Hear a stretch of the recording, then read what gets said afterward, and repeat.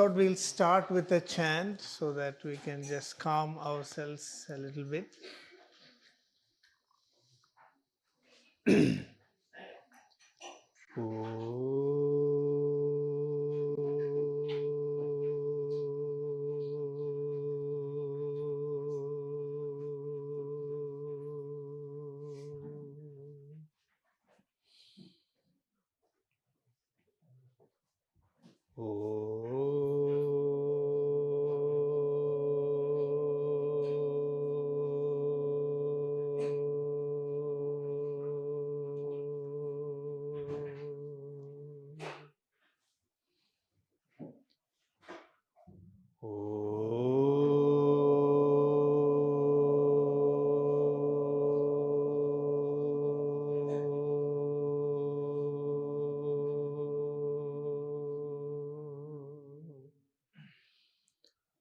अखण्डमण्डलाकारम् व्याप्तं येन चराचरम् तत्पदं दर्शितं येन तस्मै श्री गुरवे नमः। अज्ञानतिमिरान्धस्य ज्ञानाञ्जनशलाकया चक्षुरुन्मीलितं येन तस्मै श्री गुरवे नमः। गुरुर्ब्रह्मा गुरुर्विष्णुः गुरुर्देवो महेश्वरः गुरुरेव जगत्सर्वं तस्मै श्री गुरवे नमः। ॐ सहनाववतु सहनौ भुनक्तु सह वीर्यं करवावहै तेजस्विनावधीतमस्तु मा विद्विषावहै। ॐ शान्ति शान्ति शान्तिः। So this was a traditional practice before engaging in the study of any discipline to bring some focus to the mind. So these mantras are, an effort, an attempt to expand your mind to the universe. As you can see, one of the mantras said, Gurureva Jagat Sarvam, this whole world is your teacher. And that let us learn together through a process of cooperation and collaboration. That is what the Sahanavavatu mantra says. And finally, we are invoking peace at all levels. That is why we repeat Shanti, Shanti, and Shanti. So our idea is that there is the stress in our lives come from three domains. The Adhyatmic, which is from inside. The Adhidhaivik, from unseen, factors. Today we call it as an act of God sometimes, when something happens which is completely outside our control. And then the Adi Bhaudika, the external environment. So we are continuously under the stress of these three kinds of stresses.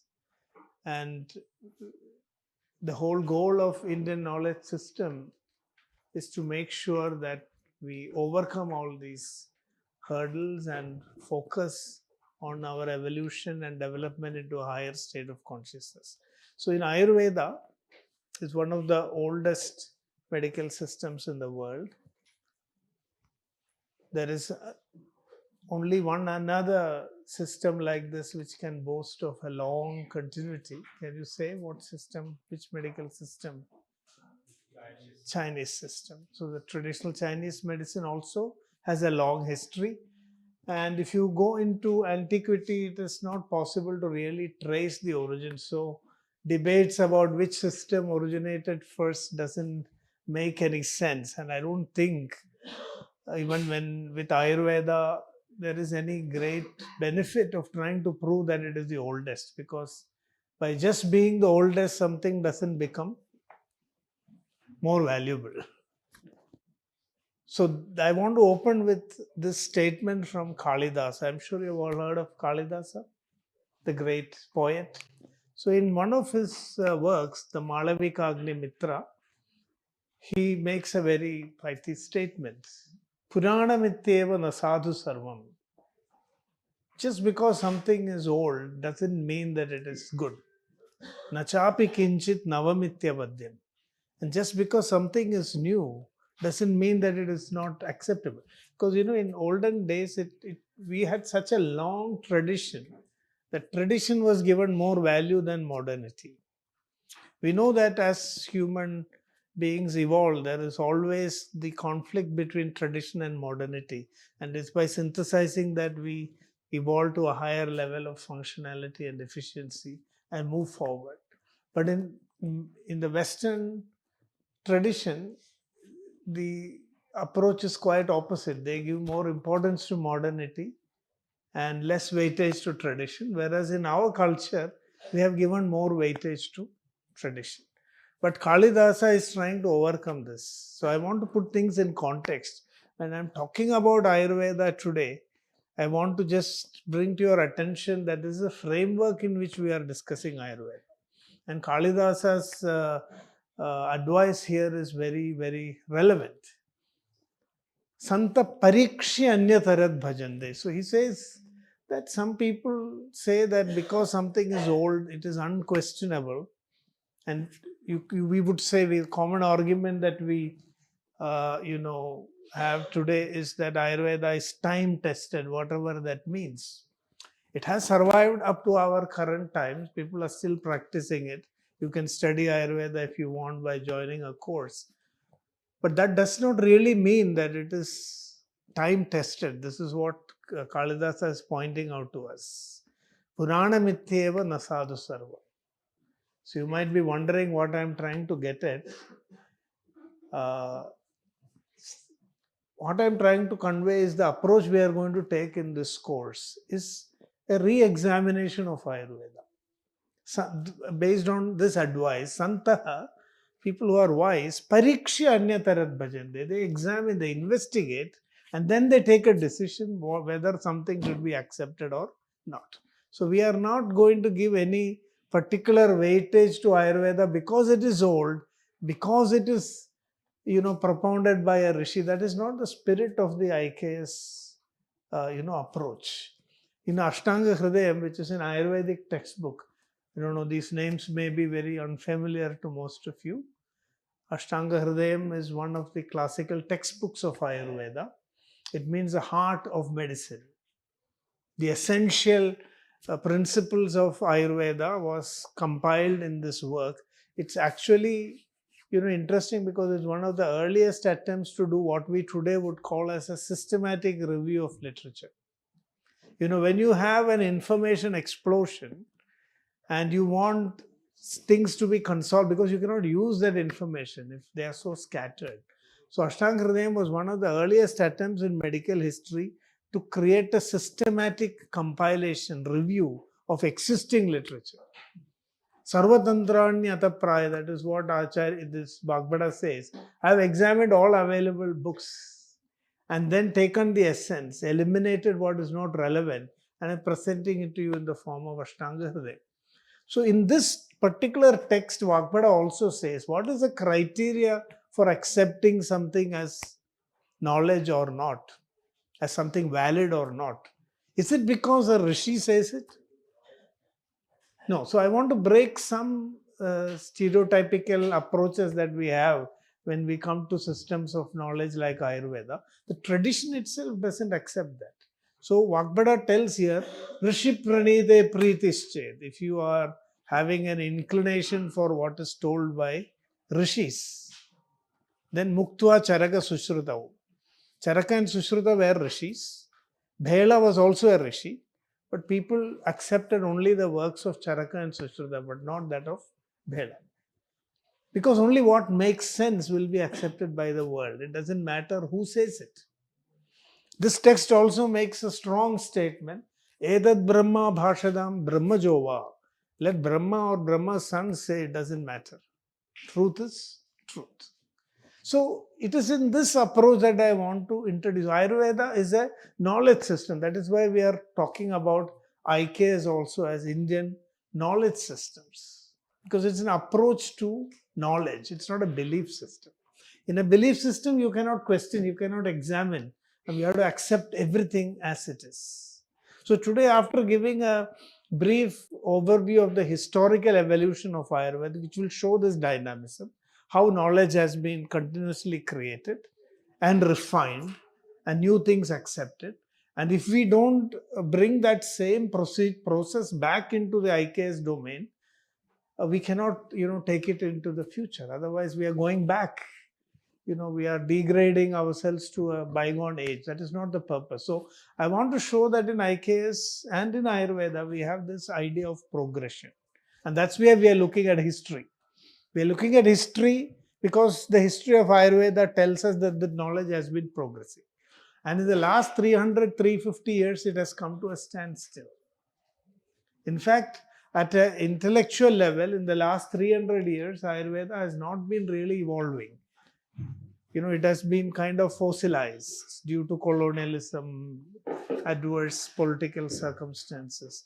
And today, in the framework of IKS, we are in the process of bringing back that spirit of knowledge creation and validation into the Ayurvedic tradition. So this is the background in which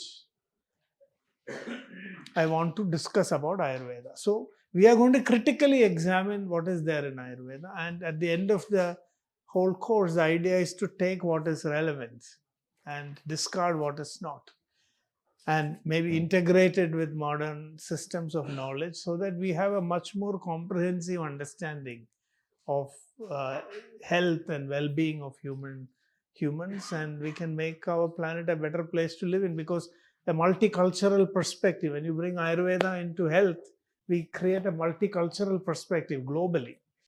And it can fill a lot of gaps in our understanding about human nature, about health, disease. So it is we are not at all moving in the direction of conflicting Ayurveda with modern science or modern medicine. We are trying to expand our vision, create a much more panoramic view of human life, and there the insights from Ayurveda can add a lot to our current understanding of medicine, healthcare, everything. So, globally, Ayurveda is slowly, gaining some attention. It's still a long way before it gets recognized as an independent system. But what we are seeing is that there is a need. Global regulatory systems have not recognized Ayurveda. The global scientific community are still, 90% are still skeptical. Ayurveda is being labeled as pseudoscience. But what has propelled Ayurveda is people. So globally, if you look at the global population, who are the ones who are approaching Ayurveda? The common public. Which shows that the current healthcare system is not able to address all the concerns of the general population. So Ayurveda continues to be a people-centered medical system, used by the people for the people. So when the existing healthcare system does not deliver all the necessary requirements, then people look for alternatives. And it is in this way that Ayurveda is gaining some currency globally. So you have schools of Ayurveda in various countries in the US, Europe. I've had a chance to also go and examine what they are doing there. So it's all because people want it. In the 90s, a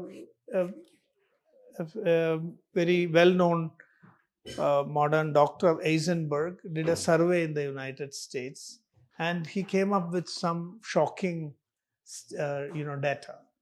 More than 40-50% of the US population are looking for alternative approaches in healthcare. And the visits to MDs is much less than visits to complementary and alternative medicine practitioners. So this came as a shock. And as a result of concern, the government, regulatory agencies, as well as the scientific community were concerned that people are actually going out and exposing themselves to all kinds of unproven medicines. So the National Institutes of Health in the United States opened what is called as the Office of Alternative Medicine. So because people needed it, even the government was forced to create a framework to study other systems of medicine. It eventually evolved into what is called as NCCAM, National Center for Complementary and Alternative Medicine. And today it is called as the NCCIH, National Center for Complementary and Integrative Health.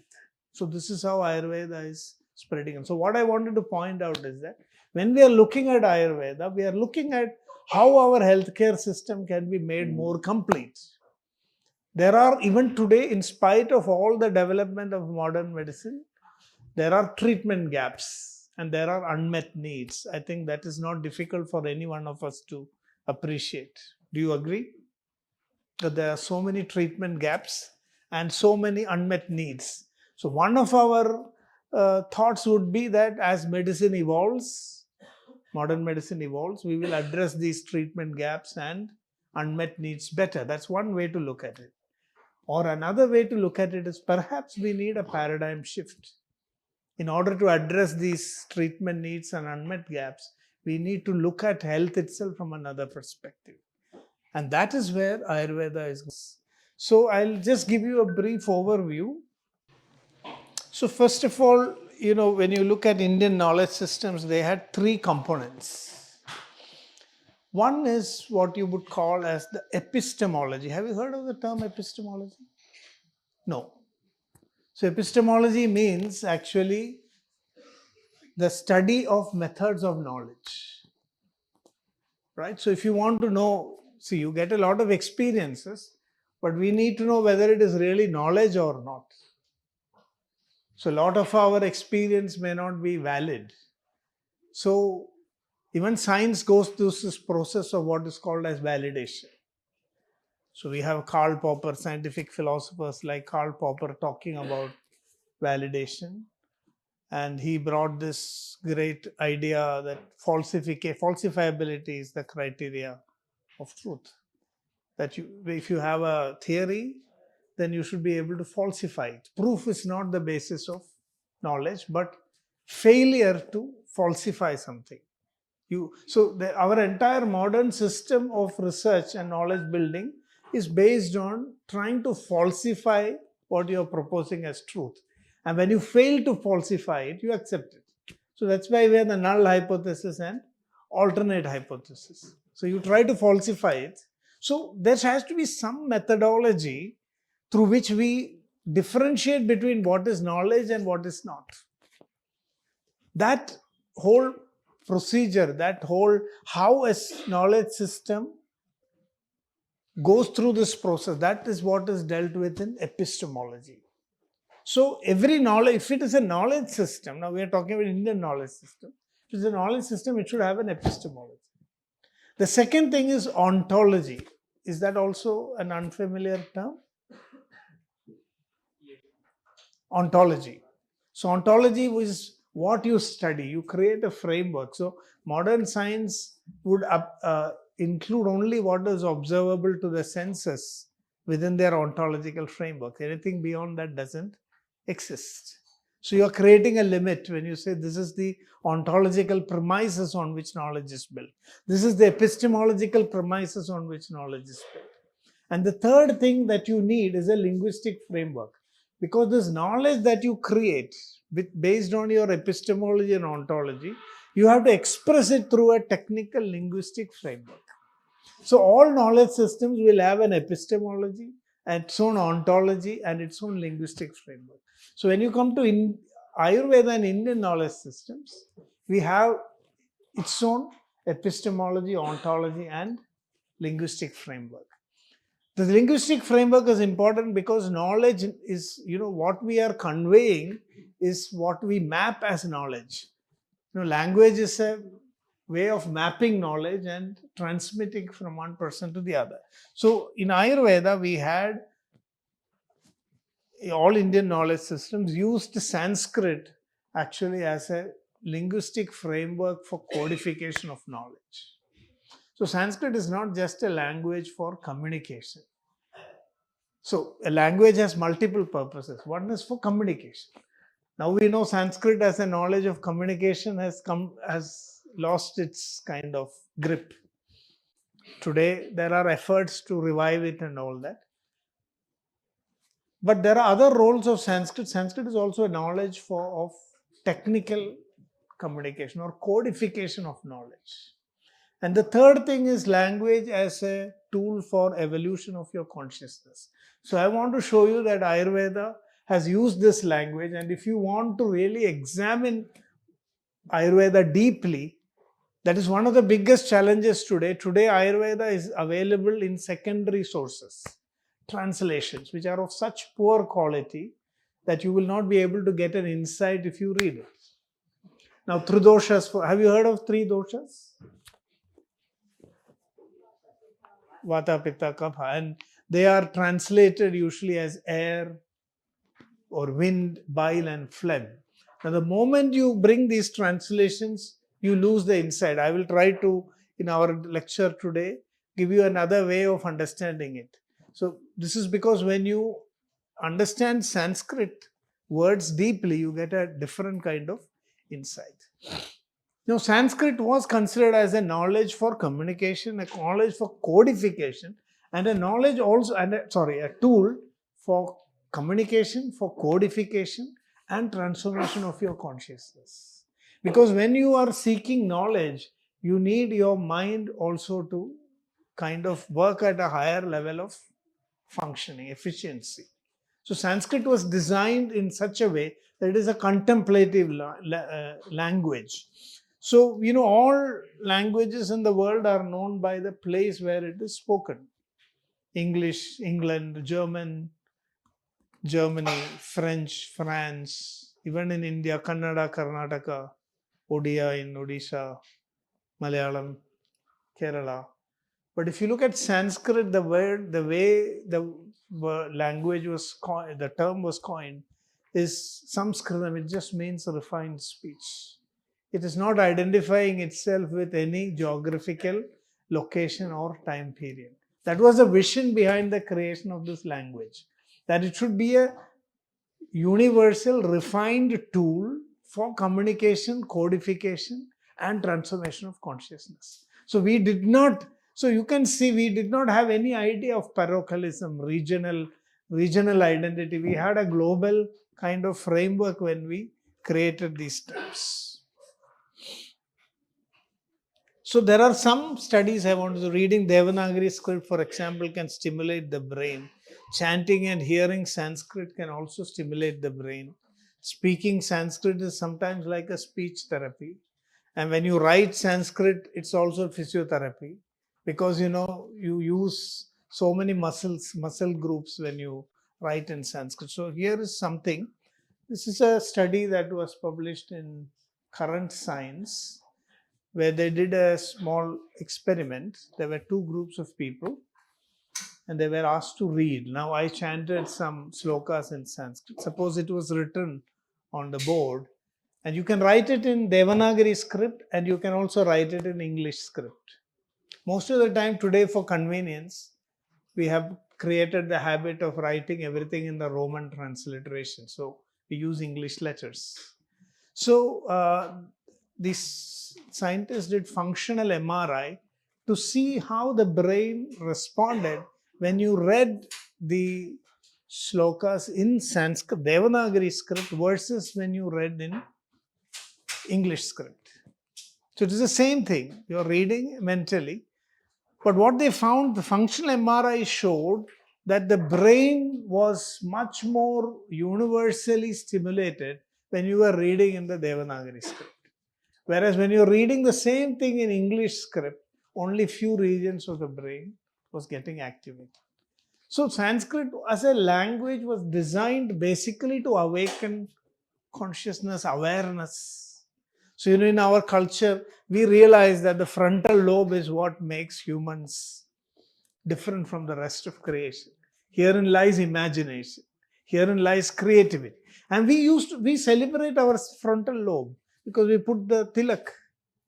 We put the tilak upward and then also sidewards, showing that that is the way for expanding our consciousness. Now it has become a religious practice, but it was a very symbolic idea of celebrating our existence. The frontal lobe is what makes us creative and capable of creating all this knowledge. So, this is the idea behind Sanskrit.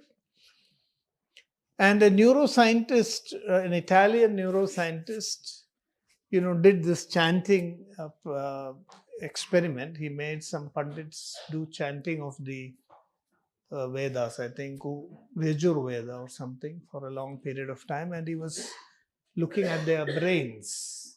And he has coined the term the Sanskrit effect to show that certain regions of the brain, like hippocampus, they start enlarging when you continuously make this repetition.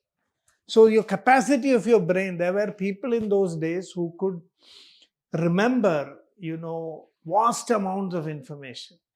Even without knowing a language, what they listen, they can reproduce as is, because there was this kind of programming done to increase the capacity of the brain. So this is just some background before we get into Ayurveda.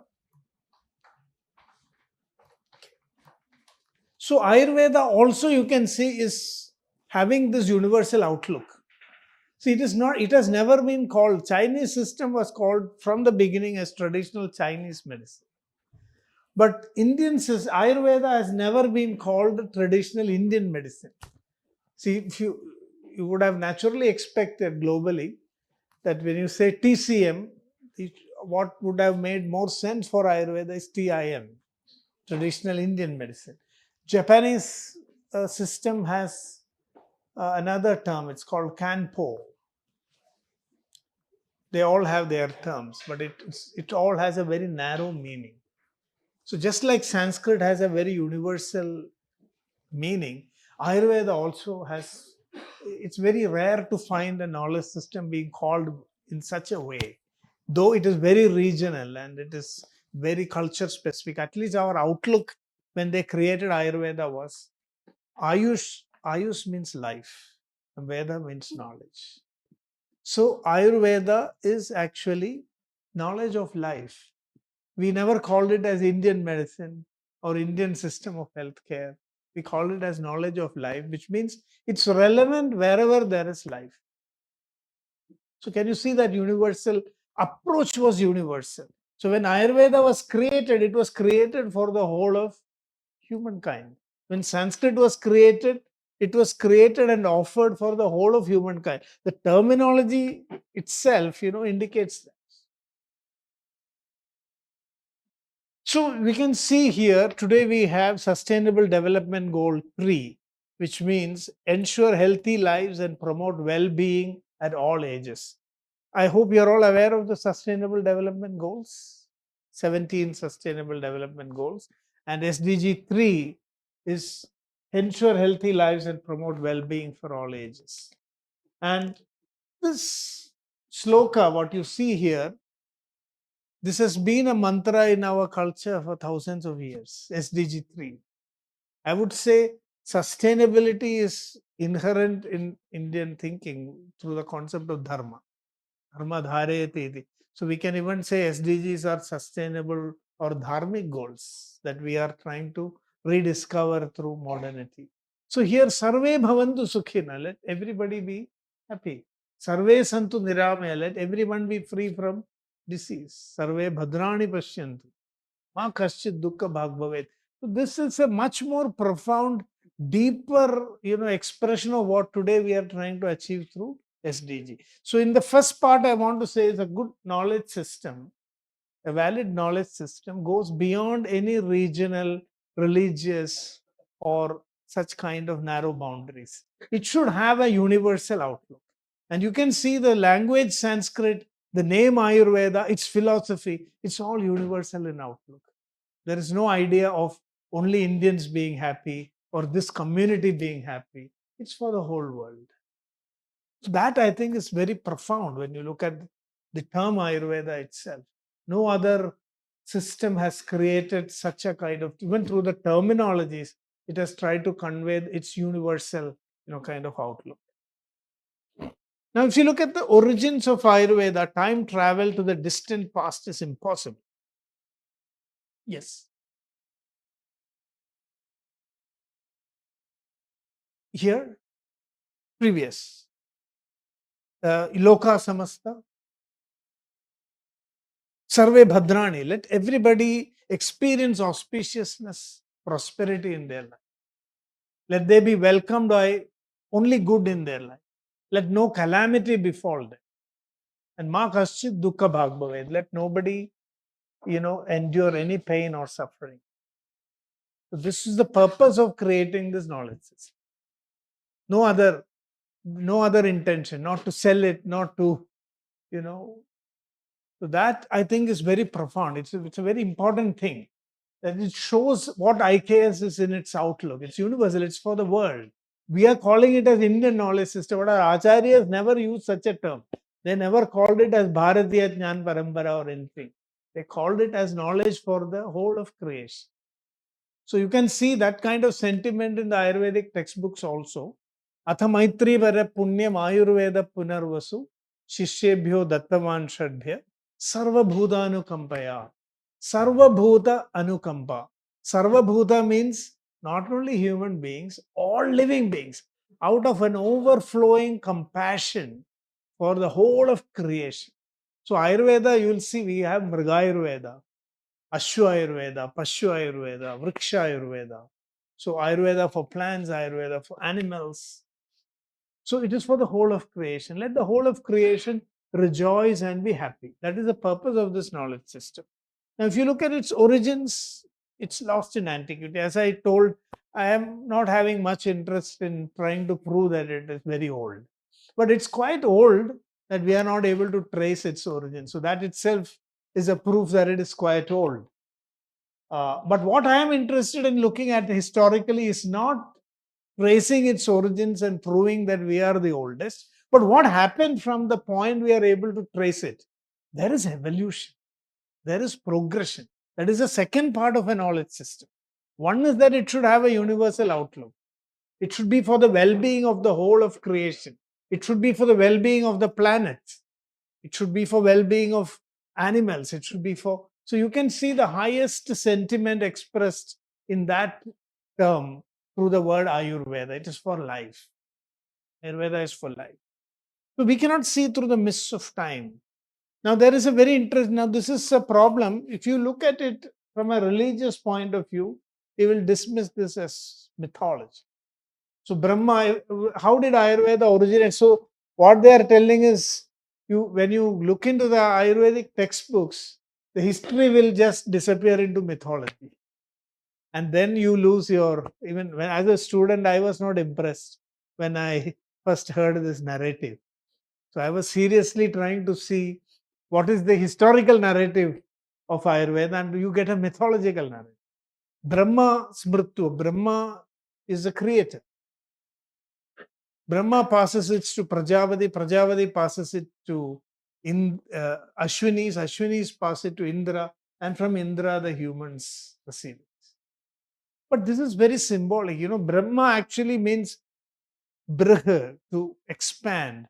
Brahma represents the universal consciousness. Brahma represents nature. So what the textbook is clearly telling is that Ayurveda was not created. It is the knowledge that is there in nature. So Brahma means it is with the creator. The knowledge of Ayurveda is with the creator. So what the text is trying to tell us is that why a plant behaves in a particular way, why the elements of nature. So in one part, Charaka Samhita explains this clearly, that bhava swabhava nityatvam, nature behaves according to laws. And at that level, Ayurveda is ever existent. That is why our bodies are able to function. because every cell in our body knows how to function. We may not be aware of it, but in nature, that knowledge is already there. Every organ in our body is following a protocol. So that we consider as the Deva Loka, or the natural world where the knowledge exists, but it is not in human cognizance. So Indra actually means your mind that has developed capacity to comprehend the secrets of nature. So knowledge of Ayurveda is actually existing as the secret of nature. I hope you got the point. The knowledge of Ayurveda is there in nature, but we are not aware of it. Now I do not know. We are not aware how our bodies are functioning. Right now, your brain is doing so many things for you to give this attention at this time of the day, and you may be worried thinking about when this is going to end, a long session on a Sunday afternoon. So, a lot of effort is happening, but we are absolutely unaware of it. So, what the mythological origin tells us is that this is the realm of nature. So, when we talked about nature, they talked in terms of devatas because they are predictable. The behavior in nature is predictable, it follows the laws. But when Ayurveda came into human consciousness, nobody knows. Nobody knows when Ayurveda came into human consciousness. What the text is telling is if you can connect to Indra, you can learn Ayurveda. Connecting to Indra means you have to become a Sahasraksha. Indra is a Sahasraksha. Sahasraksha means one who has 1,000 eyes. You need 1,000 eyes to read nature. I hope you will all agree. That is why we are studying science here. IIT, you are pursuing very complex, disciplines of knowledge, but you need a trained eye. So Indra represents a trained eye. So what the mythology tells us is that it is meaningless to ask where and how Ayurveda originated. Ayurveda is the knowledge in nature itself. And we can tell that it originated when it comes into human awareness. When it comes into human awareness, we can say, okay, this is the time Ayurveda has been discovered. And this has happened many times over. So some of those traditions, when humans discovered this knowledge from nature, they are described historically. So mythology now blends into history. So there are two major schools of Ayurveda. One is called the surgical school and the other is the medical school. So when Ayurveda got discovered, we still do not know when exactly it happened. Through this process of studying nature, so what the mythology tells us is that even these rishis, they studied nature. They through many observations. So some of the methods through which they studied, one is zoopharmacognosy. Ayurveda has originated especially from Vedic tradition, especially the Atharva Veda. In the Atharva Veda, there is a reference to animals being doctors themselves. Today, I don't know, you must have seen this as this was circulating in the social media. There was an orangutan. This was published in one of scientific journals. Had a big ulcer on its face. And scientists observed the orangutan chewing leaves of a certain plant and then applying it on its face. And in a few days, the wound completely heals. So, this is a very clear documented case of medication in animals. There was another story in I think one of the universities of New Mexico. Scientists found that sparrows were picking up cigarette butts that was scattered in the campus. So they got surprised. The sparrows also want to take a puff or what? Why is this behavior? And they found that the sparrows were picking up those cigarette butts, opening it up, and lining their nests with the tobacco, remnant tobacco. So with a little investigation, they were able to understand that the sparrows were doing it to ward off the pests that would come and attack the eggs. Now, for the sparrow to just look at a cigarette butt and know that this is useful in warding off pests from its nest is unbelievable. You can just imagine how much human effort would be needed to arrive at the same conclusion. Just by looking at a cigarette butt, we would never know. We would need to take it to some laboratory and run, so many analytical tests, identify, isolate all the chemicals, do a lot of in vitro experiments. And even then, there is no guarantee that we've ever hit upon the component that will, really remove these pests. So there is something called, this is called zoopharmacognosy. Animals have this ability. By instinct, they know what is food, what is poison, what is medicine. So a lot of Ayurveda emerged by observing nature. This is why they say Brahma, Indra, these are all symbolic representation that the knowledge is in nature. The second source from which Ayurveda discovered medicines is from tribals and the folk. Tribals living in the forests, they had to survive so many challenges and they learned in many ways. I will show you some examples of how, through interaction with tribal communities, we get a lot of clues on new medicines. Because in modern medicine, we have a methodology. We can take a plant, we can run it through HPLC, HPTLC, mass spectroscopy, separate all the compounds and identify them. But in order to find out the activity of a single compound, the amount of effort that we have to put is enormous. And today, drug industries are spending billions and billions of dollars. And there is something called as drug attrition. We still do not know. We are not able to develop new drugs now. So this is because it's so complex. So here, if you get a clue from a tribal community, a lot of modern medicines also developed from such clues that they got from, like digoxin, for example, is a medicine that is used in modern medicine for improving the pumping of the heart. This was discovered from a European herb called foxglove, digitalis purpura. So the how it was discovered, because traditionally people were making a tea out of the leaves of this plant and administering to patients who had weakness of their heart, and their swelling would disappear. So that helped the scientists to narrow down on this compound. If that clue was not there, this medicine would never have been discovered. Do you know Edward Jenner smallpox vaccine? Do you know who really discovered it? Not Edward Jenner. It was a milkmaid from Gloucestershire. So when a smallpox outbreak was happening in London,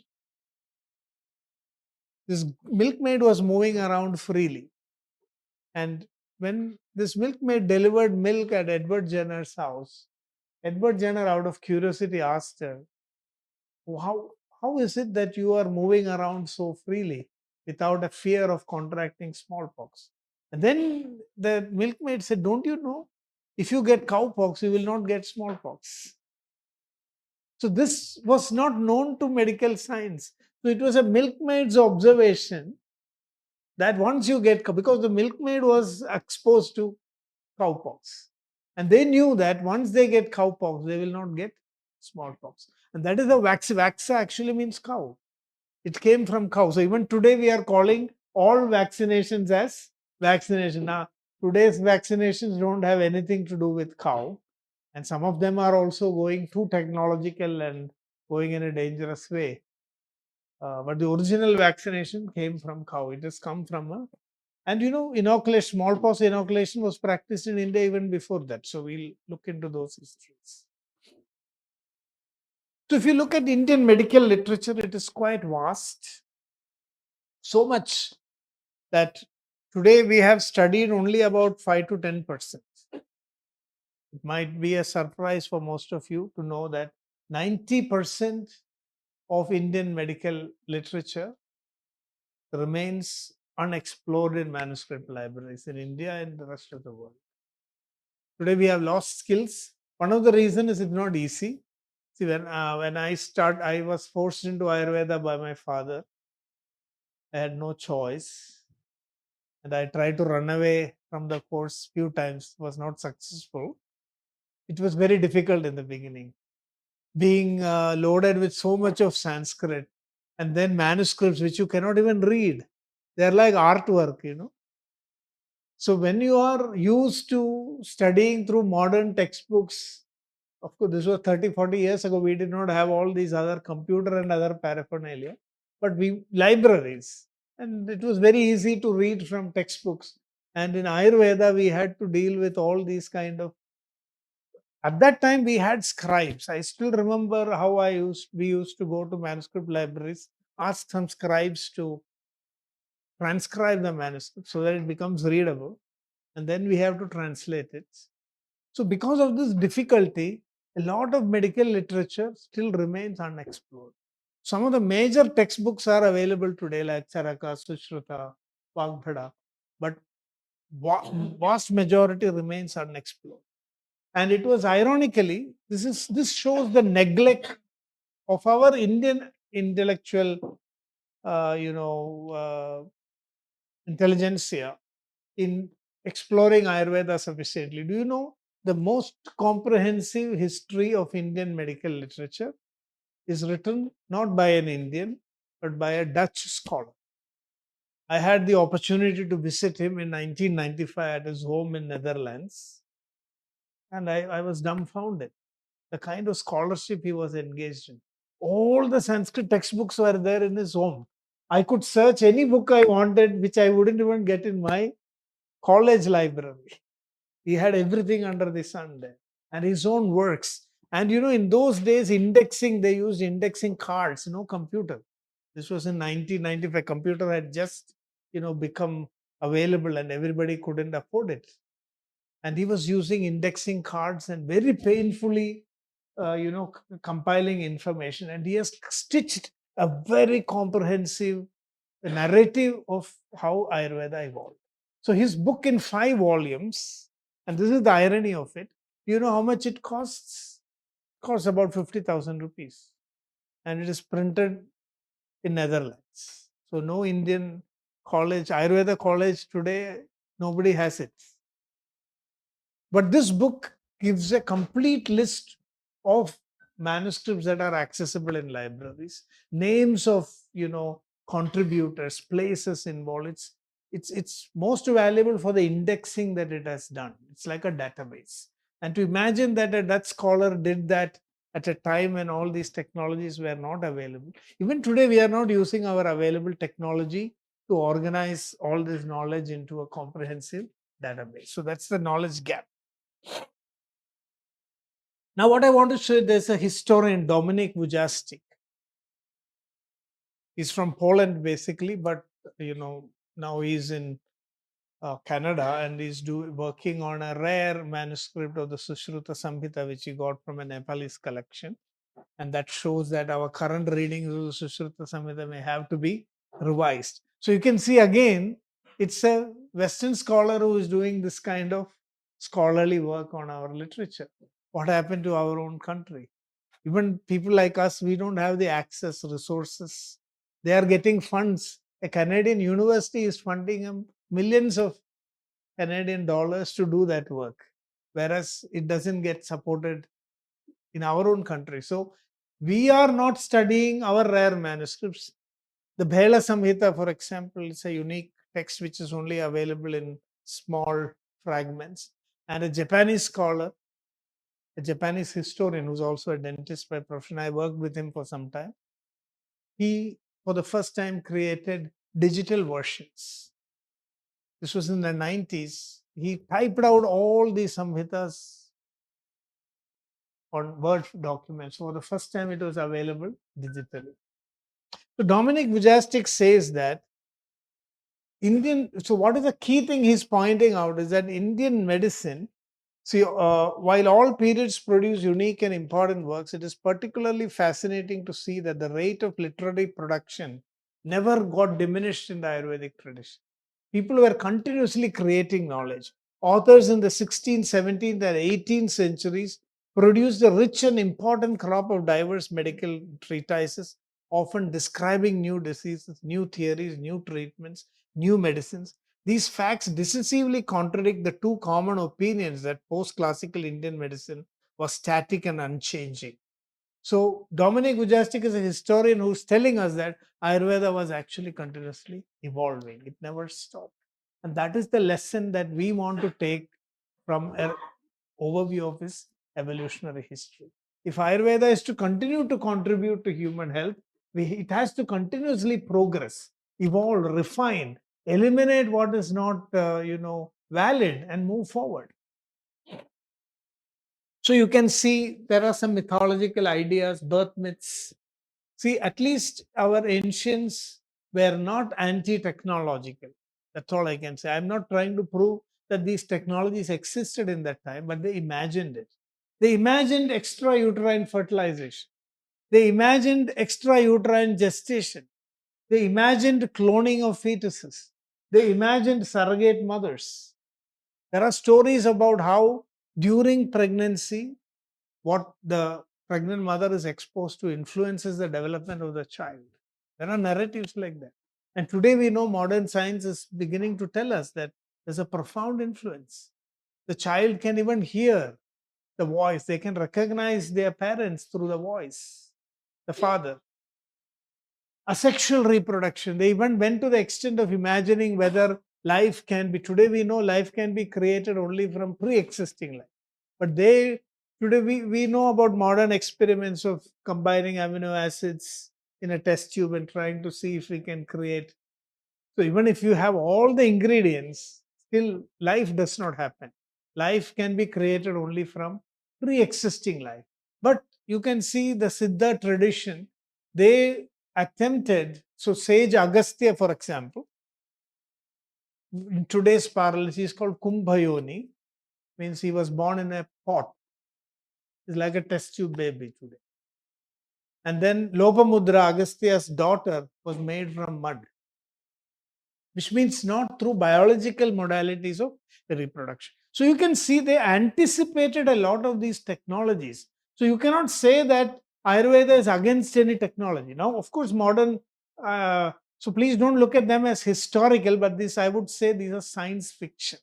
You see very good, high quality science fiction in the IKS narratives. Dead body preservation, reviving the dying with special herbs, restoring youthhood. So many ideas. And you know, artificial limbs. In the Vedic period, there is a description of artificial limbs, prosthesis. Have you heard of Vishpala? Vishpala is a queen of the Vedic period. And she was engaged in a warfare. And her limbs got severed. And the Rig Veda mentions that she was given metallic prosthetic limb and she came back and completed the battle. So many interesting things. One is that a woman is leading the battle in such a bygone period, which is quite fascinating. And the second thing is they are talking about a technology of restoring. But this is, I would put this as science fiction because none of the current Ayurvedic textbooks describe the procedure.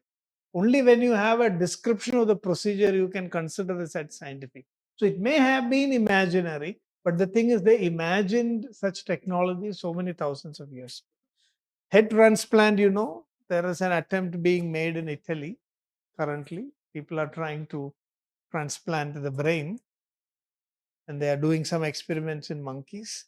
Ayurveda imagined head transplant so many thousands of years. Charaka Samhita is talking about it. Artificial denture, this is also described. And then eye transplant is when Pushan is one of the sages whose eye was transplanted. So what I'm trying to show here is the progressiveness of Ayurveda. Even when they had not developed these technologies, they were anticipating these. So does that not show a progressive approach? So another interesting myth is a research myth. When students were completing the course, the teacher does a test to make sure they have learned. The students are asked to go around and come back with plants that did not have medicinal properties. Everybody goes and comes back with some plant. One student, Jivaka, never returns. Takes many days. Finally, he comes back empty handed. And then the teacher asks him, "Why do you come empty handed?" And Jivaka says, "I couldn't find a plant that did not have any medicinal property." And then the teacher says, "You are the only one who passes this exam. The rest have to continue." So you can see there were entrance tests, there were exit tests also. The exit test was very, very ingenious and very interesting the way they actually did it. Now, this is the chronogeographical spread of the. So, this shows how Ayurveda has evolved. This is just symbolic. You can see textbooks spread across the length and breadth of the country. If we were to take all the books from our libraries and place it on the map of India, our map would not be visible.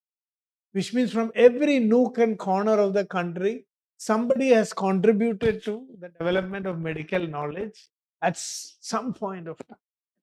Don't you think this is amazing? Such a collective effort to create medical knowledge from every nook and corner, from Kashmir to Kerala to Gujarat to Odisha, everywhere there is a tradition. Today we are losing it. If you look at regional literature, there's a lot of regional medical literature in our country. We have to consider this as heritage. I'm not saying we should blindly accept it. That is why I told you, Purana Mityeva, that principle is there. We are not trying to promote it in the name of some sentiment or our. It is a heritage that we have inherited, and we have to build upon that because Ayurveda has been progressive. And this is the time period. So I use the image of a tree, the annular rings, and you can see as the rings are created, new textbooks are emerging. So Ayurveda has been evolving. It has been progressive. And that is what, it is not just one or two people. I think these great names, the name Sushruta, you can see in the Wellcome Institute for History of Medicine. When I went there in the 90s, I was fascinated to see the name of Sushruta there. But these names should decorate the walls of many educational institutions in our country, at least the medical colleges, because these were the great pioneers of medicine in our tradition. And each of them have a big story to say. Bharadwaja was one of the first person to initiate the discovery of the knowledge of Ayurveda. Atreya established the medical school. Charaka made a major revision to one of the biggest medical textbooks of Ayurveda. Sushruta, I'm sure you have all heard of. Sushruta was a great surgeon. Kashyapa was a pediatrician. Pediatrics is a branch that has developed in modern medicine in the last 200 years. 3000 years ago, we had a textbook on pediatrics. So, are these not things that we must learn? We had a knowledge society at that time. People were continuously trying to create new knowledge. And so, Ayurveda is created by so many such acharyas. Each of them, can be brought back to life, and they have a whole story to say. And they were all disagreeing with each other. They were arguing with each other. They were debating with each other. This is one interesting thing about Ayurveda. It is not dogmatic. You can see different schools of thought. Experts, having different opinions, saying this is Swatantra, this is my school of thought, this is Paratantra, this is another school of thought. And then there is Sarvatantra. The things that are unanimously, accepted would be called as Sarvatantra.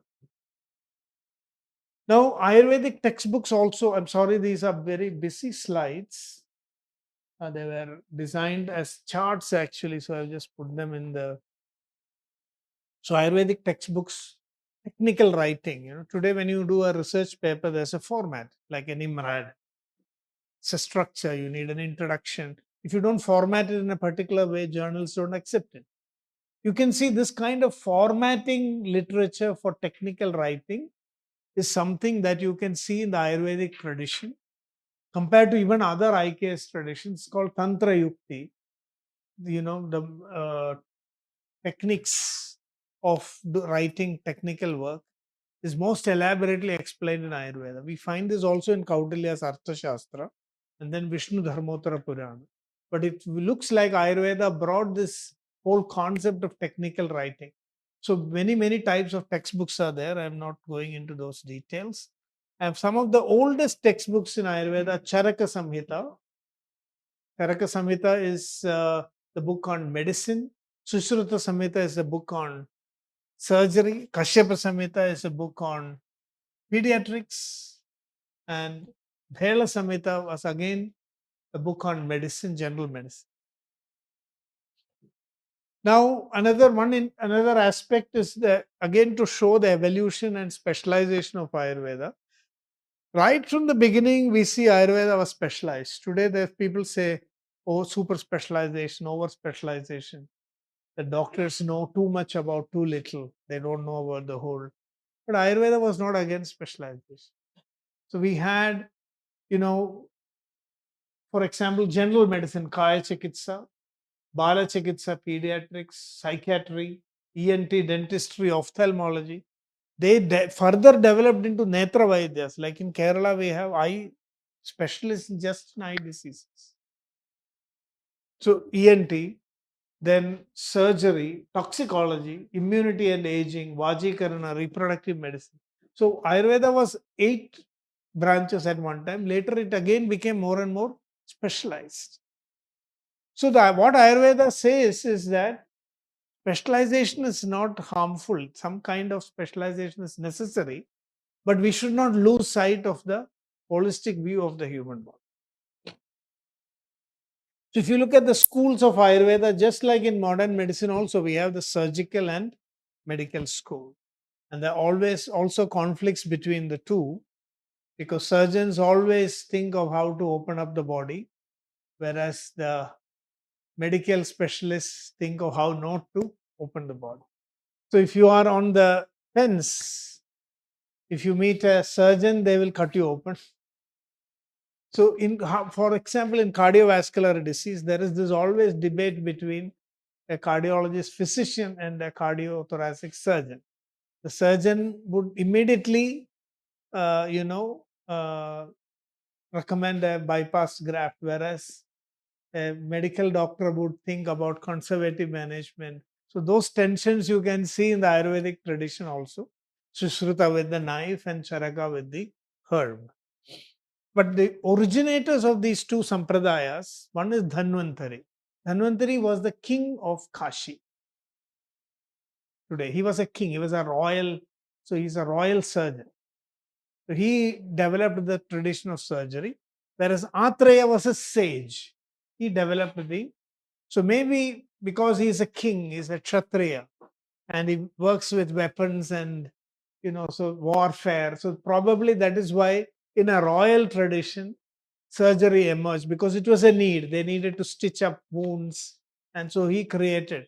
Whereas Atreya was a sage living in the forest, and he created the tradition of medicine. Now, today we hear about World Health Assembly. Every year, World Health Assembly happens. But I would like to say the first World Health Assembly happened perhaps 3,000 years ago at the foothills of Himalayas, when the sages beckoned all the people of the world at that time to come for an assembly, for a conference, to discuss problems that were affecting the whole of humankind at that time. This discussion is there in the Charakas. Don't you think that's a fascinating narrative? All the people in the world, all the experts being brought together in one place, and they're having a debate and discussion. How do we solve these problems of humanity? So that's what I'm talking about is just glimpses of how Ayurveda evolved as a tradition, right? How it is progressive, how it is universal, and how these elements is what we should take from our IKS tradition to build the future of our knowledge ecosystem. So this is fascinating. Charaka Samhita was actually the notes of a student. This has really always and thrilled me, this kind insight, that the first and the most celebrated textbook in Ayurveda is actually the notes of a student. So you can imagine how student centric their teaching and transmission methods were. Actually, that book, it was teachings of Atreya, which the student wrote down and made into a book. And Atreya called it as Agnivesha Tantra, not as Atreya Samhita. The teacher called that book by the name of the student, transferring the IPR completely to the student. So this shows that student empowerment was a goal of education, not teacher glorification. The next generation had to be better than the previous generation. And Agnivesha's Tantra got lost in due course of time, and Charaka came and refined it. And then its name changed into Charaka Samhita. So in the current Charaka Samhita, you will see Ityagnivesha Krite Tantre, Charaka Prati Samskrite, Dridhabala Sampurite. Another major person, Dridhabala, came and created. So Vistarayati Leshoktam Sankshipatyati Vistaram Samskarta Kurude Tantram Puranam Cha Punarnavam. The Tantra, even if it is Puranam, it has to be made Navam again and again. So Purana itself means Pura Api Navam. Even though it is old, it is new. So this process of renewal was at the heart of this knowledge system. That's what the history of Ayurveda is teaching. That everything was continuously refined and new knowledge was added, wrong knowledge was eliminated. And somewhere that whole process, and Agnivesha also means one who can enter fire. So such boldness, test of fire, who pass the test of fire. Then we have Sushruta Samhita is also the compilation of students. Sushruta was, so that tradition was there. It should have been called as Dhanvantari Samhita because it was taught by Dhanvantari, but it came to be known as Sushruta Samhita, the disciple. The Kashyapa Samhita is known in two ways. Kashyapa was the teacher and Vriddha Jivaka was the student. Now the name Vriddha Jivaka is also interesting. Jivaka was so young that when he wrote the book, nobody accepted it. That is why it had to be called as Kashyapa Samhita. There was this bias that how can the work of such a young, immature person be considered as authentic?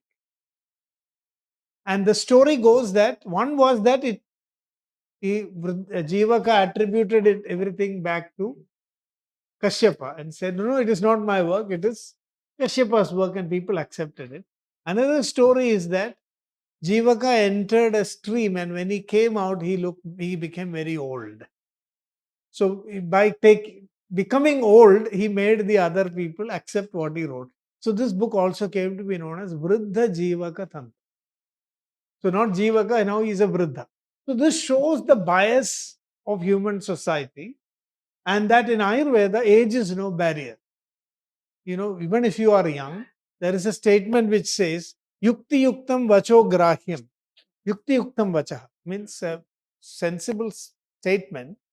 Baladabi Shukadabi, even from a child or even a parrot, if it tells something sensible, accept it. Anyat Trinamiva Tyajyam, the rest should be thrown away like grass.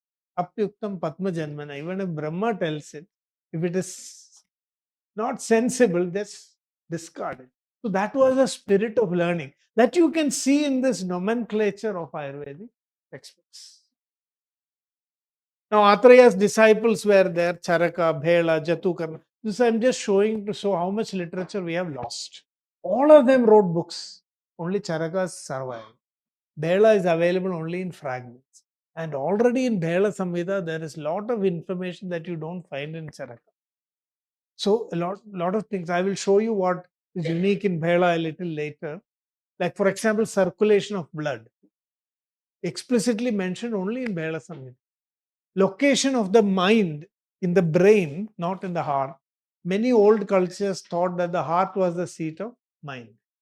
But in Ayurveda, in Bhela Samhita, Shiras Talundaragadam Sarvendriya Paramana. Shiras is head, Talu is your palate. So where is the mind? Mind is located between the tip of your skull and the palate, which means in the inside the cranial cavity.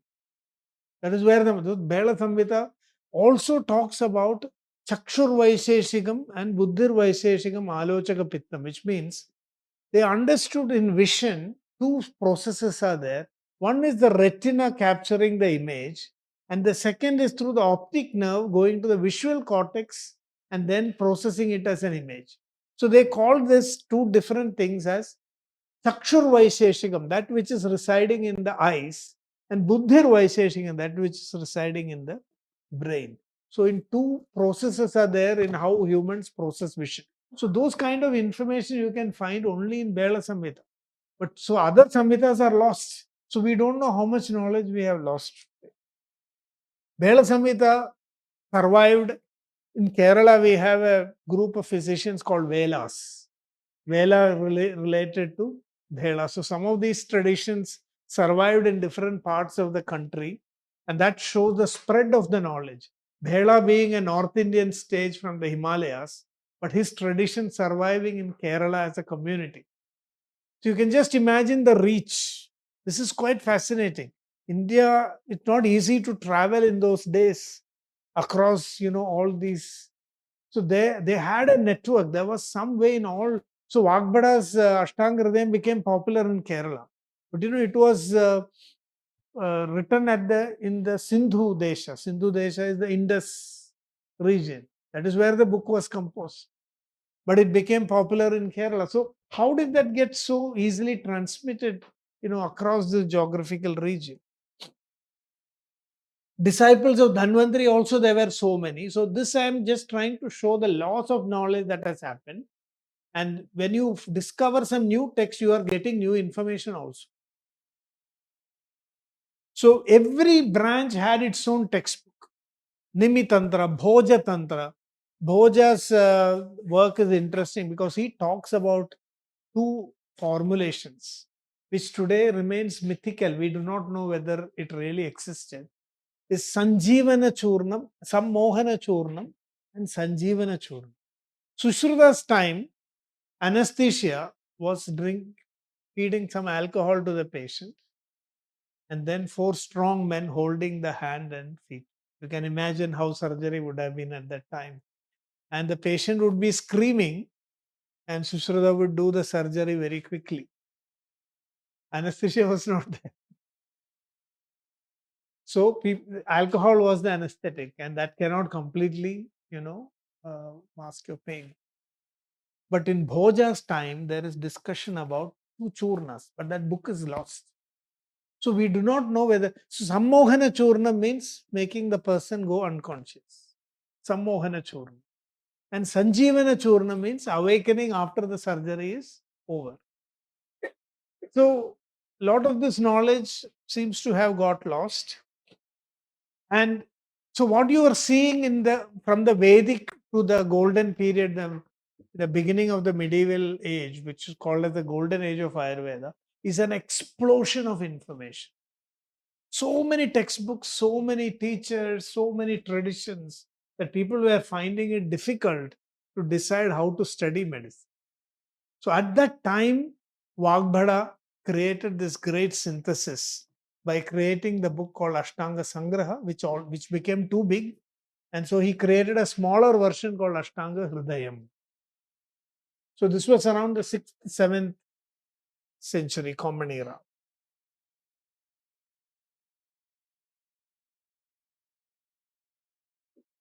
So eventually what happened in Ayurveda was 3 books became the fulcrum, the pillars of Ayurvedic knowledge. This Charaka Samhita, Sushruta Samhita, and Vagbhada's 2 books. So the 3 of them came to be called as Brihat Trai, or the Greater Triad.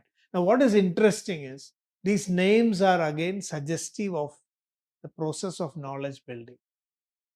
Charaka means Charaiveti, means he is wanderer. So Charaka is the wanderer. That is what the name means. Which means to acquire knowledge, you have to wander everywhere. So Charaka would roam all around the country, learning from this, that. And Sushruta means Sushruta is a keen listener. So you have to explore, you have to listen. And Vagbhada, Vachi Bhada is the expression. So the Brihatrai represents this whole process of knowledge building and transmission. This is quite an amazing terminology, not found in many traditions. So they are immortal. These three names became immortalized because they represent. So even when the books got revised, the names were retained because these names represent the process of knowledge building and transmission. So Vagbhada was a person who systematically expounded everything very systematic. Charaka and Sushruta were compilers. They were not so systematic. And another thing that shows progression, because all that I want to show today during this with this historical evolution is the progressive nature of Ayurveda. Vividhani shastrani bishajam prajaranti loke. Charaka says there are so many schools of medical science. And then he tells how do we decide which one is to be accepted. And he puts some criteria which to distinguish what is valid knowledge and what. So medical pluralism existed at the time of Charaka. So many shastras. And they were so specialized that they maintained boundaries. So Charaka would say, Tatra Dhanvandriyanam Athigara Kriya. Here Dhanvandris have to do the work. So at Charaka's time, Sushruta's school of thought was referred to as Dhanvantariyas. But later, because of the student-centric approach, Sushruta's name became more prominent. Parathigare nadu vistarokti. Parathigara means where somebody else is having the right. I will not interfere. So Charaka is telling, I'm not going to explain more about ENT because that's not my area. Let the experts come and explain. So they maintained those professional boundaries. And we have a term called Arbudatnya. Just to give you an indication of the level to which specialization went. Arbuda is the Sanskrit term for cancer. And Arbudatnya means somebody who's specialized in knowledge of cancer. So we know today we have a term called oncology, oncologist. Oncologist is such a new invention. But if you trace back, you can see the first idea of an oncologist is described in the Sushruta Samhita. There were experts at that time who were looking at only Arbudas. Then we have regional traditions. Ashtavaidya tradition of Kerala, Netravaidyas of Kerala. Ashtavaidyas are very interesting. What they did is they studied all the 8 branches. You can imagine how much time they would have spent studying in their lives. So we had 18 such families in Kerala. Even today, few such traditions are still alive. I was able to visit a traditional psychiatry healer in Kerala many years ago. And it's very interesting how they presented. They belong to the family of a lunatic, so-called lunatic, because somebody whom society labeled as a lunatic, it's called Narayanan the lunatic. In Malayalam, we call as Naranattu Bhranda. Bhranda means, mental illness. Bhranti, it is coming from the Sanskrit Bhranti. So this person used to roll a stone up the hill, and then with a lot of difficulty, so there is a Greek mythology also, similar story in Greek mythology. And after reaching the top, he would roll it down and clap his hands. So he used to behave in a very strange way. People called him a lunatic. So the idea is that when I spoke to that healer of that tradition, he said the idea is to awaken people into reality, because normal human beings are what you call as normally abnormal. Normally abnormal, that is our state of mind, because we are all mentally sick, actually speaking.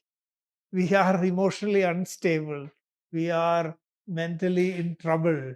But since we share together, all of us, the same state of mind, we think that we are normal. So the thing is, we cannot tolerate sanity. If you see a sane person, we will call them as insane. This is what happened to this lunatic. He was actually a sane person. And he was trying to communicate to society that you are all sick and that you need to elevate yourself to a higher level of sanity. And that is that. So these kind of traditions were there. There are Bala Vaidyas are pediatricians, and then bone setters who treated fractures. Then we have commentators. The tradition is very rich. Not only were the books created, people wrote commentaries on them, detailed commentaries. We have Chakramani, Charaka Samhita, Dalhana Sushruta Samhita, Arunadatta Ashtanga Hridayam, and Indu Ashtanga Sangraha.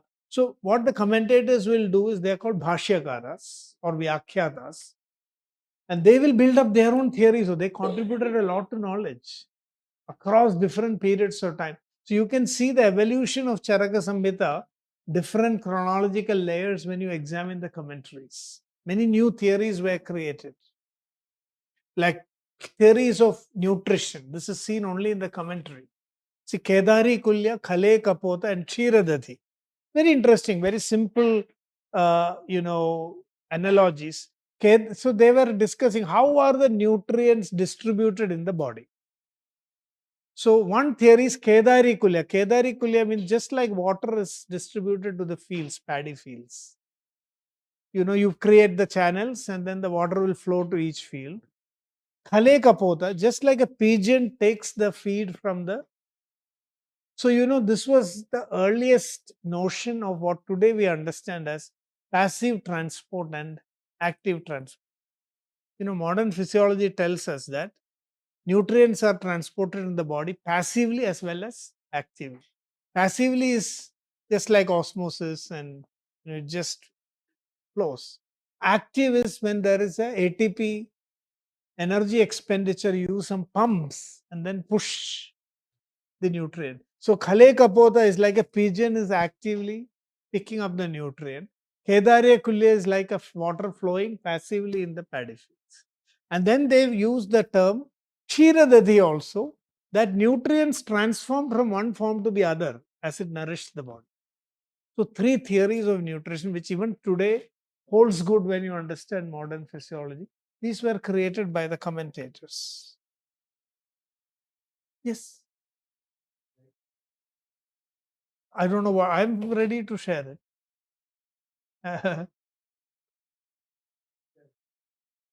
So I don't know what is the policy here. Yeah, at 4:30 we are breaking actually. I was told to stop at 4. So I'm also looking at the watch in between. Because I had a long journey. Uh, so I can understand some of you are feeling sleepy. If I was sitting there, I would have slept off very nicely. I have some muscle cramps also. Because I woke up around 2:30 in the morning today. And I had to start my journey at 4 from my home, around 3:30. And then I reached the airport. Then my flight was delayed. I had to wait there for 3 hours. And so it's been a long. So my journey has been as long as the class we are going to have today.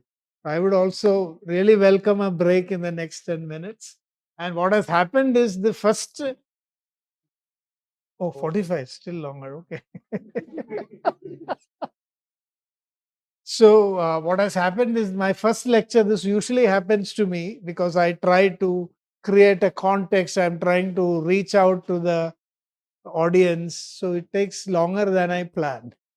So, the rest, we have 5 topics to cover today. I should have finished 2 by now. We're still with the first. So, there are fascinating ideas also about microorganisms. They did not understand or differentiate between different microorganisms. For example, bacteria, virus, parasites, they did not know that, but it's fascinating that they clearly anticipated or they clearly expressed the existence of microorganisms. They called this as savishakrimi. They are micro kechit saukshmyad adarshanaha. So these microorganisms are so sukshma that they are adarshana. Adarshana means you cannot see them. So these microscopic organisms causing disease was described in the Samhitas. And the commentators are giving elaborate description. Mamsa chakshu akocharam. Mamsa chakshu means your fleshy eyes. Cannot see them through your fleshy eyes. So the clear idea of microorganism, you can trace it to the tradition of Ayurveda. I think this historically we should change the narrative to show that some of our Ayurvedic acharyas were the first people to imagine the existence of microorganisms. I won't say they verified it because they did not have a microscope and they did not actually, characterize those microbes or differentiate them. But we have a classification. Charaka Samhita classifies microorganisms depending on which part of the body it affects and things like that. Then we had lexicographers. So this is again interesting. All these are what you call as materia medica or pharmacopoeia. Pharmacopoeia means one place where information of all drugs are compiled. And this has been dynamically undergoing revisions. New drugs were added, old drugs were removed, the nomenclature was standardized. So this is a fascinating type of literature that you see in Ayurveda. Now, Madhava was a diagnostic, so we had a book exclusively on diagnosis, Madhava Nidan. So you can see Ayurveda specializing, progressing. From this came in the 8th century AD. And then Sharangadhara was a pharmacist. He Sharangadhara. So he was talking about how to make medicines, how to check its quality, how to standardize. Just a book on pharmacy. Today we have B Pharm, M Pharm, and these kind of courses. And then Bhava Prakasha, Bhava Mishra. So these three books came to be known as the Lakhutrai. So if Charaka, Sushruta, and Vagbada are the Brihatrai, Madhava, Sharangadhara, and Bhava Mishra, the name of the book, they are the Lakhutrais. Because they brought diagnostics, then pharmacy, and lexicography. They specialized Ayurveda in three areas. So they came to be known as the Lakhutrais. So this is just a glimpse of the history of Ayurveda. I hope what I wanted to convey is it's not my intention to glorify the tradition of Ayurveda and tell that, give up modern medicine, give up everything, go back and start taking kadha. That is not my intention. My intention is to show that we had a strong intellectual medical tradition that was very progressive, very universal in outlook. And you can see that by the very names Ayurveda, even the way the acharyas were named, then the way they put things in context, it was a very live. I think that spirit, if we can bring back to Indian tradition, we feel that we are inferior. There was definitely a time when India was no match to the rest of the world. So when the Britishers came to India, they were fascinated to see our medical tradition. But due to various factors, so we had invasions, we had also some kind of religious rigidity that came into our tradition. But that was there in the rest of the world also. So, those things we cannot rectify now. But what is it that remains? What I wanted to show is that this tradition is so rich that it is still worthy of exploration. We can discover so many new things inspired from this tradition. If you bring modern science, modern medicine, and Ayurveda together, we are sitting on a real treasure trove. We can have Ayurveda inspired discoveries in modern medicine, in modern biology. With this understanding, one of the greatest cardiovascular surgeons of India, Professor M.S. Valiathan, he was a very famous cardiovascular surgeon. He developed, especially in biomedical engineering, he made a lot of contributions. by developing certain heart valves and all that. And I know him when, as a student, I have seen him being very critical about Ayurveda. And I also had the chance to spend a lot of time with him at the Indian National Science Academy here in New Delhi when he was the president of the National Commission for History of Medicine. I'm still a research advisor for this commission. And when he started the study of Ayurveda, and he has written books, The Legacy of Charaka, The Legacy of Sushruta, The Legacy of Vagbhada, these are available for reading. How, as an allopathic accomplished surgeon, he revisited Ayurveda, but now as an Indian, exploring the roots of his own scientific and medical traditions. And he came with this new terminology called Ayurveda biology. This is now a scheme under DST. So, what he says is that modern medicine may have evolved a lot, and Ayurveda may have become outdated a lot. But the tradition is so rich, what it has compiled can continue to be studied and evaluated for many more centuries. And if you bring the framework of modern biology also to do this exploration, we might be able to bring a lot of new discoveries in the field of modern biology and medicine that is truly indigenously inspired. So that is the purpose of my exposition here. I'm not here to, advocate a shift to Ayurveda or a complete. So Ayurveda brings a lot of new paradigms to healthcare, gives you new perspectives for research. It is a knowledge system. And I hope this short lecture could impress upon you the idea that we had a robust intellectual tradition of medicine that was knowledge focused and not biased or, you know. So that's the first lecture. We still have a little time. So I know it's difficult for me also to keep talking like this, but we have another 20 minutes before the break begins. So here I will show you something very quickly, that Ayurveda was a knowledge system. This is the point. From the historical narrative, it becomes very clear that it was a progressive, dynamic tradition of knowledge building. And that's because it has a method of knowledge creation and validation. So you can see here is a chart that over many, 3 to 3.5 decades, I have worked on this. And I try to understand how they created knowledge in those days. Is it a knowledge system? Or are we thinking of some kind of a religious belief system where something is written and you have to believe it? But if you look here, this is, we have called this now as Pariksha Paddhati. As Charaka Samhita also uses this term, which you must have noticed Kalidasa has also used. Santa Parikshya Anyatarad Bhajande. Charaka says, Pariksha Karino hi kushala bhavanti. Only if you investigate, you will be successful. Don't blindly believe in anything. So, Esha Pariksha Nastyanya Yaya Sarvam Parikshade. There is a big debate in Charaka Samhita whether life exists after death or not. In our tradition, we had two schools of thought, Astika and Nastika. Wrongly, we are translating it as theistic and atheistic schools. Means school which believed in God and which did not.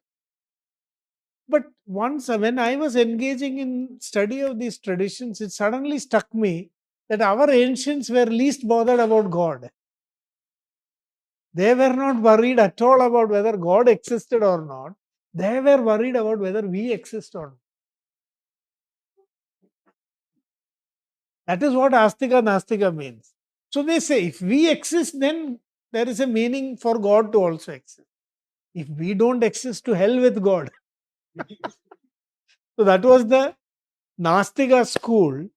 Nastika school said, Yavat jivet sukham jivet. As long as you live, live happily. Ranam kritva gridam pibet. You borrow money and drink ghee.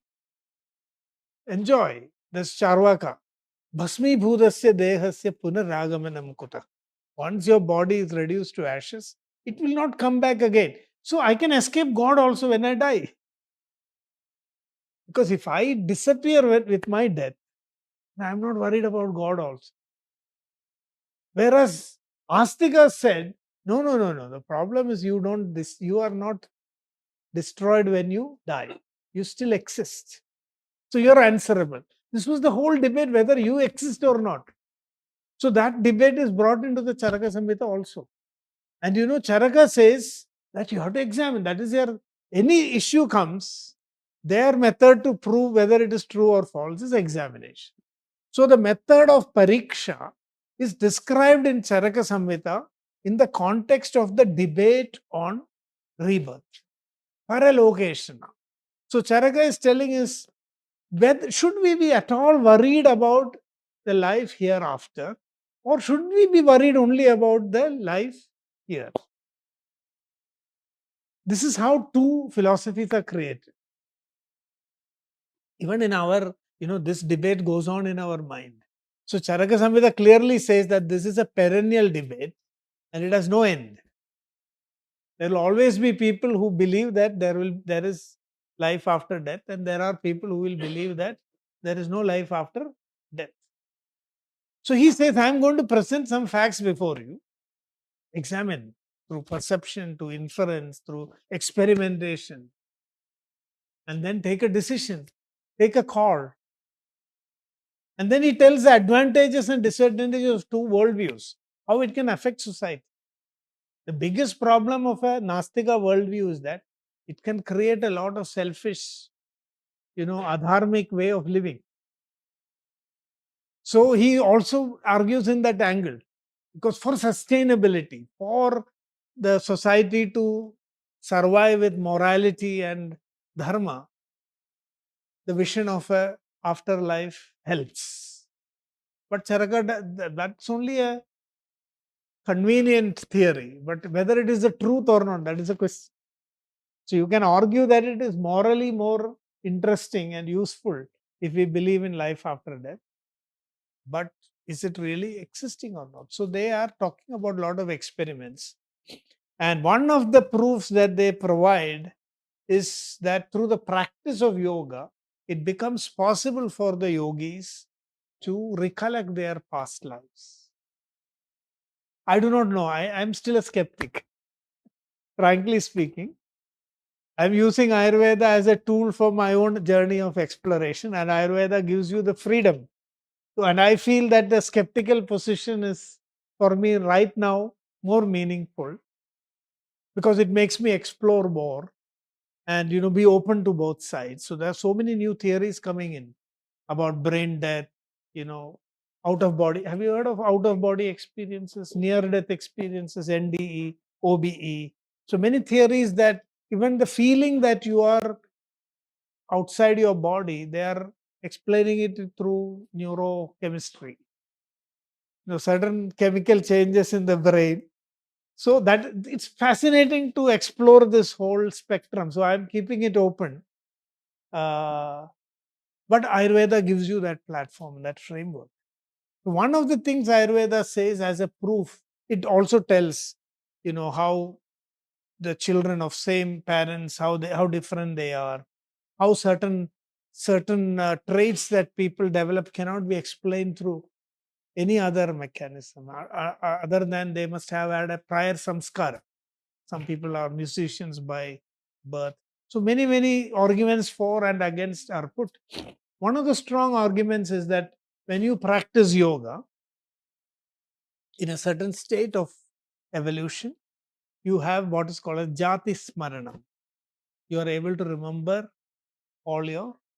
So that was considered as the strong criteria. A lot of people are remembering, and you are able to verify those details. That is what the text says. So we cannot completely deny it. So eventually, the text also comes to a skeptical note. There are theories, interesting studies which show that if you believe in God, you live longer. So it doesn't matter whether God is there or not. If you want to live longer, it's convenient. So it's not easy. So these are all interesting. See, the reason is if you believe in something higher, then you're psychologically you have a greater support. So you are less stressed when you are able to surrender to something higher. So many psychological well-being studies are showing that people who are doing spiritual religious practices with a belief on something higher, they are able to manage their stress better than people who are completely feeling lost. So it is a very complicated area, and it would be very foolish to arrive at a sudden dismissive conclusion as to whether life exists. Or it's very difficult for humanity to decide this, and that is why it has been a perennial debate. And it would be good to be in a safe position, see both sides and navigate as you go in your life. And then I think it's a personal journey. This is so what the Charaka Samhita tells you is also that finding the truth of this is a personal journey. It is not that the proof will be brought before you on a plate. So if you that is why the story of Nachiketas, Nachiketas who was given to the death by his father. He goes to Lord Yama and stays there for 3 days. And then finally, after all the temptations, so Yama gives the uh, so many options. He said, I can give you all the riches you want, all the wealth you want, all the comforts you want. But that is what Nachiketas tells, that death will take all this away from me. So I don't want it. I want to know what is there beyond death.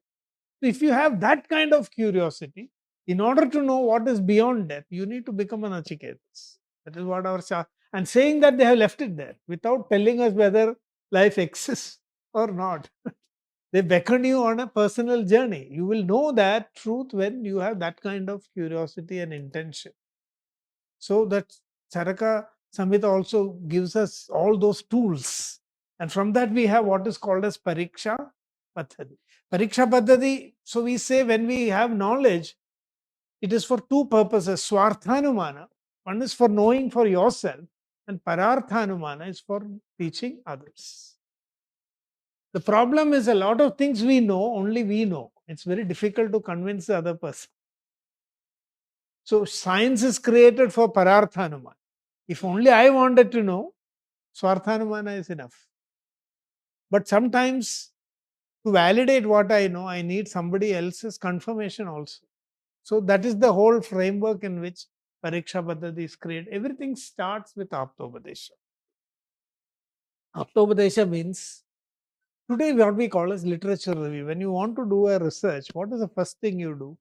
You look at existing literature. So you can see here, this is Aptopadesh. And not any literature, only authentic literature.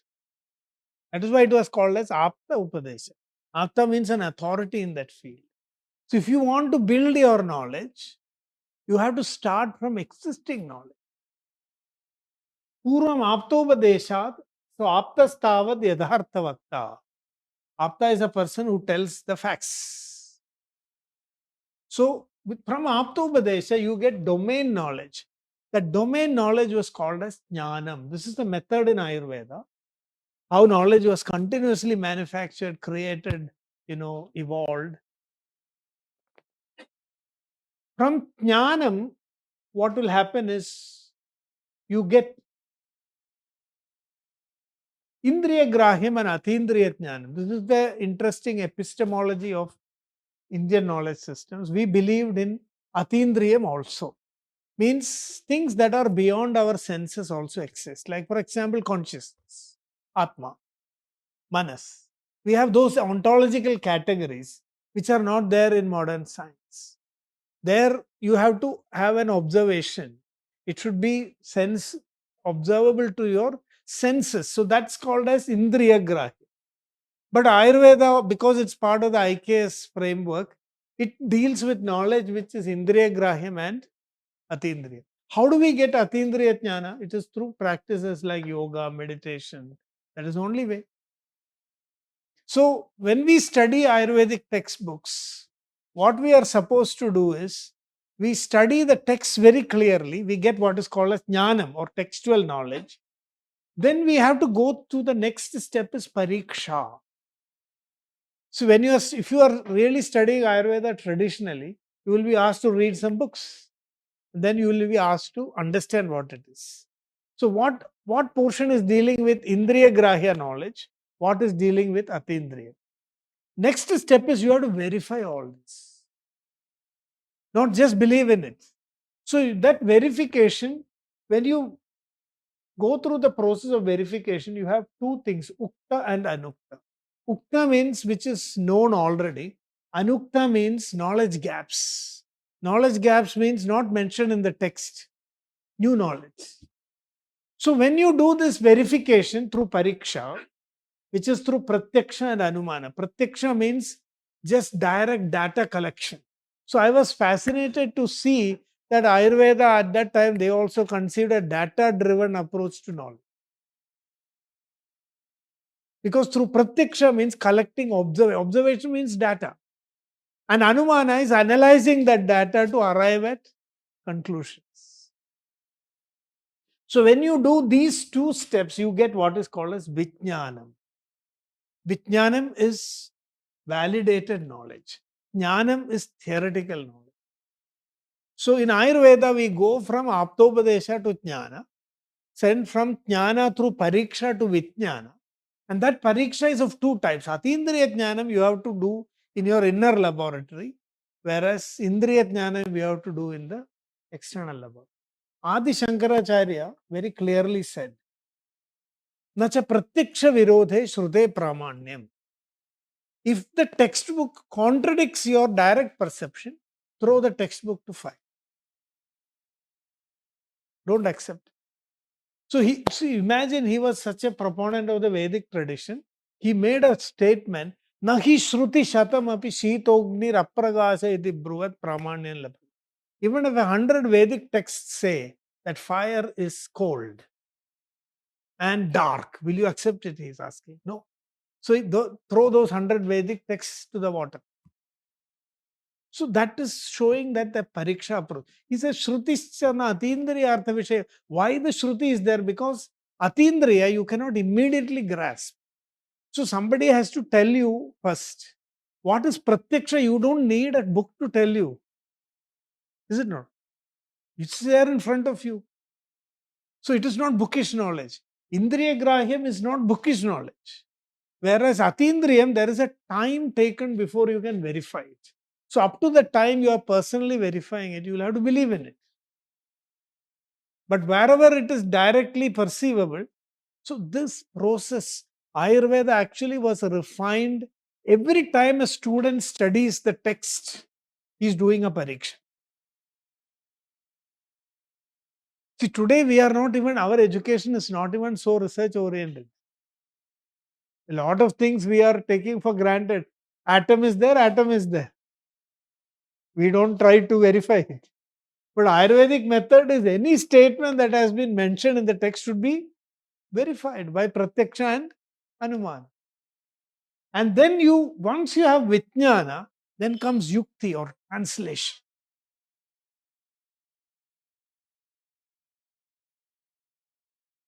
So Yukti is what we call as evidence-based practice. So without completing Jnana and Vijnana, Ayurvedic physician was not allowed to practice.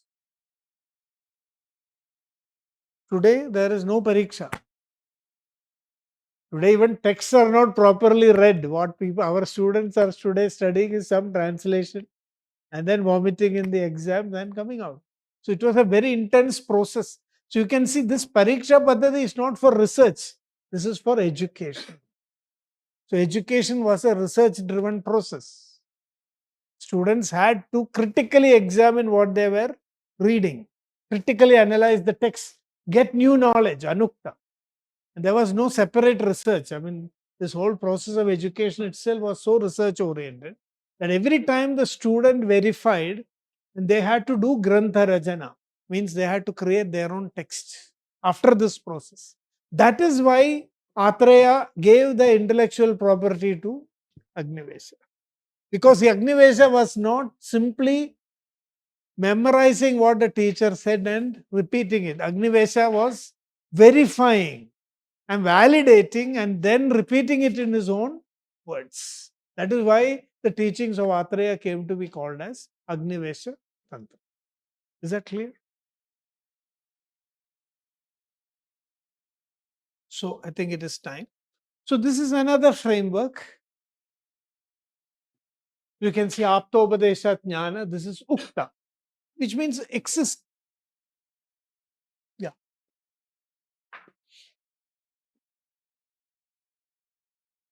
This one. Yeah, this is the Atindriyam. Atindriyam means which is not visible to your senses, experiences that are extrasensory. So, how to experience that?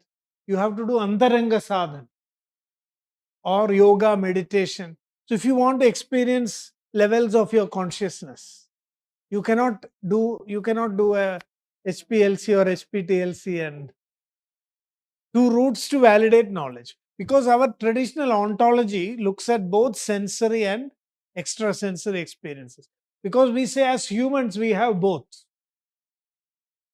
If you reduce yourself to only mechanical sensory experiences, we are curbing our abilities. We need humanities, we need religion.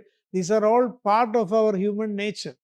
So it should all be brought into the domain of knowledge. But the methodologies are different. So today we would call more subjective methods here.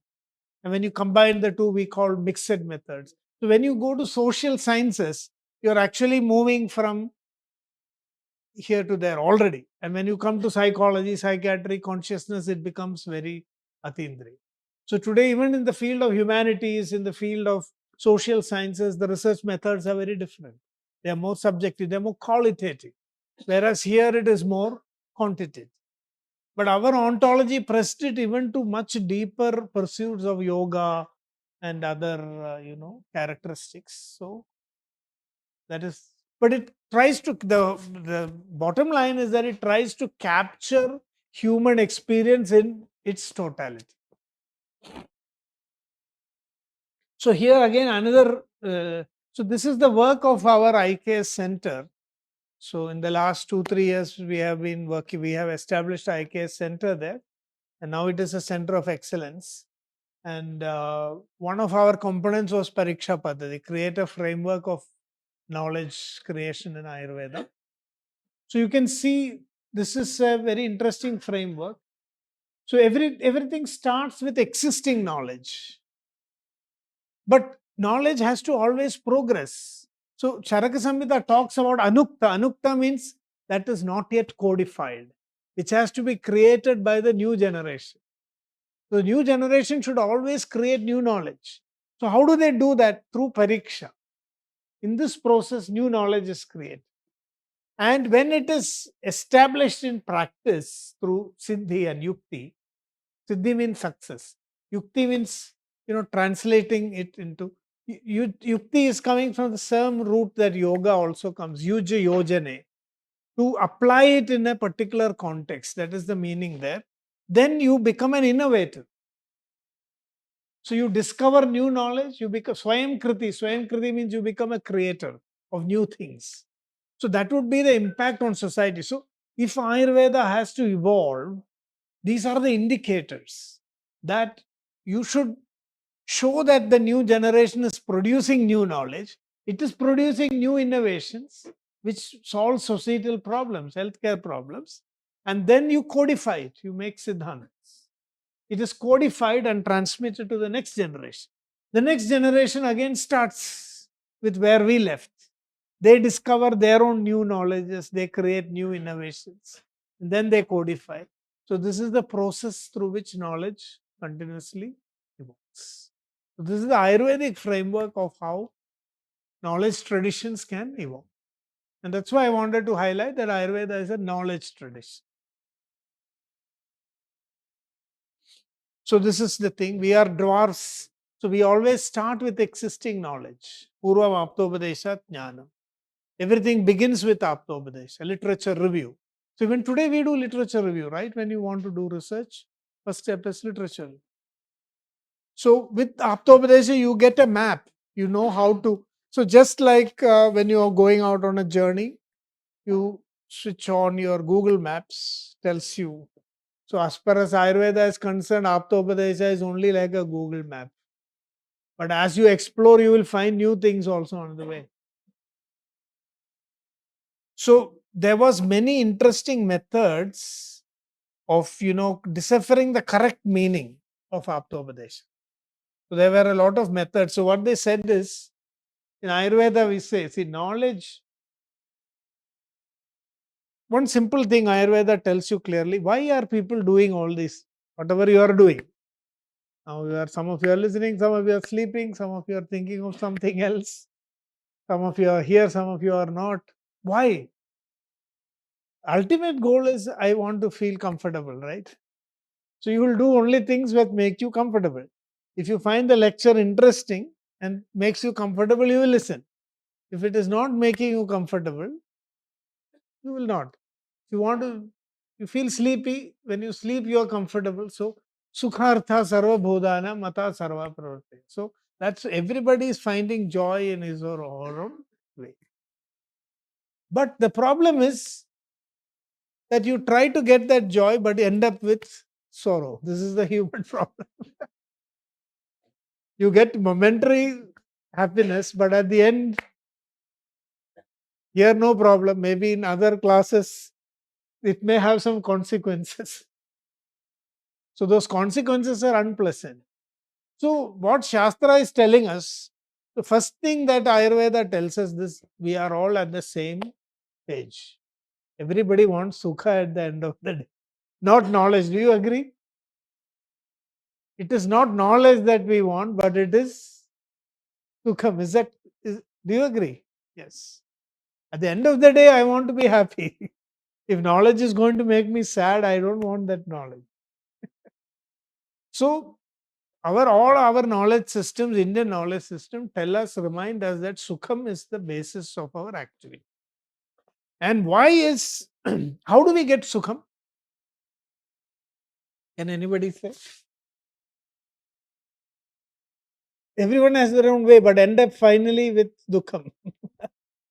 That is what we are seeing. If you look at the majority of the world today, see, our IK's vision was Bahujana Sukhaya, Bahujana Hitaya. How can the majority be happy? How can we see the majority smiling? Today, only the minority is smiling. The majority is in pain. There's something wrong somewhere. As a collective society, we have failed miserably because only the minority is able to happy, and they are happy at the cost of the majority. That is also a problem. You agree or not? I mean, the majority is exploited. So that is not a way of no science. However our technology develops, we may go to the moon, we may go to the sun, we may land. What is Chandrayaan? All that is fine. But at the end of the day, Shastra is Shastra only if it can help people. That society is more evolved where more people are happy than a society where there is so much of disparity, inequality, and struggle. So IK systems put everything in that context. Sukhartha sarva bhodana mata sarva pravartaya. Sukham chana vina dharmat. So that is why today, why are we talking about sustainable development goals? Because in order for even now, the minority is realizing that they are also under threat. If the majority is not happy, the minority cannot also be happy. We are reaching that stage now. So they are talking about sustainable development goals. 17 areas where if we do things in the right way, there are targets and indicators for each of these sustainable development goals, then the world will become a better place to live in. And this sustainable development goal, in old language, they called it as dharma. Sukham chana vina dharmat. This is from Ayurveda actually. Ashtanga Hridaya Vagbhada is telling us. Without dharma, there is no sukha. Without sustainability, everything should be sustainable. Sustainable means making temporary sacrifices for long term gains, temporary inconveniences for long term convenience. That is where our society has failed. We have given up long term conveniences for temporary convenience. Everything is temporary. So it is eventually leading to a big pile up and a collapse. That is because of lack of dharma. So our shastras are all dharma aligned. Because our knowledge, the purpose of our knowledge is for sukham. Sukham samagram. Samagram dukkham ayatam avijnane dvayashrayam. All pain is in ignorance and all happiness is in correct knowledge. So that has always been the goal. Not simply to get a patent, get some new knowledge, get your name, fame. Ultimately, the goal was how to make more people happy. So that dharma comes from jnana. So that is how the whole thing aligns. Sukha, dharma, jnana. So if I have jnana, I can do dharma. When I do dharma, there will be sukha. So what is that jnanam? Jnanam is when you get true knowledge. Sat and asat. So asat, a lot of our knowledge is asat, means our wrong conceptions. And modern science has created a lot of robust methods to distinguish what is sat and what is asat. Experimentations, all these tools, all that are. So Ayurveda also talks about, and it says there are 4 ways to distinguish between what is sat and what is asat. And you will get jnana. That jnana will inform you how to do dharma. And when you do that dharma, you will eventually get sukha. But for that, some small sacrifices are necessary, some inconveniences. So those small, so Ayurveda says nissukhatvam sukhaya cha. Nissukhatvam sukhaya means some dukkha for sukha. So ultimately, unless you are sure the consequence will be sukham, you will not be willing to withstand that dukkham also. This is basic human nature. Ishta prapti anishta parihara chikirsha swabhavika. Sarva pranishu drishtatva. Ishta prapti, trying to get what you want and avoid what you do not want, is swabhavika, because sarva pranishu drishtatva. Not only humans, it is seen in all living forms. They have this tendency to get what makes them comfortable. So, Aptopadesha, Pratyaksha, Anumana, and Yukti, these were the methodologies. Careful study of authentic literature, their verification through direct perception and inference. So, here all statistical models will come under Anumana. So, Anumana is talking about cause and effect relationships. And then Yukti. Yukti is multi-causality. It's what you call today as a complex system. This is something which makes Ayurveda different from modern medicine. Modern medicine is more operating at linear relationships. One factor, one outcome, kind of linear associations. Whereas today we are talking about systems biology, about complexity systems, complexity science. It's a new terminology. So yukti is, it says buddhi pashyati ya bhavan bahu karana yogajan, bahu karanas.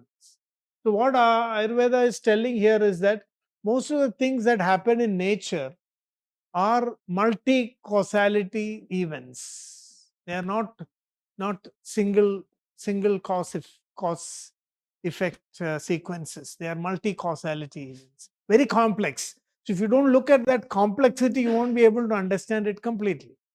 So, in Ayurveda, when we give a treatment to a patient, what we are trying to do is avoid all unfavorable factors and bring in all favorable factors so that you create an ecosystem for healing. That is the method of Ayurveda. So, every small thing, maybe a negative thought, a wrong diet, a wrong lifestyle, everything is corrected. So, you say these are also, all the favorable factors are there, all the unfavorable factors are eliminated. So this is the problem when you go to an Ayurveda, good Ayurveda physician. They will impose some restrictions on your life.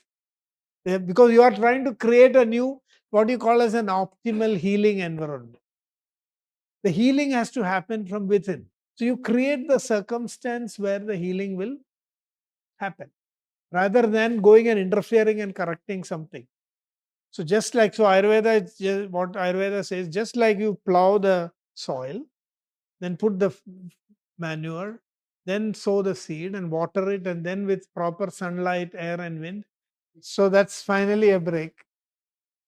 How long breaks? No. So no more breaks. Okay. So another 3 hours and few more topics to discuss today. So this is about knowledge building. As I mentioned, our whole framework is Sukham, the well-being of the larger society. It may not be possible for 100% to achieve. So they mentioned about Bahujanas, means as much as possible. So that is why you can see this alignment with Dharma is a very important aspect of the Indian knowledge system. That knowledge should lead to understanding of Dharma, because only then Sukha will happen. So you can see in the Puranas also we have ideas about asuras, technology. Rama had to build a bridge, so much of effort to reach Lanka. But when he returned, he had the most advanced technology available. you know, he flew back. So which shows that at that time, but Ramayana is all about dharma. So it is putting knowledge also in correct perspective. That sometimes the highest technology may not lead to expression of dharma in society. So if you find that is why there is this famous Janani Janma Bhumischa Swargadavi Api Swarnamayi Lanka Name Lakshmana Rochate. So Lanka was actually technologically very advanced. So Ravana was actually also a great Ayurveda physician. He was an expert in what you call as Nadi Pariksha. So Nadi Pariksha is based on understanding the impact of heart rate variability on your pulse. See, what happens is your heart is beating continuously because of the sinoatrial node. It's a self-generated. But what is interesting about the heart rate is that the heart is continuously adjusting itself to what is happening in the rest of the body. So this produces what is called heart rate variability. Because no two beats are the same. Every beat, the heart is witnessing what is happening in the rest of the body through neuronal regulation. The autonomic nervous system is regulating it. The heart is continuously aware what is going on. If you eat food, I know now because I am using a wearable, and it is a hobby for me to look at how my heart is doing. So you can see it creates a pattern which now these apps will find out. So I know what is my HRV rate for the day. Is it good or is it bad? If the HRV is high, it is good. It shows more flexibility of your system. So in those days, they did not have this technology, but they used the pulse to identify. The pulse was the index of the entire physiological state of your body. So using the pulse, they knew so many things. So, for example, an Ayurveda physician, when he looks at a pulse, what he is looking at, or he or she is looking at, is not how many times the heart is beating. What you're looking at is a pattern. So you can see Ayurveda physicians, they used to feel the pulse and close their eyes. I used to wonder what is this? Something which I always used to find intriguing also. Most of our people, you go to the temple, after so much of effort, you are reaching the sanctum sanctorum. And when you reach in front of it, you're closing your eyes.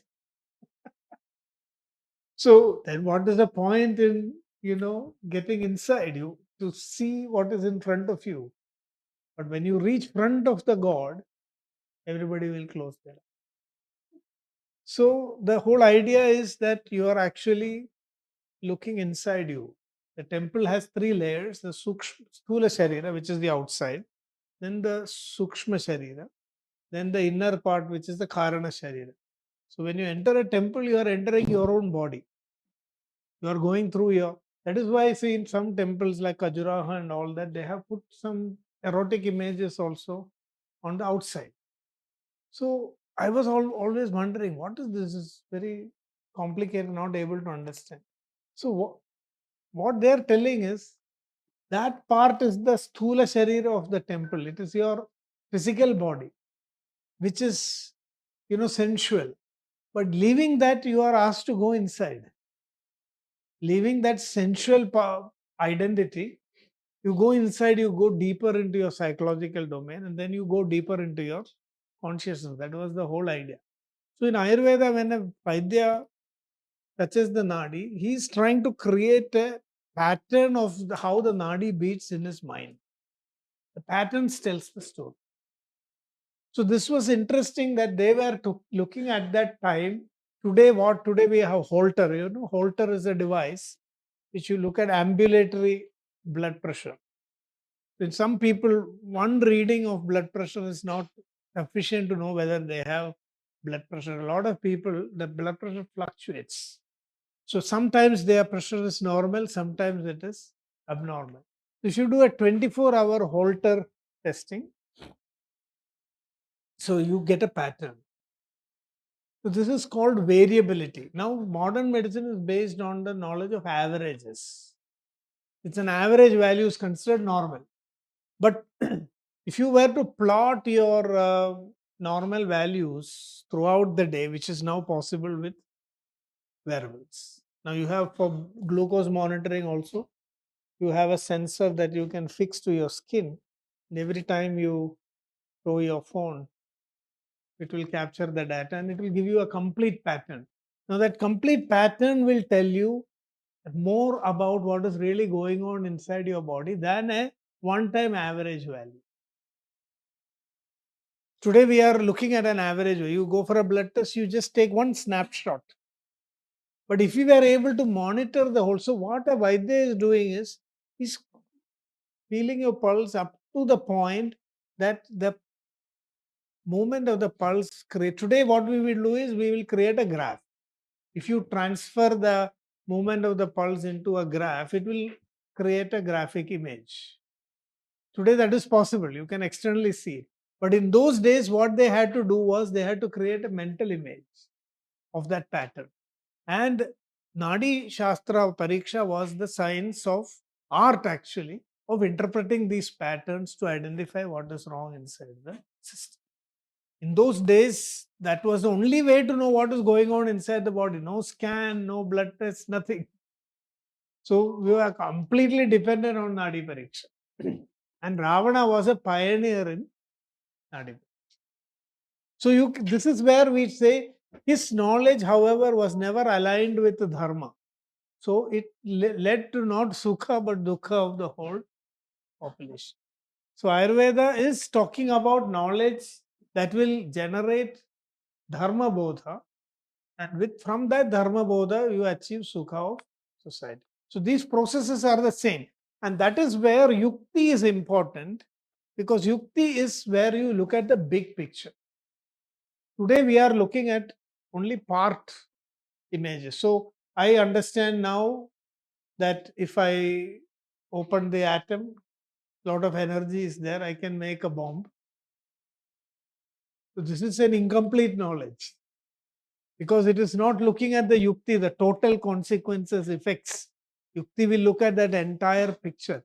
Then you get the total knowledge. So you will not use that. So there is, interestingly, we'll study later, when Ashwathama was trying to use the Brahmastra, there was a strong objection that the Brahmastra should not be used because it will cause massive destruction.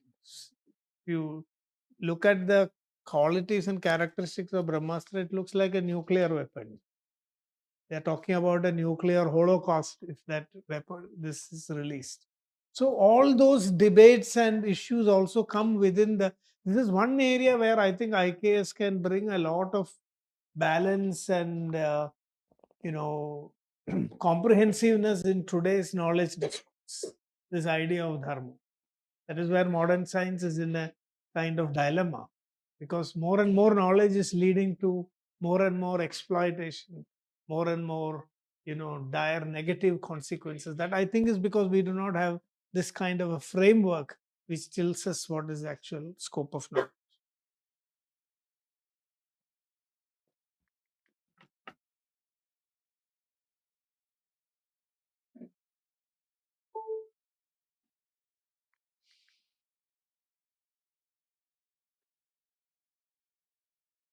Something.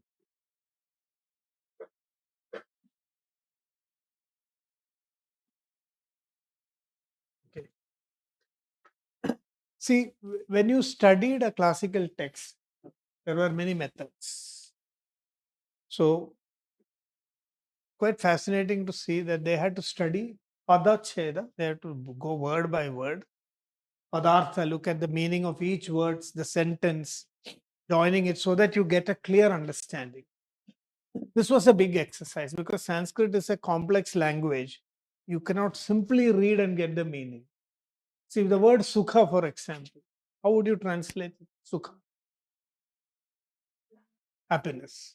But now, once you translate it as happiness, you get a very gross understanding. But the word sukha in Sanskrit, true, but if you look at the root word, su means sushtu, good. Kha means space. So sukha means being in good space or creating good space around you. So sukha means actually when everything in your life is flowing without a traffic jam. Dukkha means an obstacle. Actually, it means an obstacle. Means your life is not moving forward. That is what you feel, no? When you are in sorrow, it's like a stagnation. The space around you is bad. Dushtakha. So, in our body, in Ayurveda, for example, when you use the word sukha, it actually means what we call as clarity of all the channels in your system, which are called pathways, metabolic pathways. There are no blockages anywhere. So all the blood is circulating clearly without any blockage. All the chemical processes are, today we call that, Krebs cycle, glycolysis, all those biochemical pathways, they are all happening without any obstruction. So when you read from Sanskrit the word sukha, what happens is you get a deeper understanding instead of just, and that gives you a much wider multi-dimensional. So in Ayurveda, we have, so like for example, Vata. What does Vata mean?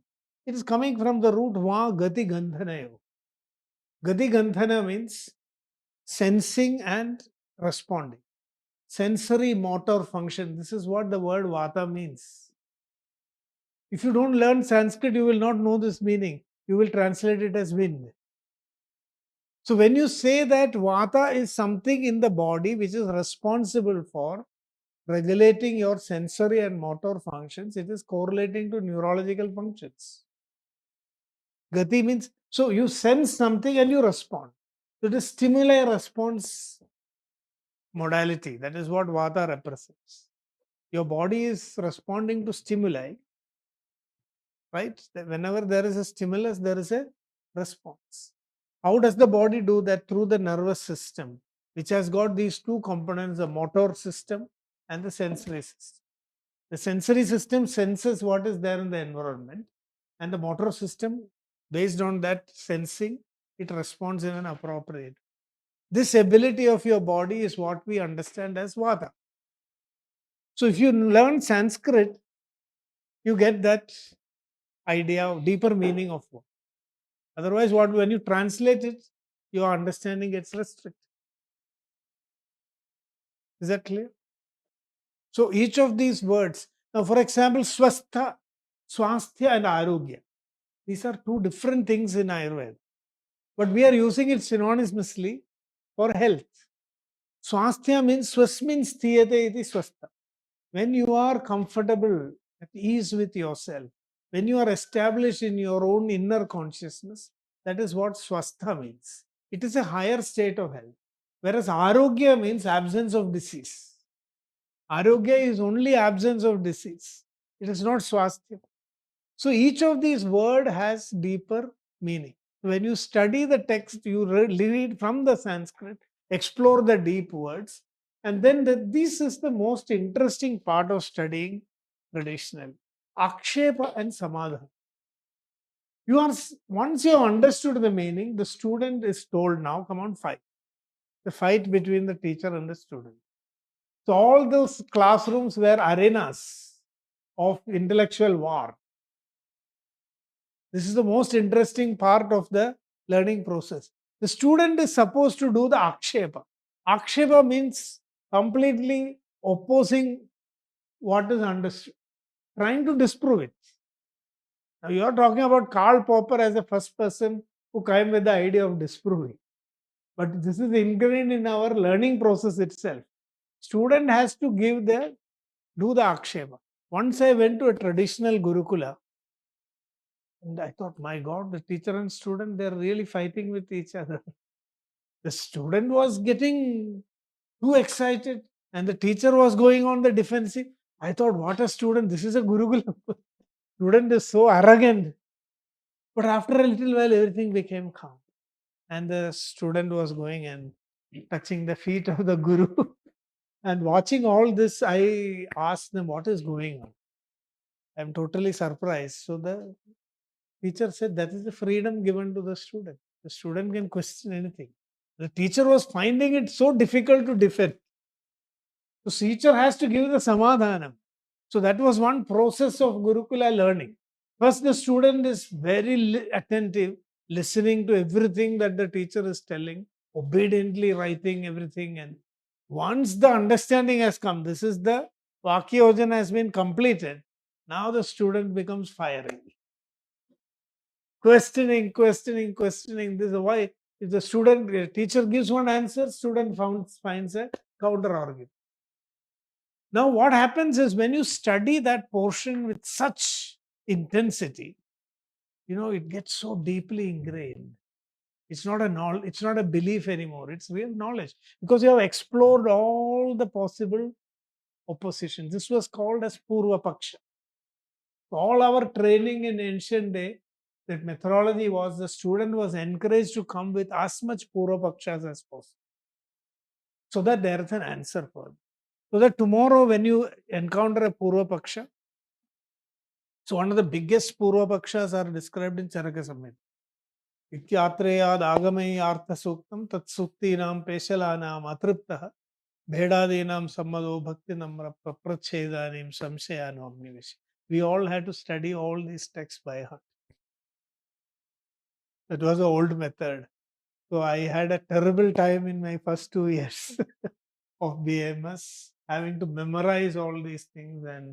But now I find it very enjoyable because all these verses are circulating in your mind and you are able to engage with them very deeply, although at that time it was very difficult. So here what happens is after learning Ayurveda from Atreya, Agnivesha is asking a question. So the way it is asked, it is said, Bhedadinam Sammado. Before asking, Agnivesha is telling, I'm going to ask a very strong question to my teacher. This very radical. So he consults his colleagues. Bhedadinam Sammada. Shall I ask? Or do you really have an answer already? Then I don't need to trouble my teacher. So he consults with all his colleagues.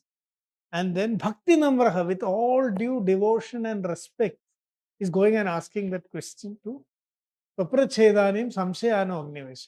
And what is Agnivesha telling his teacher? Sir, I don't think Ayurveda works. This is the question. So, when I was a student of Ayurveda, I was very skeptical. In fact, one time I thought I should disprove Ayurveda because nobody else should take this course. That was my goal. And I did get some chance to do some very interesting study where we put Ayurveda to the acid test. And I must say, most of the times when I tried to disprove it, actually I ended up proving it. So it was a very interesting journey. But at that time, I felt very lost during those days. Then in the Ashtanga Hridayam, at the last chapter, some portions where nobody reads that usually. And that is where I found this interesting debate. And I became so excited. I thought, oh, there is at least somebody on my side. Agnivesha is there. So Agnivesha is telling his teacher that, see, some people are taking Ayurvedic medicines. They are getting better. Okay. Some others are taking Ayurvedic medicine. They are dying. Some others are not taking any medicine. They are getting better. And some others without medicine, they are also dying.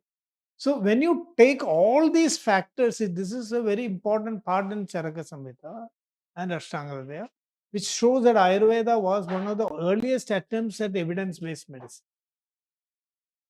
Because Agnivesha is bringing the statistical problem in front of his teacher.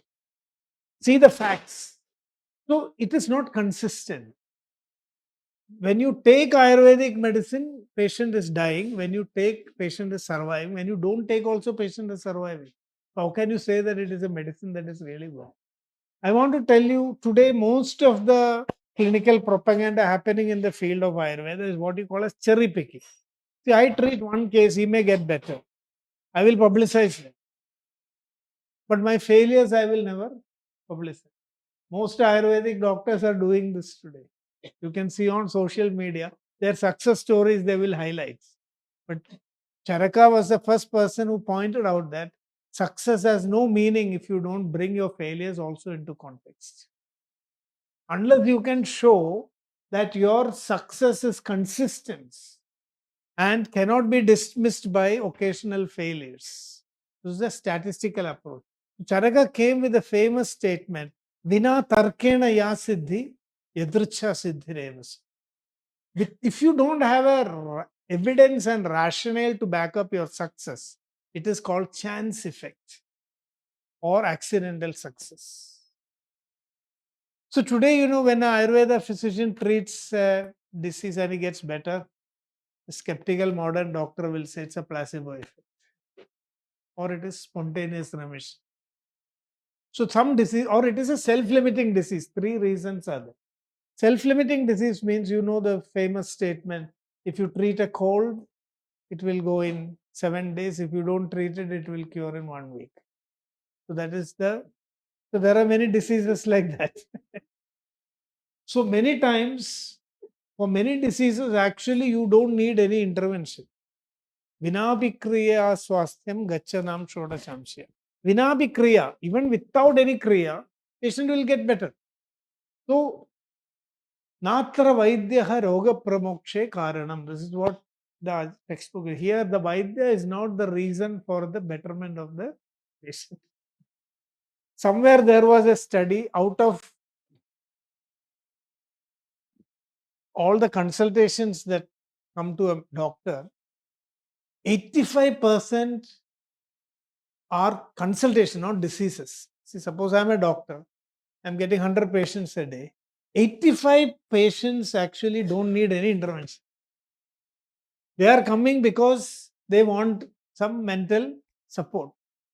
Even if they don't come to me, they would have got better. And that is why it is easy to have a practice. If you open a clinic and sit somebody or the other, if your line is good, somebody or the other will come and majority will get better. Only problem is if you use too much of wrong medicines, some of them who should have got better may go bad. 15% of the cases, not 10% of the cases will not respond to treatment. They will, even if they meet you, they will not get better. So 95% of your patients are gone. 85 self-healing, 10% no response. 5% of the cases actually require a medical intervention. So this is the reality. So, what Ayurveda, one of the earliest systems to point out that there are self-limiting diseases. There is what is called as placebo effect. That if you, in fact, Ayurveda uses the placebo effect as medicine. Because, see, if you can be healed without medicine, is that not better?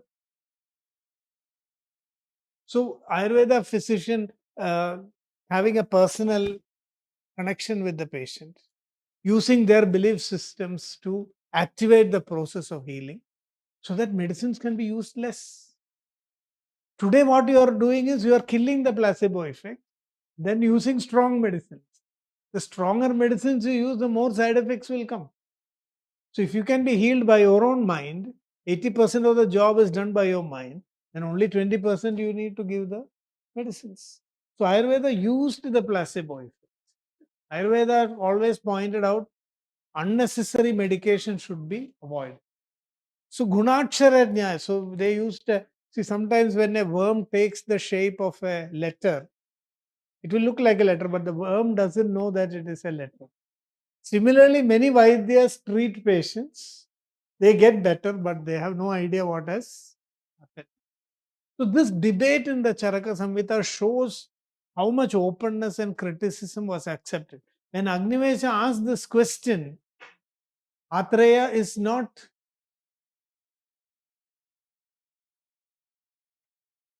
So, some of you are speaking, it's disturbing others. It would be very helpful if you can be quiet. Thank you. So, I hope you got that. That is again a method of investigation. So, they classified diseases. So, you had to do the tarka. So, if I treat a patient and the patient gets better, I am supposed to explain how and why it happened. If I cannot explain how and why it has happened, it is chance effect. So another thing, Shastra Panchanga, this is not from Ayurveda, but this is now in IKS, they are promoting this idea. So when you choose a topic, a research, the first thing is the topic, Vishaya. Second is the doubt or Vishaya, the question, what you call as the research question. So today you can see when you do research, you choose the research topic, then you identify the research question, then the Purva Paksha or the objection means what is the opposite views, examine all that, then find the answer, and then conclude whether this is right or this is right. So it was done objectively. So whenever you had a hypothesis before you, you looked at both sides, looked at the facts. That is the uttaram, the answer. The answer comes from actual observation. So if the observation supports your paksha, then you accept that. If it supports the pura paksha, then you accept. So this method was very open. Vishayo Vishayaschaiva. Vishaya, Sha. This is Sha. Samshaya. The other one is Sha. So you can see S with a dot here, and here S with an apostrophe on top. Vishaya, Vishaya. Sha as in Sharada, Sha as in Visha.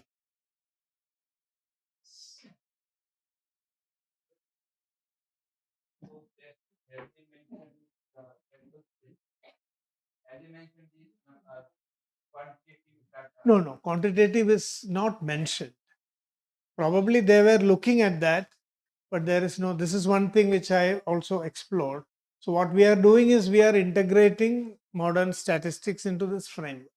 They may have done it mentally, but they did not bring out the mathematical methodologies. I explored a lot because I was also very curious to know if they used any statistics or quantification, but couldn't come across. Manuscripts we have to see because this concept of Sankhya is there in research. Sankhya means count. So it is one of the aspects of knowledge building that you should be able to count it and do mathematical computation. Sankhya and Ganana, two things are they have mentioned, but did not find so far Many manuscripts are still to be explored. So maybe as of now, what I say is those are the contributions of modern science, as of now, what we know. But the concepts are there in our traditions. So we can link the correct statistical methods to these concepts, then we will have an integrated approach. Unfortunately, so far I couldn't find. I was also asking the question, how did Ayurveda, for example, in Ayurveda, there is a statement of comparative effectiveness. Siddha, siddhatara, siddhatam. So there is a medicine for a disease. If it is effective, we call it siddha medicine. That is how something which is effective is called siddham. In Tamil Nadu, we have a system of medicine called siddha that came from that. But now they were also asking, it is not enough that it is efficacious, we need most efficacious. So efficacious, more efficacious, most efficacious. How did they arrive at this comparison? Without numbers or calculation or quantification, it's very difficult to tell which medicine works better than another medicine. So you may have to quantify it in some way, but that part or that narrative is missing in our classics.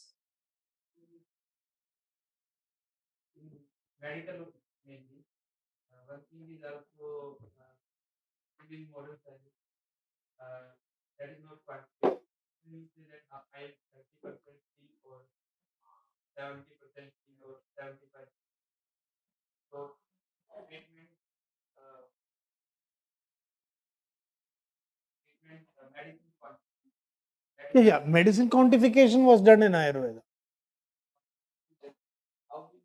So they had qualitative methods of assessing severity of the disease. So the Gaurava Lakhava is called a disease, how severe it is. So that they had staged, those gradations they have done. It's called grading, it's not quantification. So it's not in exact values.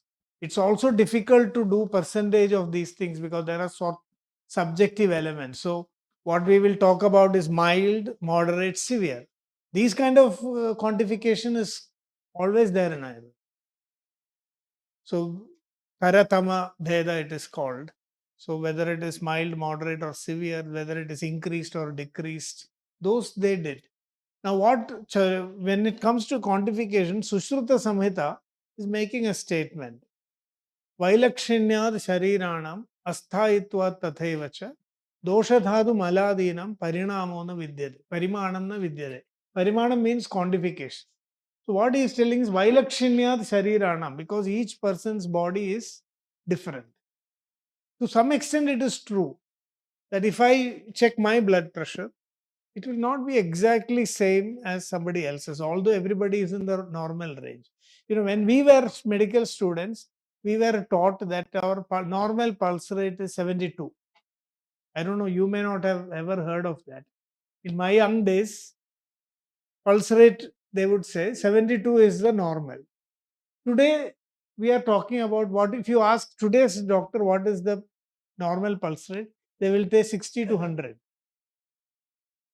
60 to 100 is the normal resting rate of human heart rate. So from 72, it has come to 60 to 100 because that much variability is there. So what Sushruta was telling Asthayito, because the bodies are, my heart rate I can know now, keeps changing, fluctuating. Now it is a high resting state because I am active, and I sit within few minutes, 25 beats will come down and it will come to. So it is very difficult to define normal in terms of exact figures. So they talked about ranges and patterns. That is how they tried to quantify. Both have advantages and disadvantages. And today, what I am looking at is a meta framework where both things can be integrated together. Because many subjective elements where complete objectification is not possible, Ayurveda's approach of classification is more relevant. But where quantification is possible, now we can have both. Because modern science has shown us how minutely we can quantify a lot of things, and it is quite fascinating. So we can bring both together. So what we are doing right now is, so in Ayurveda, if the pulse is very fast, we say it is a Vata pulse. That's all they will do. So how do you assess that? I feel it, I see the speed, the rhythm, and then I say the Vata is aggravated. If the pulse is very slow and calm, and then I say it is a kapha pulse. But today, what you can do is, I can quantify this also today. I can say if pulse is between 60 to 80, it is a kapha pulse. If it is 80 to 100, it is like a pitta pulse. If it is 100 and above, it is a vata pulse. So now it is possible to quantify. The concepts have remained the same, but that is what made modern science, leap in many ways also, because of the quantification process, because of objectification. That element some are lacking in our tradition. Yes. Yes. That was the primary thing. Yeah, the problem is today we are promoting sickness because it has become a business. It has become a sickness industry. If people are sick, see, when I was a practitioner, I became a practitioner. First thing I did after my course was to open a clinic. And I will spray Sarve Bhavandu Sukhina, Sarve Santu Niramaya, Loga Samasta Sugino Bhavandu. Then when I sit in my chair, I am praying opposite. Oh my God, no patient today. So this created so much conflict in me that after some weeks or months, I think I survived. I decided I will not practice for money. It was a very strong decision I had to take because I found it so conflicting that on the one hand, an Ayurveda physician is expected to, in China at some point of time, even in India, these traditions were there. Physicians would be paid only if people were healthy. If anybody became sick, their salary would be cut. Such a system was there. In Kerala, the system, I explored those traditions. The Vaidyas were actually supported by society. All their needs were met with. So they had a comfortable life. So in all agriculture produce some portion, it's called Dhanvantari Bhagam, it will come to the Vaidya. Society will support. Now, if a medical emergency or crisis or a patient comes, the Vaidya will not take any money from the patient. So his survival was not dependent on a patient. So today we have created a societal setup. Just now my son is doing medicine actually. He didn't choose for Ayurveda. I couldn't convince him. So he had a abscess on his cheek and he has his sessionals exam coming up. He's at the government medical college Trivandrum. So we needed to do an incision. So in order to do it very quickly, he went to a private hospital. Because to get it done, because the first thing they said is, okay, it's just a boil. So the doctor is telling, see, come on, you have insurance, right? So maybe we can do it in daycare, or at the most, you have to just stay here for one day. He is actually in a hurry to go back and start studying, and the doctor is completely talking business. So he said, the doctor is telling him it's a win-win situation. You don't pay anything, insurance pays, we get the money, and everybody is happy. And they charge 10,000 rupees for just. And he decided not to go for insurance because he was in a hurry. And actually, the theater charge, it's a minor OT, 4,000 rupees, and doctor's fee 4,000 rupees just making a small incision on a boil. That is the amount the doctor charged. So today, the whole system is these private hospitals. More and more hospitals are coming up, and people are not getting healthier. If you look at statistics, more and more people are becoming sick. So something is wrong somewhere. A good health medical system should make more people healthy, but we are creating more sick people. So it's not medicine that is to be blamed. It is the way medicine has been, because it is now intricately linked with economics, medical field. For any new medicine to be developed, Today, why certain types of medical discoveries are only happening, like vaccination. A lot of people invest in that. Why? Because if a vaccine is developed, you make a lot of money. Rare diseases, people are not interested because you cannot make money. The whole science of medicine itself is driven by economics. So if so once I attended a meeting on cancer, and it was a modern oncology meet, and I was shocked by what was stated there. Cancer is the next big opportunity. That was what they were saying. How can cancer be an opportunity for making money? Because cancer is one disease where the entire family, they're completely destroyed. No other disease destroys your. And to think of making money, I feel cancer is a disease where treatment should be given free.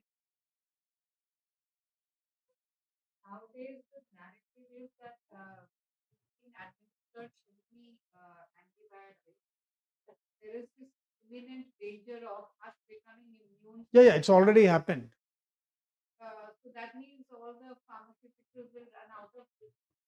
True. So that is called the antimicrobial resistance. It's a big topic now, AMR, and a lot of funding to find out ways in which we can overcome antimicrobial resistance. The horror stories, surgeries wouldn't be possible in the future if the antimicrobial resistance reaches its saturation point. People would die on the surgical tables. You couldn't do anything. No, none of these surgeries will work. It's a real imminent danger. But that is not the mistake of modern medicine. Antibiotics has been a real great discovery, but it is the abuse of antibiotics. Antibiotic resistance has come only because of abuse.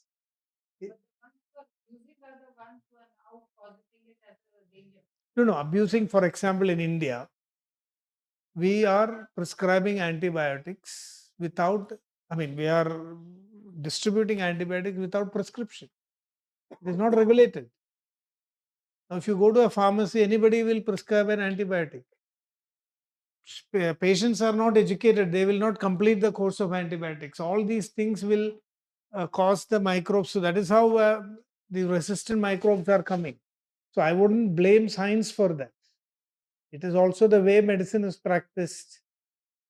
In India, we have a lot of problems. We do a lot of unethical, practices, medical practices. There are some statistics mention that there was one study, a few studies that came, you can still verify it, in the developed countries when strike, mortality rate came down by 30 to 50%. Just imagine. So emergency care was still there, but other things. So a lot of time, see, my son was also prescribed at least 6 medicines for his boy. One antibiotic, 2 painkillers, then antacid, and then one medicine which I told him never to take, is some new medicine, some fourth, which is supposed to prevent necrotic tissue from forming. It's as if we are dealing with a big gangrene. It is like, using a bomb to kill a mosquito. That kind of medication. So it's not the problem with modern medicine. If you go by guidelines, this prescription can never be considered rational. So now WHO has come with a framework for looking at rationality of prescriptions. So you take prescriptions, you analyze them, and then you can know how rational the practice was. Most of the time, it is a problem with the way medicine is practiced. Majority of the people are practicing it unethically. So all modern medicines are very potent. They have to be used very carefully. And in a lot of times, medicine should be used only sparingly. So modern medicine has also, like for example, blood pressure. I developed blood pressure 3 years ago. So I didn't know. After COVID, when I went for a checkup, they told me my left ventricle was enlarged. And the cardiologist said, you have to immediately take medicine. Then I said, it is my bread and butter. If I start taking medicine, I won't be able to preach Ayurveda anymore. So there has to be some other solution. I don't want to start medications. So then he said, you can try diet and lifestyle, but keep a watch. 6 months is the window. Within that, if you are not able to control, then you have to take medications. And then I read a lot. I looked at Ayurveda. In Ayurveda, we have a personalization approach. So I looked at so many diets and other things which are generalized and they're sometimes harmful. You can find some, for some people, some gym exercises are good, but the same thing for somebody else will be harmful. Another person may get a heart attack while doing that. And that is, but today everybody will do the same thing. So if there is a fat diet, everybody will follow that. So Ayurveda gives you that intelligence to customize it. So that is the part I did. So there is a diet today called as DASH, dietary approaches to stop hypertension. So even allopathic doctors, if you are borderline hypertension, they are telling the a guideline is to follow diet and lifestyle, not medications. But if you go to any other doctor today, they will prescribe you a medicine immediately.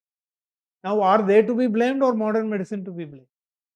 So the science behind it is different, but the practice is different. Same thing for diabetes also.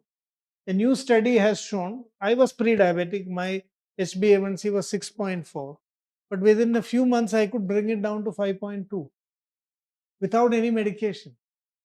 Of course, I used some simple Ayurvedic herbs. Otherwise, it was diet and lifestyle.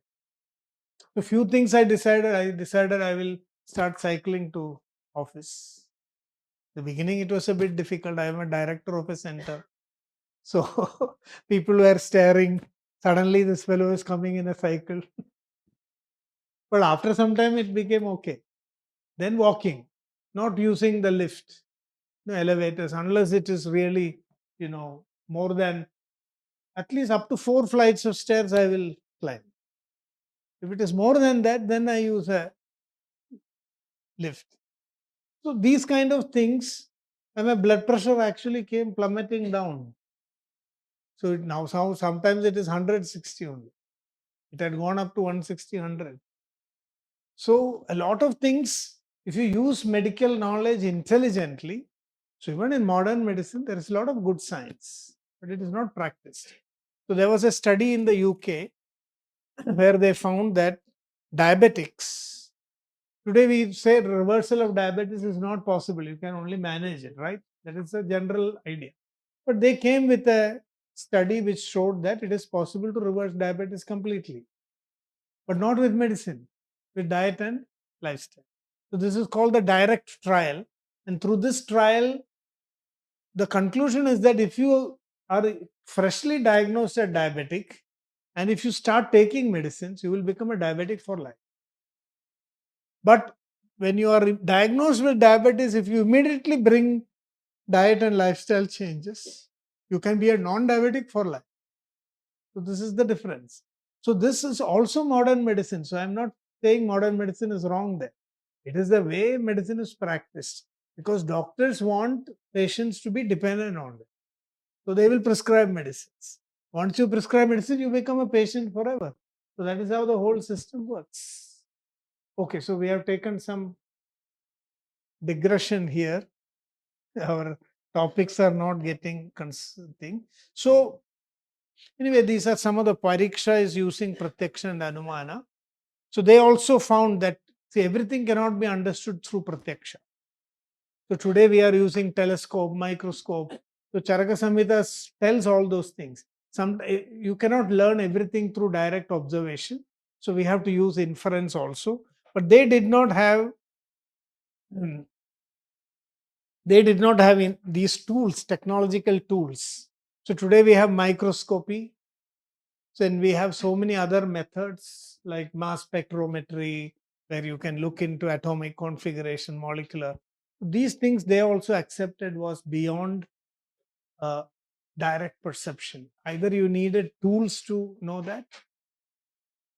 So what they have clearly identified is this is very important today when you look. This I feel is relevant for all IKs also.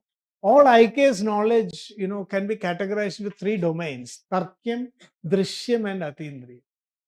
Tarkyam means they are not definite knowledge. It is the knowledge, it is work in progress. Because IKS is also an evolving system. It is a mixture of all the three. Some knowledge is atindriyam, which you cannot verify through. Some is drishyam, which means which can be verified through all objective tools. And some are tarkyam, means unestablished. They are not valid. So please, this is sometimes very difficult for traditionalists to accept that there is something which is wrong in the tradition. But our acharyas have always accepted that. Charaka, for example, when he is describing anatomy, he's telling Adaparam Tarkyam. Sorry, I don't know beyond this. What I am telling is debatable. So they have been open.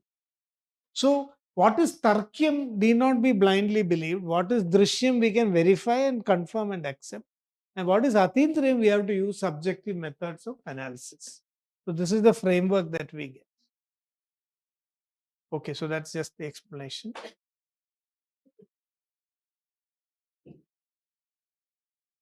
So this is the summary studying Shastra, Jnana, Vijnana, Yukti and Tantra Rachana.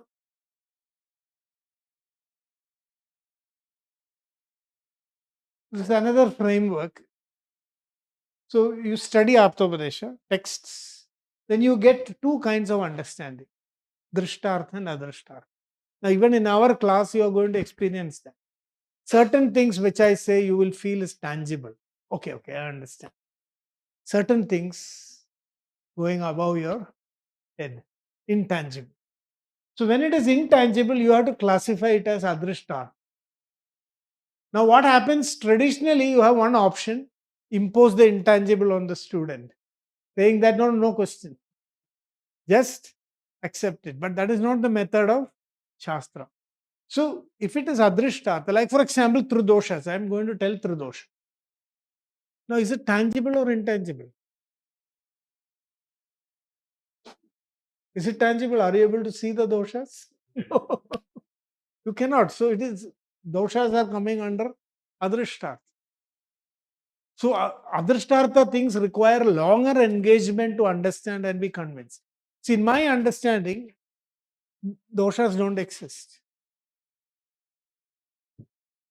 Now I'll give you an example. If you ask me whether the latitude and longitude of the earth does it really exist? Can you see it in any photograph? Can you? Latitudes and longitudes. Those, can you see it? No. It is imaginary, right? But is it useful? Because the whole GPS system is based on latitude and longitude. So sometimes in knowledge, there are constructs which enable you to create a framework for navigation. So dosha is a conceptual framework for navigating the functions of the body. If you look, just like you look at the earth, you will see the doshas. If you will see the latitude, longitude, when you put those lines yourself. And then using that line, you can navigate the earth. Similarly, doshas are a conceptual framework. They don't exist exactly the way we are describing. So many, what these are actually devices, theoretical devices that they use to explain something very complex. So now if it is Drishtartha or Adrishtartha, Drishtartha we can easily identify whether it is Satya or Asatya, right? Because it is tangible. If I say we have a brain and you open the head skull, not literally, and you can see the brain there. But if I say dosha, you open the skull, you won't see it there. You won't see anywhere in the body. So there is a question whether it is Satya or Asatya. So you have the freedom to. And so sometimes some things which are asatya may also, so it may be that we call as aupacharika satyam. Aupacharika means for convention, it is acceptable.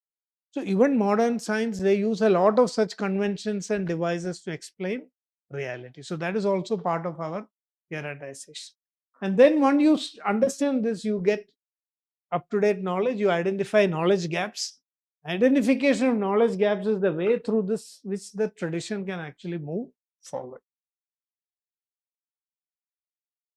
So Adrishtartha, could be Tarkya, it could be Satya or Asatya, it could be Drishya or Ati. Another way to look at this whole.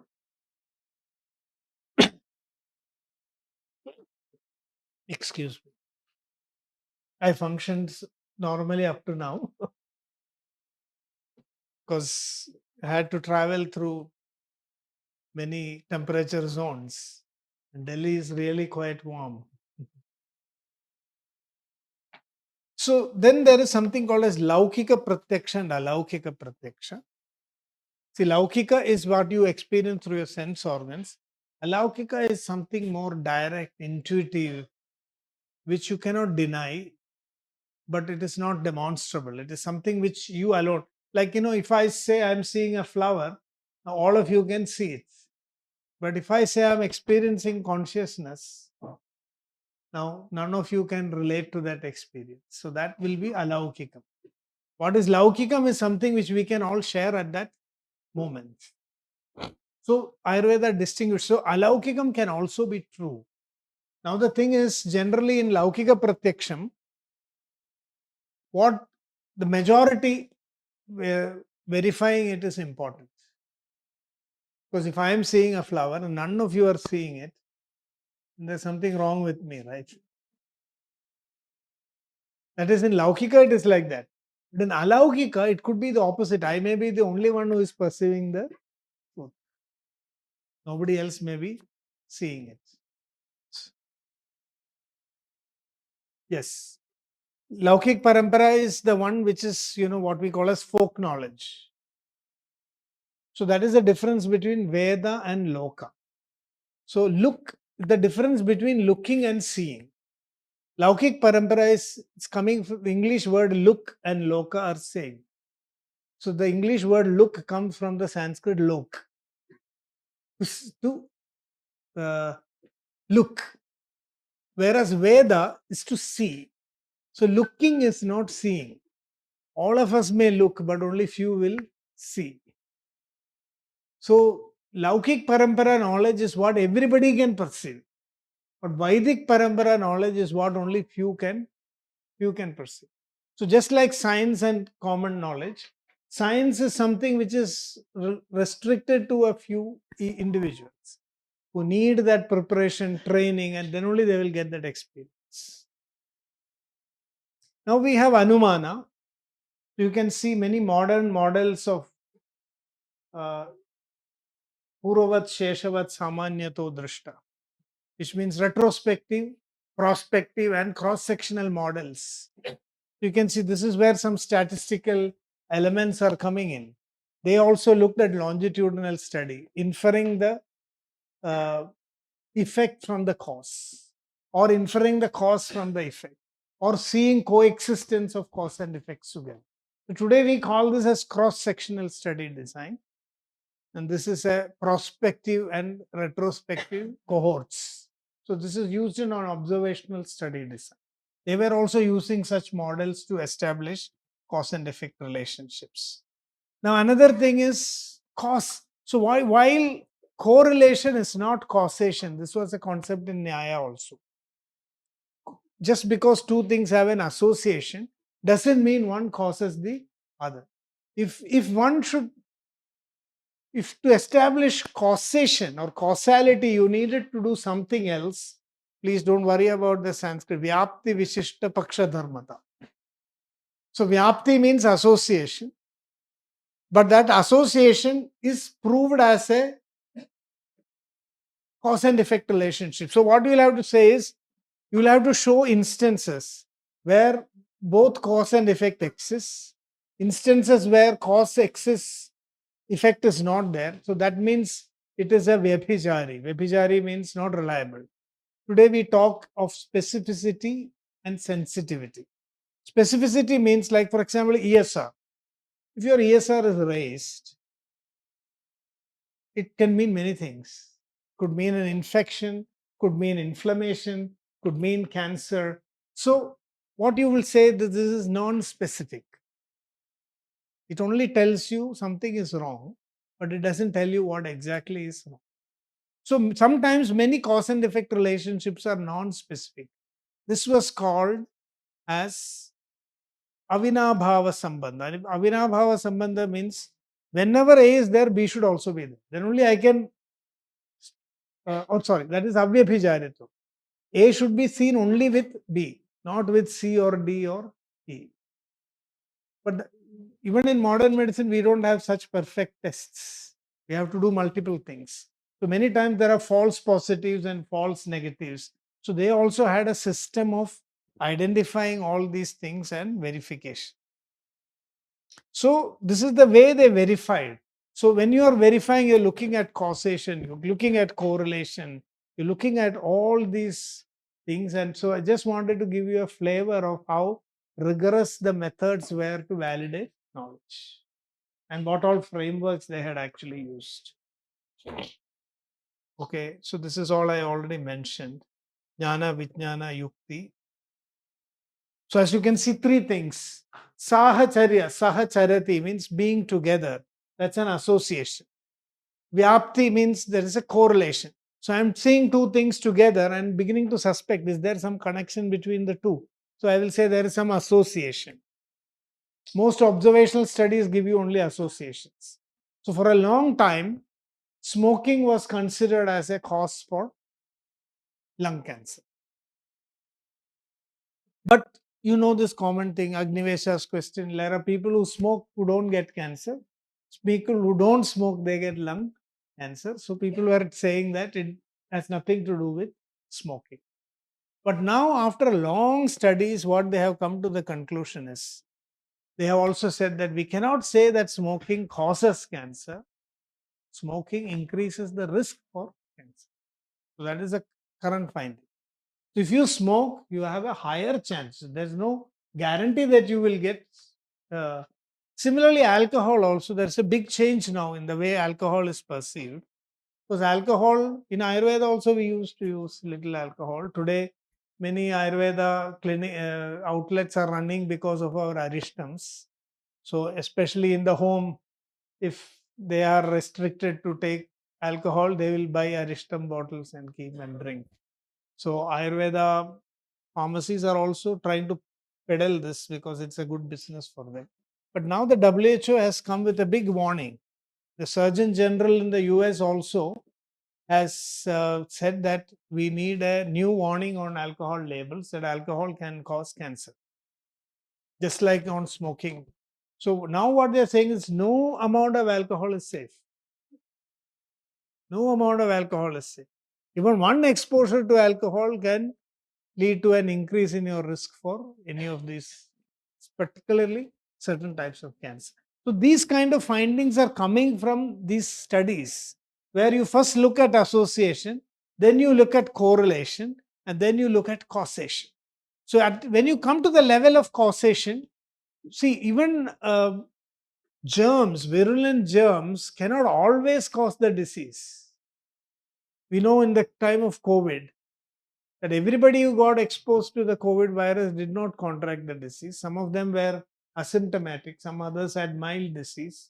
So when you say causation, it means there is a high chance that it will cause that particular condition. So you can see these kind of debates were also part of the old method of validation of knowledge, which is quite fascinating. So here is a summary: prospective, retrospective, cross-sectional, association, correlation, causation. Right, so I'm skipping. So I mentioned this already, avyabhijaritva, specificity, avinabhava sambandha, and sensitivity. So sensitivity and specificity means, sensitive means every time you get a positive in that, see, our COVID as an example, your test may become positive, but you may not really have COVID. So it is not a sensitive test. A sensitive test means, or it could be that your test is negative, but you really have COVID. So it's a false positive or a false negative. But if the test is very sensitive, it will pick up every time there is COVID. Now, specificity means that test should be positive only for COVID, not for something. So avinabhava sambandha and avyabhijaritva, these were two. And another thing is ayuta siddhatvam. Ayuta siddhatvam means when the cause is removed, the effect also goes. When the effect is removed, the cause also doesn't exist. So this we use the challenge de-challenge. See, when you have a doubt whether a medicine has caused an effect in a patient, it's sometimes unethical to do this. But one of the ways to do this is to give a re-challenge. De-challenge means remove the medicine, then the symptoms will go down. Reintroduce the medicine, symptoms will again come. So they have a coexistence. So then we are able to draw a conclusion that one causes the other.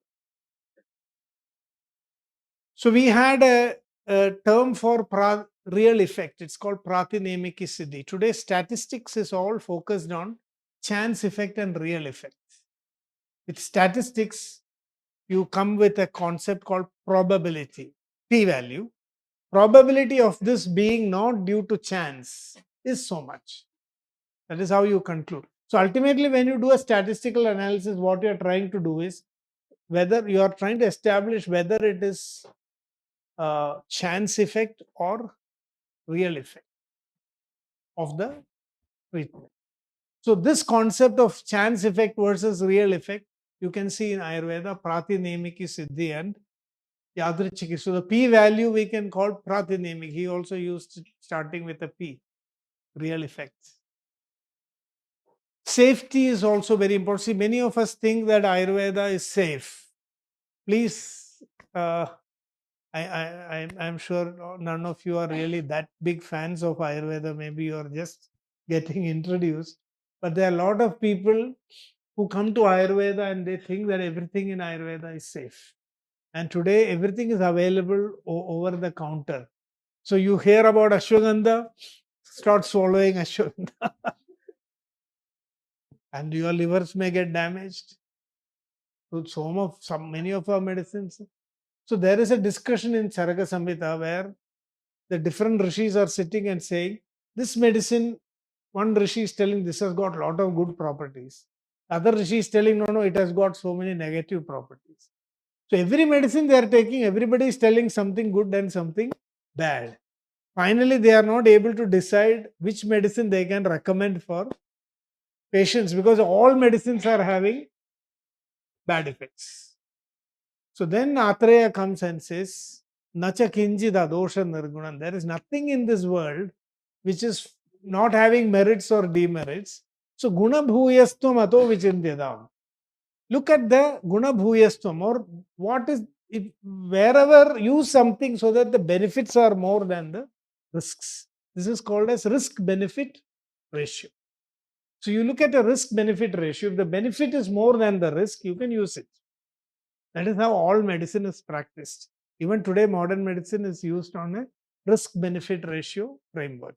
So that risk benefit ratio is first described in Charaka Samhita. And Ayurveda distinguishes between medicine and treatment. Medicines can have side effects, but if you use it correctly, you can minimize the side effect. So that is why we say it should be done under supervision. When an expert uses the medicine, you can almost annihilate the side effects. But if it is used in a wrong way, it can produce side effects. So Ayurvedic medicines can produce side effects. It depends on, okay, these are all the same concepts. Now, one of the ways, what was your name? Shubham. So here I have tried to bring the Ayurvedic concept of Paksha, Sapaksha, Vipaksha into a statistical framework. Today we have a formula for odds ratio. So the odds ratio formula is exactly what our Anumana people have talked about as Paksha, Sapaksha and Vipaksha. So fire present, fire absent, 4 situations. Now if you do this, use this equation, and if the number is odds ratio is more than 1, then it confirms a strong association. So today we can quantify it also and use it. But I didn't find such a formula in the text themselves. Okay, so these are all the same repetitions.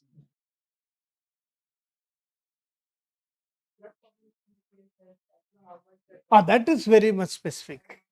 How much proportion, how much water to be used, how long it should be cooked. Dosage also. Dosage according to the, yeah, yeah. The difference in Ayurveda is 5 minutes break. So this is getting over. So with this topic, we'll have a break. So in that we have, see, in Ayurveda medicine today, modern medicine, what we do is weight. Depending on the weight of the person, we decide the dose. In Ayurveda, Agni or digestion and absorption. Depending on that, we modify the dose. If a person has, see, this is called metabolism. Because metabolism, the thing is, if each one of us that metabolizes drugs in different ways. In some people, the drug is metabolized so fast that a small dose will not have any effect. Because the drug will stay in the system only for a short while. For example, if you are a Pitta Prakriti, I may have to give you more medicine because the medicine, by the time it acts in the system, the body will metabolize and throw it out of the system. If you are a Kapha Prakriti, I have to give you smaller dose because your system will digest slowly. So medicine will remain in the body for a longer time. The more it remains, the more toxic effects will. So somebody with a balanced Agni, you can give a moderate dose. So Ayurveda also has a system of dosing. We have to assess. We have to assess the Prakriti. In our last topic today is assessing Prakriti and Agni of the person. So Agni assessment is a major thing. And one of my PhD students is working on developing a tool. She's a dietitian, assessing a tool to look at Prakriti, Agni and Koshta so that, we can more objectively follow these methods. When you are in doubt, what we do is we give a test dose and see. So even in modern medicine, today they are not able to know. So they will, even an local anesthesia before they give, they are doing a skin prick test. So when in doubt, we say Hrasiyasi Matra. Hrasiyasi means smallest possible dose. So start with that, observe the patient, and then go for a higher dose. Because human beings are unpredictable. Whatever classification systems you create, there will always be some people who don't fit into any of these frameworks. They behave, and even one case, if it happens, your practice is gone. One mishap is so dangerous. People will forget all the good things you have done. So it is always safer to take a precaution. Okay, this was Atreya's answer, chance effect and real effect. So this is the second lecture. These two lectures have taken much longer than I expected. But I think they are important for this whole foundation of the next. We are going into actual concepts. We can go through that a little bit more quickly. But the historical evolution and the research methodology shows that we had a very robust knowledge tradition. And that is what we have to revive, not blind belief in Ayurveda. And if we revive that methodology and then start using the material resources that we have, probably in the future, India can become, a leader. I want to tell you one thing that is there in some of my future slides also. See, the global herbal market is growing at a huge pace. India has one of the richest megadiversity zones in the world and also rich traditional knowledge. But do you know, any guess India's share in the global herbal market, how much it is?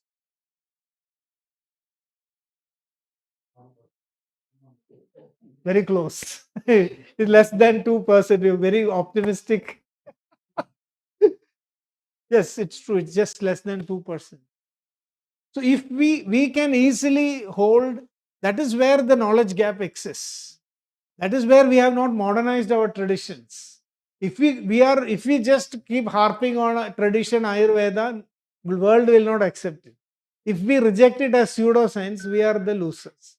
If we take this knowledge, bridge it with modern science, and make it available in a contemporary way, we could hold 50-60% of the global herbal market. And you know what economic implications it will have on our country. With just our herbal resources, India can become a economically self-reliant nation. So there is so much economic potential also in this. Okay, so let's have a break.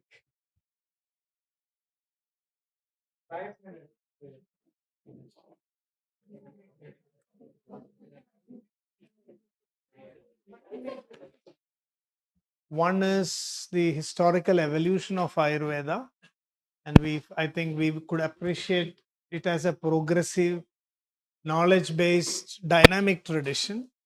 And we saw the whole knowledge framework, how this knowledge was created, the Aptobadesha, Pratyaksha, direct perception.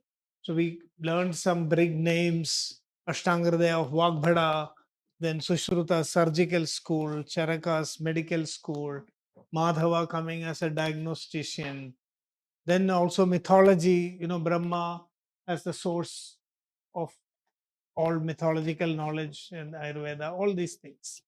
So now we are going to look at how Ayurveda looks at the human being. So this is some ontological aspect. What makes Ayurveda different? Because see, in Ayurveda we have the concept, whom are we treating? Are we treating the patient or the person? So in Ayurveda, the focus is on the person, not as a patient. We consider the individual as a complete person, more than just as a patient. Because when you consider somebody as a patient, your view is very limited, right? You are just looking at him in the context of that disease.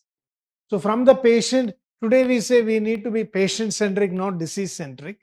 But if you are very patient centric, you will soon become also disease centric. But if you become person centric, you are able to go deep into that individual, the personality, and heal. There is something is different when you say curing, healing, managing. Curing a disease is just fixing some problem in the person. But can you tell what is healing? Healing means to make the person whole again. Now that is the goal of Ayurveda. Because even if you are, see, there most of us have a sense of discomfort inside. Something is not wrong. I mean, sorry, not right. Something is not right. Do you agree? There is a nagging feeling. Something is not in place. There are very few moments where you feel completely at ease with yourself, or you feel whole, connected, and everything is going fine. But that small irritation is always there at the back of our mind. And in Ayurveda, healing means to completely eliminate, so that you are. So, what Ayurveda is focusing on is the quality of your happiness, the quality of your well being. Today, we are focused only on certain numbers, like if you go to a blood checkup and everything comes okay, you are considered as healthy. But that's just the tip of the iceberg. There's a lot of things happening inside. So, Ayurveda, first thing is that we have to know that we are a three-dimensional being. Our body is just our outer crust. And today we are very body conscious or body centered consciousness. We identify ourselves with our bodies. And the body is something which is on the pathway of destruction. And so you identify with all the experience that your body encounters, and then the pain becomes even more pronounced. So, the first thing that Ayurveda tells is that you are not the body, but you are occupying a body. So, then who is that person who is occupying that body? Now, there is a story of a guru who asked his Shishya, who are you? You have learned so much in the last many years. Tell me, who are you? So the Shishya said his name. I'm so and so. The Guru said, I did not ask your name. I asked you who you are. Then he said, I'm the son of so and so. And the Guru said, I didn't ask who your father was. I asked you who you are. He tells his mother's name, his country name, his office name, his identity, his work. Every time the Guru says, I did not ask what work you are doing, I'm asking you who you are. Now the Shishya gets angry. But he controls his emotions and asks his Guru, Guru, are you pulling my leg? What do you want to know? So then the Guru tells him, see, whenever you try to describe yourself, you had to refer to something outside you. So your identity, your understanding of yourself is conditioned by what is around you. You are son of so and so. You are citizen of so and so. Or you are doing, every time you define yourself, it is so this is what you call as your mask. See, we have a personality which is only a mask that we are wearing by the pressure of circumstances. And we get too identified with that mask. Now, I'm not saying that that mask is not useful. Without that, we actually, this today they say, I wear many hats. So instead of hats, it's like wearing many masks. So when you are at home, you wear the mask of a daughter or a son or a father or a mother. When you are in office, you wear the mask of a officer. And this is our challenge. We are not able to stitch all these masks together to create an integrated identity. This is a big problem of ill health also. If you are not able to negotiate between all these pressures, you will crumble as a person. I hope you understand. Are you able to relate to this? This is one of the biggest challenges, especially in modern world. We are forced to put so many masks in so many situations. Sometimes we know that we are not that mask. In fact, you don't feel like even putting that mask because it is so against what you are. So the Guru said, forget all these masks and look at who you are innately. So you are pure awareness because anything that you are aware of is not you. Are you able to follow? Anything that you are aware of is not you.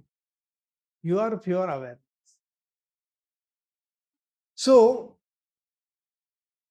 you are just I am. That state. See, when you wake up in the morning, just when you wake up, sometimes from deep sleep, for a moment you are lost. You don't know where you are, who you are, what you are. And then suddenly the universe comes in front of you, and then your identity comes. In that split moment, you can catch yourself. This was called traditionally a Sandhya Vandana. Sandhya is actually the junction between sleep and wakefulness. That junction is called Sandhya. That is why they used to do Sandhya Vandana. Sandhya Vandana means, so there is a famous sloka. One big teacher, he was not doing any Sandhya Vandana. In our tradition, it is a big blasphemy. So many people ask, why you are not doing Sandhya Vandana? It is morning Sandhya, mid-noon Sandhya, and if Trisandhya you have to do Vandana.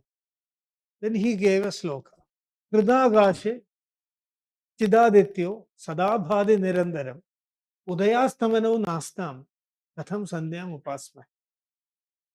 Kridagashe, in the heart of, in the space of my heart, in the sky of my heart, Chidaditya, the sun of consciousness, Sadabhadi Nirandara, is always shining. Udayastamanau Nastam, there is no setting or there is no rising or setting of this sun. So how will I do Sandhya Vandana? So the goal of Sandhya Vandana was to rise in that consciousness or awareness of who you are. This body-centered consciousness is considered in our tradition as a bane of the Kali Yuga, becoming too body conscious, identifying ourselves with the body. The body is only a vehicle in which we are. It's a tool for Sharira Madhyam Khalu Dharma Sadhanam. This was how Ayurveda was teaching us. Sharira is a tool for doing dharma. The real purpose of Sharira, you know what it is? Why you have got a Sharira? To walk, to move, all that is fine.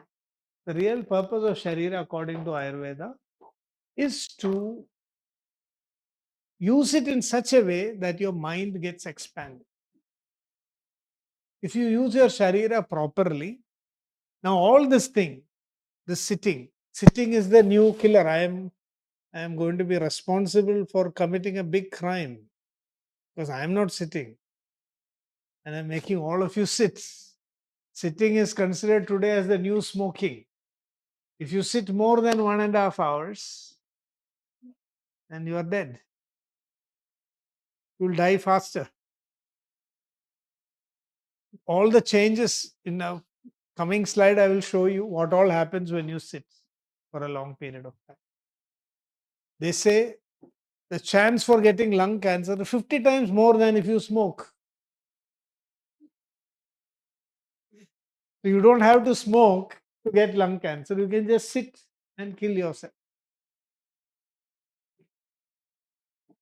You can get depression. You can get anxiety just by the way you use your body. So body is a tool to expand your mind. The body is something, see, our life means it is like you are put into a train and you are told, see, what is the destination? Crash. This train is going to crash. This is your life journey. You put in your body and your body is going to crash. Whether it's going to happen today, tomorrow, or after 100 years, that is only uncertainty. It is certain that we are going to crash. So what is the purpose? What do we have to do? So what our Shastras are telling is liberate your mind, escape from that train before it crashes. So mental expansion, that is why worldwide we were called as man or woman. Its man is coming from the Sanskrit mana, means mind. So even the word human being, it actually means that we are mental beings, not physical. We live a mental life. And a physical body is to enhance our mental life.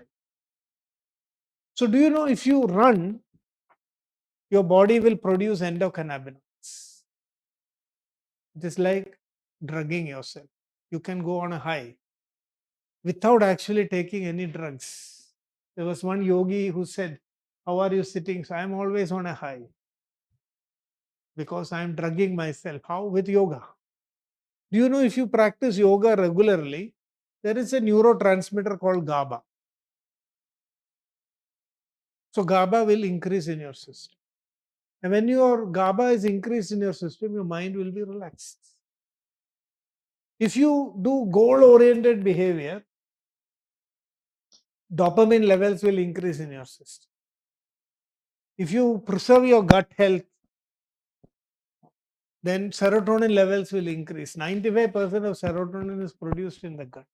So these are called as the neurochemicals of happiness. These, if you use your body in such a way that your neurochemicals, all these were called in olden days as ojas, having more ojas in your system, your mind will be in a very high state of function. Today, what is happening is we are dragging our mind with our body. This is called the trigunas. You have heard of the trigunas? Sattva, Rajas, and Tamas. The body is tamasic and rajasic. That is only two things it can do. That is what we are doing, sleeping, roaming around, acting. When you get tired, you will lie down. The body can never be, only the mind is sattvic. Another name for the mind is sattva. So the triguna level, we have to elevate our mind to a sattvic state. So in order for that, we need to understand the human being as a composite of the body, mind, and self. And that is what Ayurveda introduces. So integral health means psychological, sociological, biological. That is a new concept. Instead of sociological, we talked about it as spiritual. So spiritual includes, the whole. Today we are looking at to the narrow lens of sociological. But spirituality is also sociological only, because when you become truly spiritual, you connect to the whole society. So what you do with your physical body should be in such a way that your mind is getting elevated. See, what I have understood after studying Ayurveda is, in your young age, you imagine you have to climb a hill. So to struggle with your body only you can climb the hill. And there you cannot climb down, it is steep. You have to jump. So when you jump, you should have a parachute. The second part of your life is like jumping from the cliff. The first part of your life is like climbing this hill. For climbing the hill, you need good physical strength. So up to the middle age or of your life, you will have physical strength. After that, your physical strength will decline. Now, the second part of the journey can either be a crash from that cliff, or if you have a parachute, you can glide down smoothly and complete the second part of your journey. Now, that parachute is your mind. If you activate your mind by the time you reach your middle age, then your old age will be, you can see all our old people, they were all very old. Today's old people, dementia, Alzheimer's, Parkinson's. Today, old age means dementia, Parkinson's, all these kind of diseases, crippled. Nobody wants to become old. Old age has become a terror. Today, we put them under shelter. In our tradition, how it was brahmacharya, garhastya, vanaprastha, and sannyas. The full stage of self reliance was old age. So, old people were shelter for the world. They did not have to be put into shelters. That is a big change that has happened today. So, today, the way we are behaving now more and more studies are showing that what we are doing in our young age is laying the foundation for neurological degeneration in the later age. Why dementia, Alzheimer's, all these problems are coming. If you look at our culture, these old people were the most wise people. They were very self reliant, self sufficient. They may be a little weak physically, but their minds were very strong. And they were able to smile at death. I know in my young days, there used to be some of my relatives who would tell me when I go for vacation, I was born in the 60s. So it's quite a long, before the technology and all these revolutions, and life was simple in my childhood, I was able to interact and see a lot of people who were living in that old way. So they would they will call us, hug us, give us some sweets, and say, I will not see you in your next vacation. So I want to see you for the last time. And then we come to hear after some months that that person has passed away. I'm surprised how many people, at least 4 or 5 people in my life, have experienced having told me that they are going to not be there within a few months. And they had no regrets about it. They were smiling, they were happy, they were finishing their, it's like whatever they wanted to do there. So this is why I said death. There was, I think, a poem, "O death, where are thy stings that the seers have seen in thee?" A poet is seeing death in a totally different light and saying death is like a mother coming and putting a child to sleep. So, "O death, where are thy stings? Where are the stings that seers have seen in thee? You are not at all terrifying. You are so gentle. You are coming and, putting, it's like a child being put to sleep." So, today we know only of terrible deaths. We don't know about peaceful death. Today we cannot see death because we will be put inside the ventilator. The technology will not even allow us to die today. So you cannot be with your near and dear ones. That was more important. Not interfering when a person is dying. This is one of the principles of Ayurveda. And this is what I would say is like sunset. See, sunrise is very beautiful. Sunset is also beautiful.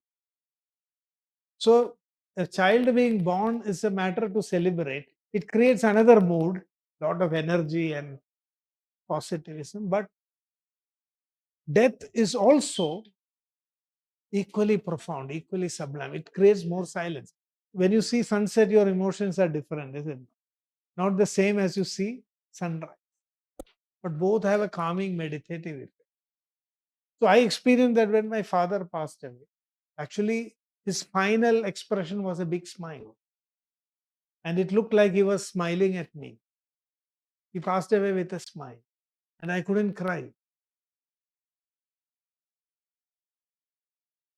So, Ayurveda tells us that if you understand our personality at a deeper level, we have to connect to plants, humans, animals. We can live with that awareness of the whole. That awareness of the whole is what Ayurveda calls as health. So we had Ayurveda for animals, Ayurveda for plants, Pashu Ayurveda, Gaja Ayurveda. Today we are talking about One Health.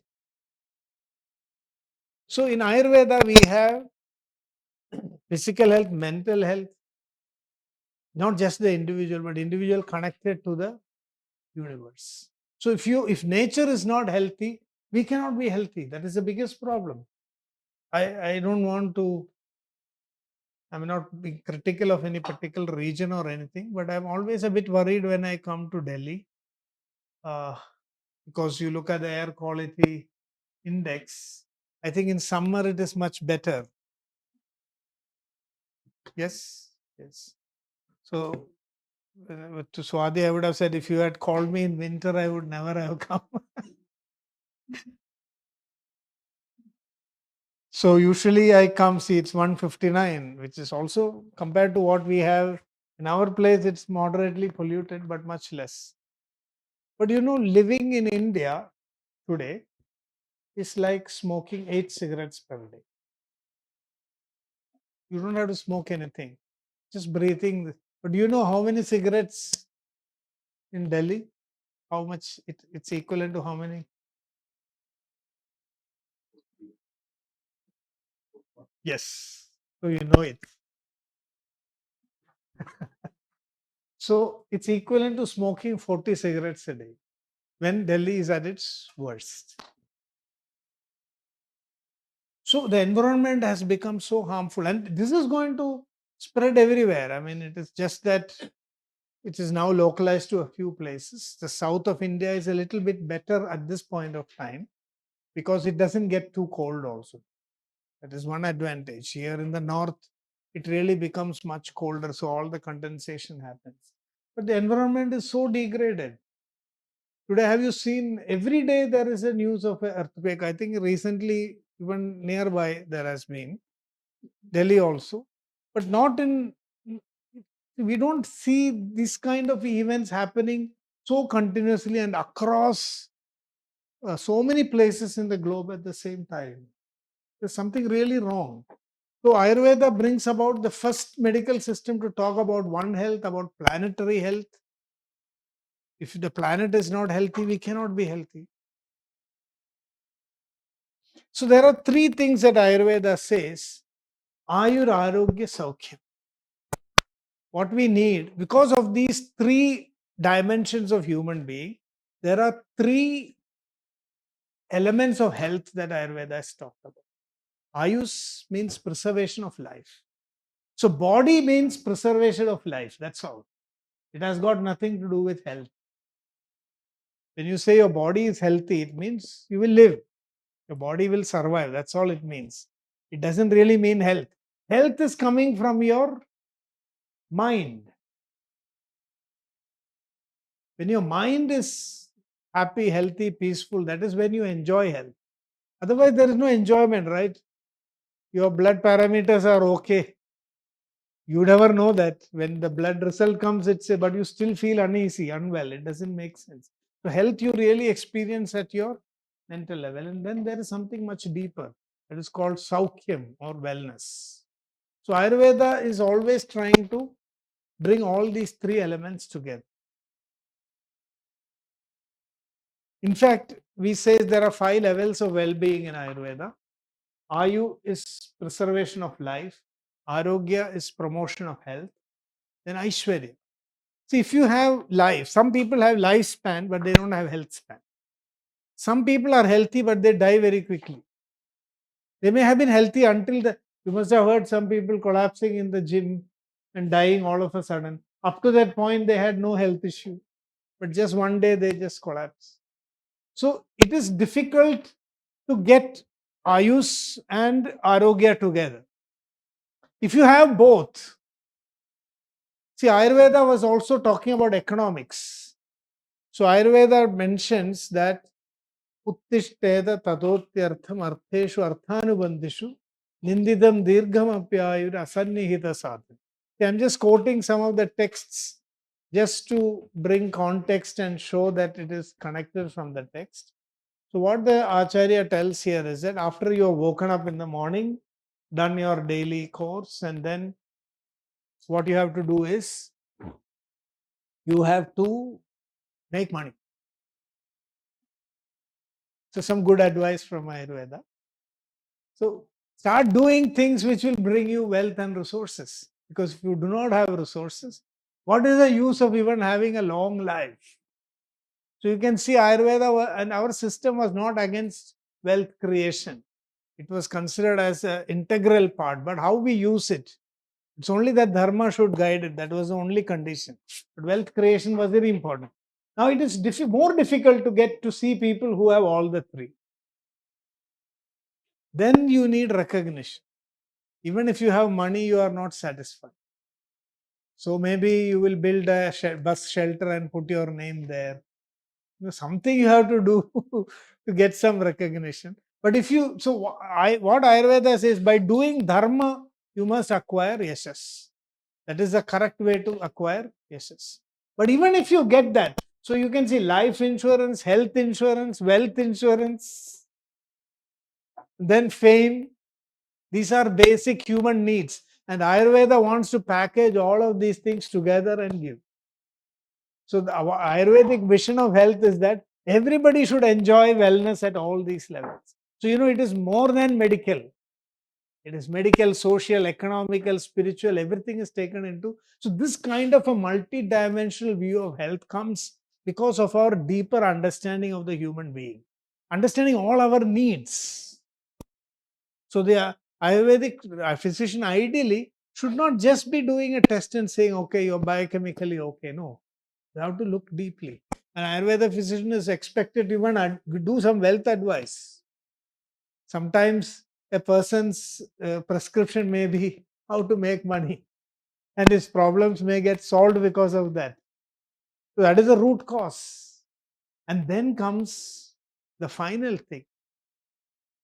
You get all these four things.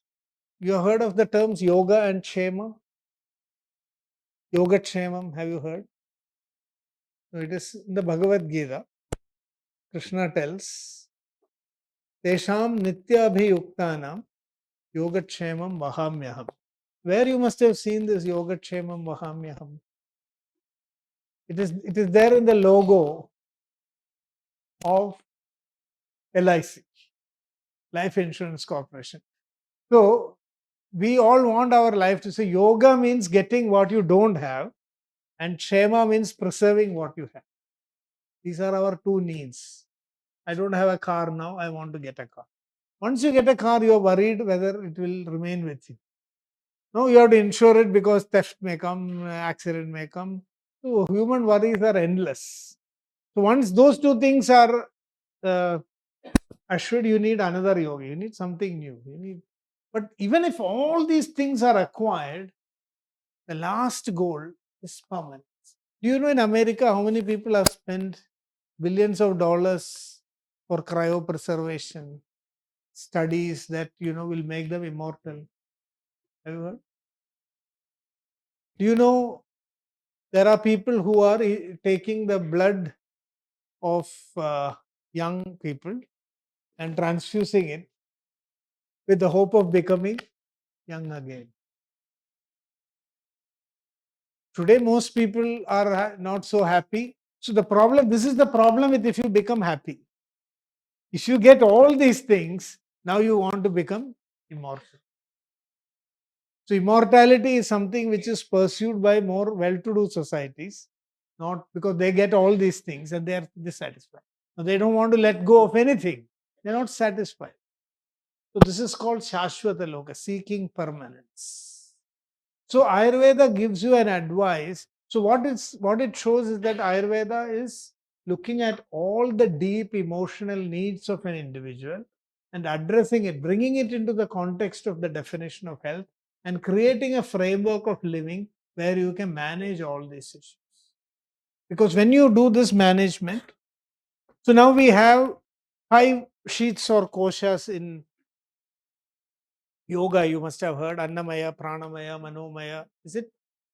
Everybody knows 5 koshas. So Annamaya kosha is the body, Pranamaya kosha is your sense organs, Manomaya kosha is the mind, Vijnanamaya kosha is intellect, and Anandamaya kosha is your consciousness of self. So it's like an onion. You can peel each layer and layer, you will go inside, you will see more. This is what we never do. We have to peel ourselves. That is what prayer meditation is all about. Going through the outer layers and looking. So in our concept, one of the slogans that I developed after studying Ayurveda is preserve the body and kill the mind. The purpose of the body is to kill or still the mind. From illness to wellness to stillness. That is the method. You are now ill, you become well, and then you become still. Still means when the mind becomes stable, that is when we are able to go over all what we call as the samsara stresses, all the stresses that cause ill health. So body is a tool to invigorate and liberate the mind. So the mind right now is opaque, it is covered by rajas and tamas. So what we are doing with the body is we are tamasic now, so we have to burn the tamas, express the rajas, and then what remains is sattva.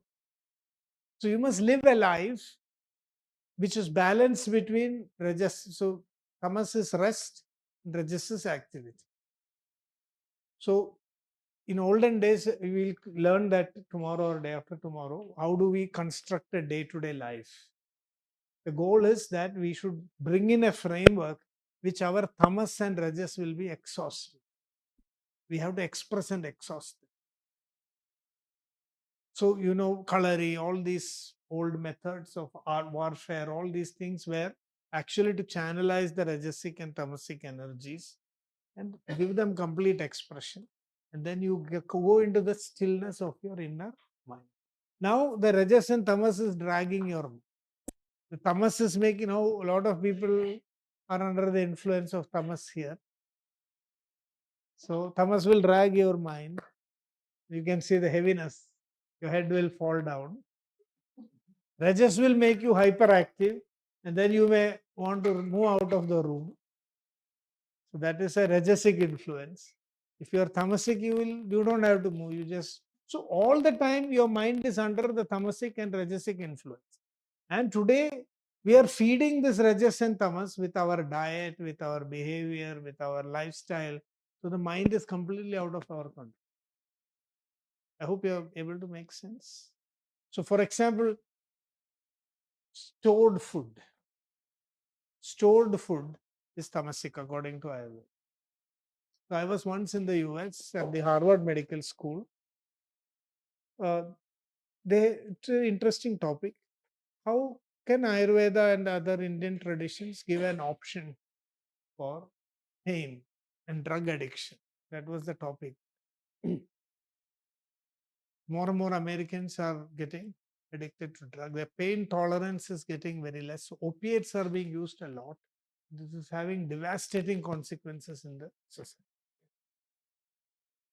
So Sadhguru was also there at that time, and then he made a simple observation. He said, please stop eating stored food. Because the way you are living your life, you are enhancing the tamasic qualities of your mind. So as long as your tamasic qualities are enhanced, you won't have any control over your mind. Your addiction and all these things will continuously happen. So what I wanted to say is that this understanding of your human personality, the body as tamasic, the mind as rajasic, and at a deeper level consciousness, bringing in sattva guna. and you're taming your body and mind, creating a lifestyle for each person with which you can deal with your own rajas and tamas. That is what Prakriti tells you. And then you will be able to emancipate yourself. You will be able to function at a higher level of mental calmness and fulfillment. This is the goal of Ayurveda. It's not just here to treat some diseases and cure it. It is trying to take charge of your whole life and completely change its direction towards evolution and enabling of a higher consciousness. Now you can see, if you look at the Panchama Bhutas, it is very interesting, and you can know that you are different from your body. The body is empty. If you go deep inside, if you were to become smaller than your mouth, don't imagine entering somebody else's mouth. Imagining entering your own mouth, become smaller, smaller, smaller, smaller. You will find always, as you become smaller, some space is opening for you to enter. And it goes never ending, never ending, never ending until you reach a point where it is emptiness. So, our Acharya said the body is empty. And today, physics is also telling us at a quantum level, if you look at your composition of your body, you know that atom has so much of space inside, and you will be lost in that inner space of Akash. So the body is empty. But when you come to another level, body is a play of dancing particles. It's called Vayu. So Akasha is empty. In that emptiness, as you make your return journey, you can see suddenly everything becomes active. There's so much of activity inside you. This is what we call as Akash. So in that empty space are the atoms, which we called as Paramanus in those days. And they are continuously being created and destroyed. So your body, now you look at it in another frame. And then when you come, you see the body is something burning. And now the question is, how can the body be all this at the same time? How can the body be empty and yet burn? How can the body be burning and yet express as, complete motion and dynamism? And when you look at the body at another level, it is nothing but water. 75% of our body is water. And then you get that other perception, which we are commonly seeing, is that the body is a physical, solid substance. That is what we are seeing now. So, Ayurveda gives you a deeper understanding of your body, taking you through these various layers and showing how that you are different from the body and you are occupying this as a substrate. You cannot be, because it's so diverse. You cannot identify with any of the components of your body. One of the things why, and what is interesting is, if you were the body, then you would, every day some new you would be coming into your system, because the body is being recycled. Nothing in the body remains which you can identify as you. Are you able to get the point? Because then you are actually the food that you eat. Deho hi ahara sambhava. That is why it is called Annamaya Kosha. It is Annamaya Kosha because it is just the food that you eat accumulating, degrading, being thrown away. You cannot search and find yourself there. So Ayurveda takes you on a journey of looking at your own body to see if you are there as a witness. See, in all these years, I have been there. I didn't go anywhere. But my body is completely different. There's nothing in me that was there in my body when I was 5 years old. Nothing is there. So it is quite evident that we are not the body. So then, as we say, are we something that is created by these reactions? But how can it be sustained for such a long time? So many new eyes would have created. Where is that continuity coming from? So that is where Ayurveda talks about the manas as the source of our personality. And when we address that,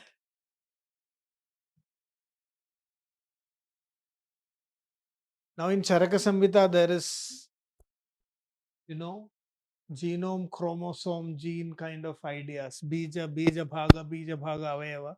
We had a very deep understanding of the body. We said that in the seed, which is the sperm and ovum, they did not clearly understand sperm and ovum. They talked about pum bija and stri bija. They used the term bija. They did not have access to microscopic characterization of these, uh, but they came close. They called, for example, the ovum was called as a flower, and you can see the ovum oocyte has the shape of a flower. So a woman who is ovulating and menstruating, ovulation is called as pushpini, means a woman has flowered. That concept was there. So they were using the idea of plant life, just like a flower gets pushpe pedam phalayat, and the fetus is considered as a fruit. So he used botanical terminology here. What is interesting is that they imagined that in the bija, every body part is coded. So bija has a bija bhaga has a bija bhaga avayava, and each of those small parts code for different organs in the body. And in Charaka Samhita, there is a discussion that if one part of that bija gets damaged, that organ will get damaged in the. So this is an early idea and speculation about genetic transmission of disease. Charaka also talks about something very similar to cells. He says Jiva Paramanus. Jiva Paramanu means biological unit are innumerable and they cannot be counted.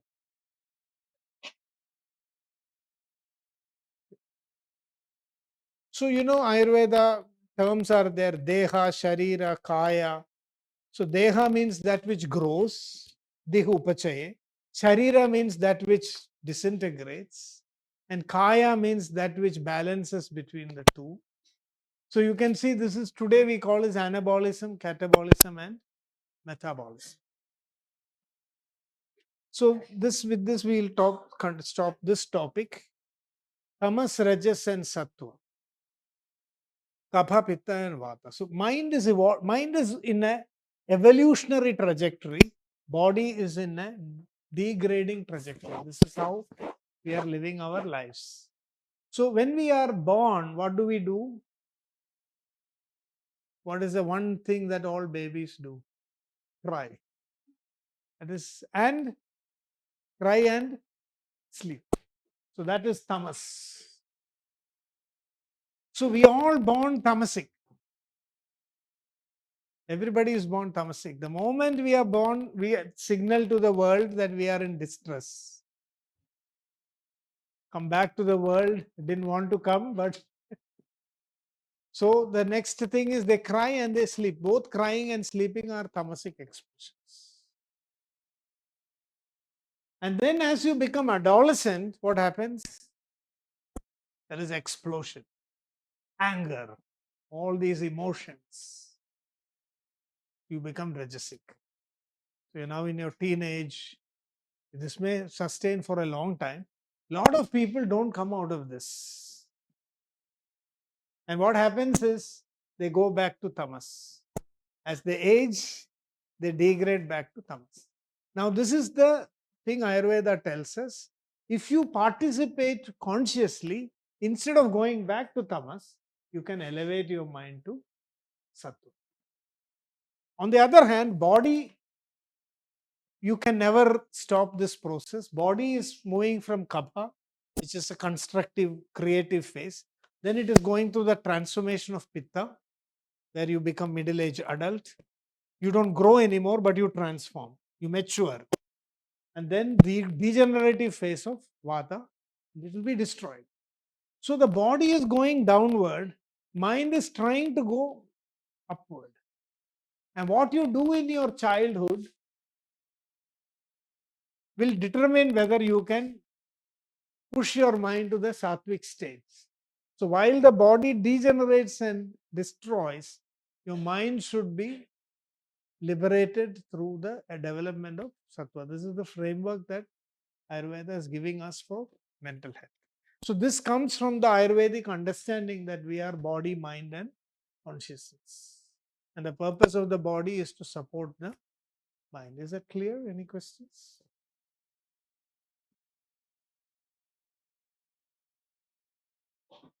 So that's this topic.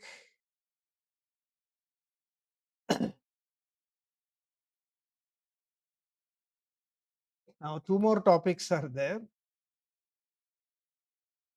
One is this understanding of the body as dosha, dhatu, and mala.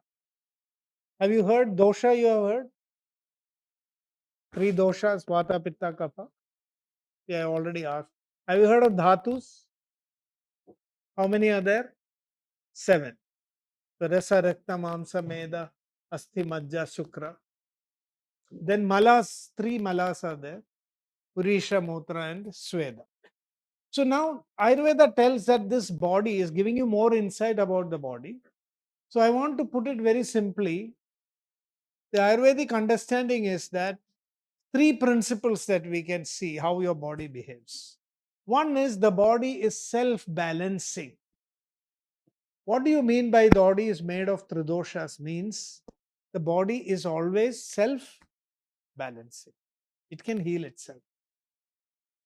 This is a fundamental premise. The tridosha theory, what it tells us is that you stretch the body this way, that way, it will come back to its normal state.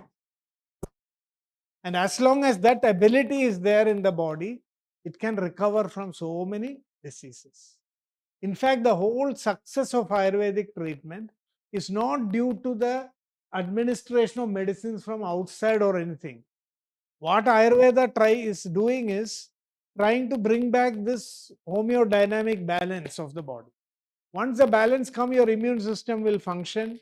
Then, with simple medications, the patient may get healed.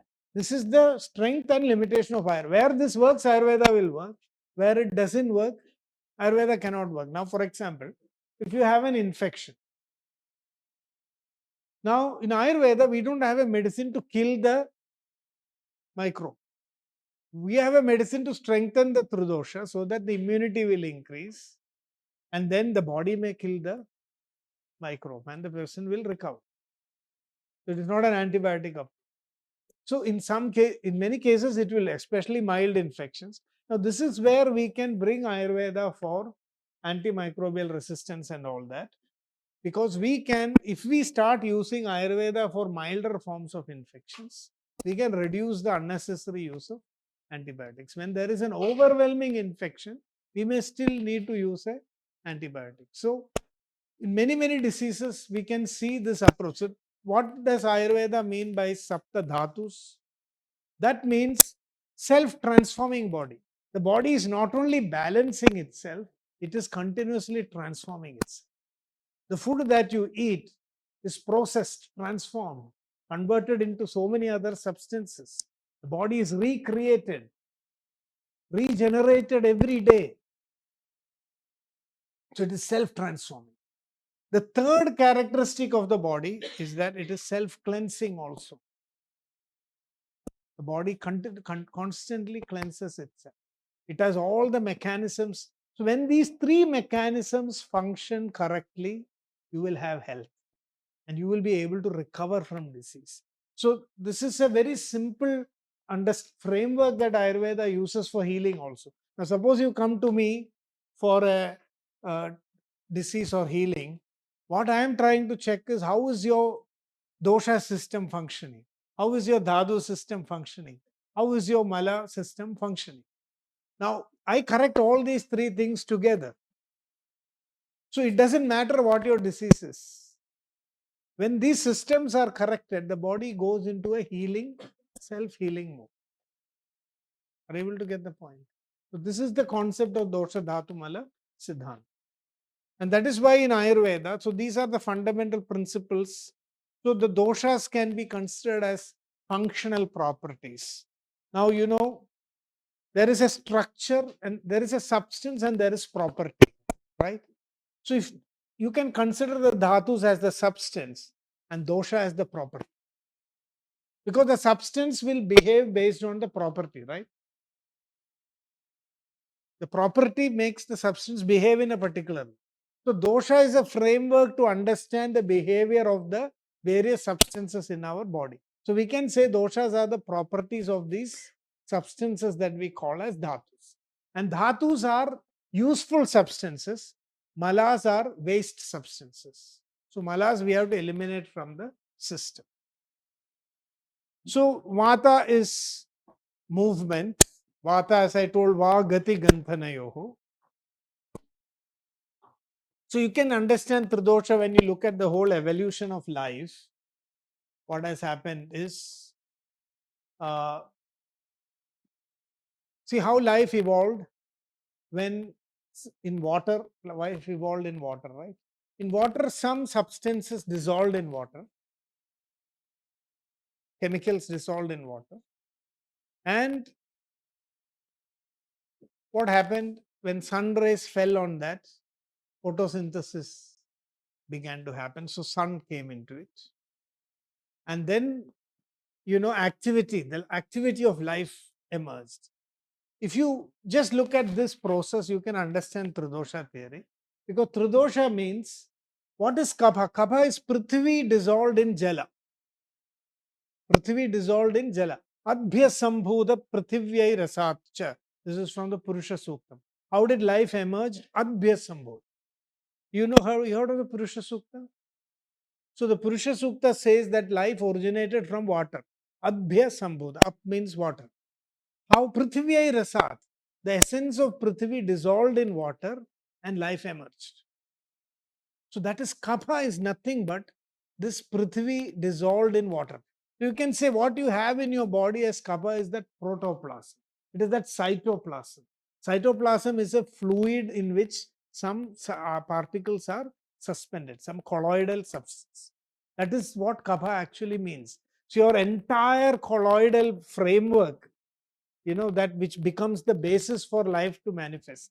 When the right chemicals dissolve in a watery medium, you create what you call as the life fluid. So this life fluid is seen from amoeba to multicellular human being, right?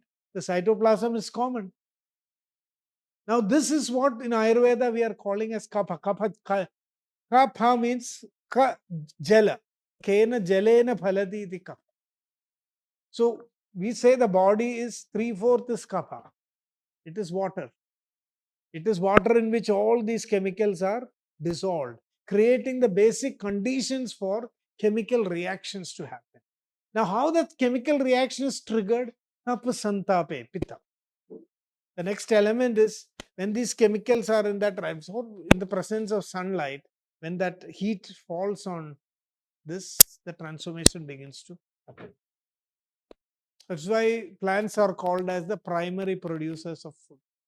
We call this as osha or a burning transformation that comes under the influence of pitta. And when these two processes happen, life begins to express itself. The activities of life begins to express. That is what we call as vata. So it is a unifying systems kind of understanding of the life process. That when matter dissolves in a liquid, in a water, and it reaches a condition where heat is able to work on it, then the chemical reactions that produce life manifests and it expresses as vata. So this balance of this process is what we call as tridosha, which means it is the most essential processes that preserve life. That has to continuously happen in your body. This is happening in a cycle. So there is a vata phase, then a kapha phase, then a pitta phase, then a vata phase. Then again it starts. The next is building up the kapha again. And then when it burns, the energy is released, and then the body goes into a rest phase. So ATP molecules. ATP molecules. So when you are active, ATP is breaking down and it is depositing as adenosine. Now a lot of adenosine deposit in your brain will make you sleepy. So what you do, if you drink some coffee, the caffeine will go and interfere with the adenosine receptors and you will feel little awake. But once the caffeine disappears, the adenosine will immediately fall back and you will fall asleep. And when you are falling asleep, what is happening? The brain is again converting adenosine into ATPs. So if your sleep is very deep and good, then when you wake up, you will have enough ATP. So you can see this is the process. All these things can be understood through the Tridosha framework of Kapha, Pitta and Vata. Now, for all this to be held together, we need a structure, and that is what the dhatu is creating. So, kapha is that material which nourishes this kapha in your system. We call as rasa, because what you are doing when you are eating food, you are recreating the same process of creation. You are dissolving some solids in liquids, churning it to create the rasa which will feed your cytoplasm and that life fluid. That is why rasa is called, that's the first dhatu. First dhatu is what comes out of your food. So that rasa dhatu is nothing but again a colloidal substance in which in liquid, you can see when you take blood and separate the cells, you will see the plasma there, right? That plasma is that liquid portion, nutritive portion. That gets converted to rakta. Then, it nourishes with that blood. See, our body needs both nutrition and oxygen. So rasa rakta combine together to create the nutritional system of your body. And next thing that you need is movement, activity, so the muscles. So that is mamsa. And you cannot stand up, you cannot have a frame without asthi. So next asthi is, so it is like, a pool of liquid, what you call as an organism. That is how the saptadhadus emerge. And then you have the deeper tissues like the marrow, nervous tissue, that is the majja. Of course, then there is medas or fat in between, which, creates the insulation and holds everything together. And then finally, we have the body has to reproduce itself. So we have reproductive structure. So this is the story of how from the food, in the framework of the doshas, the body recreates itself again and again on a day-to-day basis. So this is called the self-transforming body. So what we do is, in our treatments, first thing that we do is correct your Agni, we call Agni Koshta, and correct the Dhatu Paka or metabolism. According to Ayurveda, metabolic stress is one of the causes for all disease, most of the disease. So when you correct this Dhatu Chakram or this transformation, then your doshas will become balanced. And then we do something called as Rasayana. Rasayana means to enhance your immunity. In the last day's class, we learn about how we apply this in actual treatment. So whatever the disease, we check the person's constitution, we check the person's digestive capacity, we look at whether there is ama in the system. This is called as metabolic stress. If your metabolism is not functioning properly, it produces many unwanted projects, one of which is called AGE, AGE, advanced glycation end products. These are all harmful for the body. It causes microvascular damage. So when you correct your metabolism becomes clean, then the life processes will again get reversed. So in that state, you are able to heal and repair yourself better. So what we have understood, this is where Ayurveda and modern medicine can be integrated if you study it very carefully. In many diseases, if you bring in Ayurveda, the healing can become much faster, much easier, because we are working on these key controls, correcting the metabolism, balancing the body system, eliminating the waste more efficiently. So the body is in a less stressed state and more organized state. So the recovery from the disease may be much faster. Because I have seen some diabetic patients, they are on modern medications, but they are not responding well to those treatments. When you start Ayurvedic medicines, they are responding better to the modern medicine side because their system is now responsive. Otherwise, it goes into a sluggish state. Is that clear? So, Vata movement, Kapha structure. So, Vata is, sorry, we say Vayu and Akasha. It is light, dry, the colon, bones. These are all examples of vata. It's difficult to go into all the details. I'm just giving an overview. This is only an introductory course. Pitta is a combination of water and fire. The reason is if the body, see, this is the body's dilemma is like the Shakespearean dilemma, to be or not to be. The body is to burn or not to burn. If we don't burn, we will not live. But if we burn too much, we will die. So you know which gland controls this to a great extent? Liver is through, and another gland is there which controls your metabolism. So no, no, thyroid. So you have hypothyroidism and hyperthyroidism. If you have hypothyroidism, your metabolism will go down and you will put on weight. And if you have hyperthyroidism, you will completely lose your weight. Your body will start burning, your hair will go gray hair. You will age much faster. So these are hormonal problems. These are related to pitta in Ayurveda. So we correct pitta and then the metabolism will be balanced. So kapha is water and earth. See, these doshas are present everywhere in your body. It means if you take a cell, all the three doshas are there because the cytoplasm is the kapha and then all the enzymes, enzymatic system which creates all the transformation is pitta, and then the movements, this membrane transport, all the activities represent vata. So the body, we say tridoshas are present everywhere, but you cannot see them. Kapha to some extent you can infer physically because it is more physical. Pitta is less physically tangible and vata is completely intangible. Because when you look at the Mahabhutas, you know why Kapha is more visible, because it is more material. Pitta is more at energy level, it is heat. So you cannot directly see it. Of course, you can see enzymes isolate those acids and all that, but you cannot fully understand all the thermoregulation of the body. Vata, when it comes, it is more inferred. So 7 dhatus are there. Rasa is plasma, it is nourishment. Rakta is blood, oxygenation. Mamsa is muscle, strength, movement.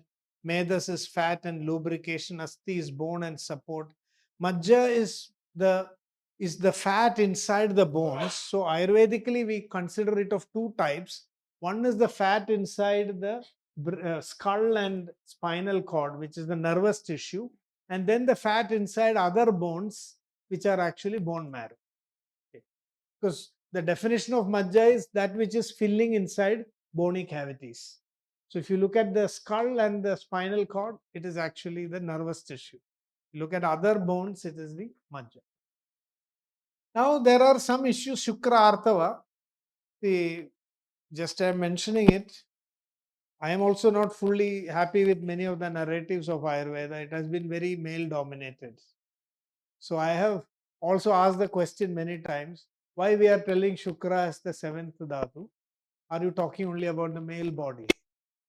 So there has not been an equal representation of male. So these are things I think we should change today. We have to create a... So see, Ayurveda was also influenced by some of the socio-cultural systems prevalent in those times. So you can see that kind of gender bias in some of the writings, which I think the only solution is to correct it today. So I'm just mentioning it because I don't want to hide or interpret and try to support, because worldwide that problem was there at that period. So we cannot escape it. We can create a more, gender neutral or balanced kind of narrative.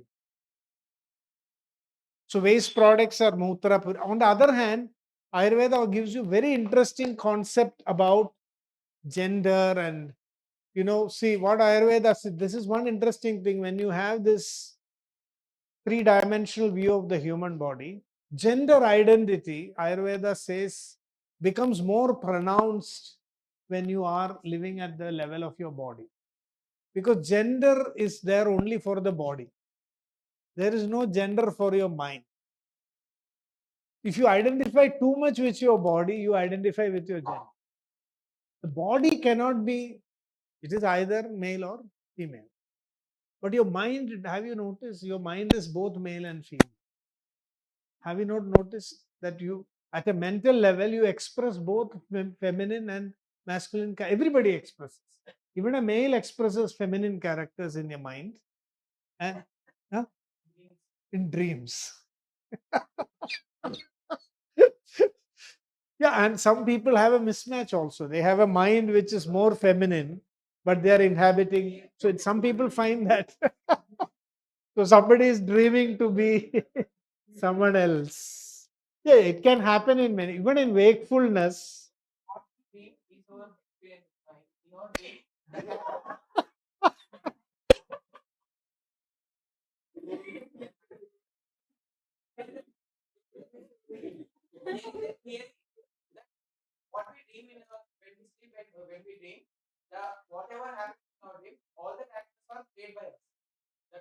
No, dream is a very complex thing. See, dream can, according to Ayurveda, dream does not need. So there is a dream analysis also in Ayurveda. So prarthidam, kalpitam, what you are as wanting in your day, in your conscious state, you will try to fulfill through your dreams. It may have nothing to do with reality.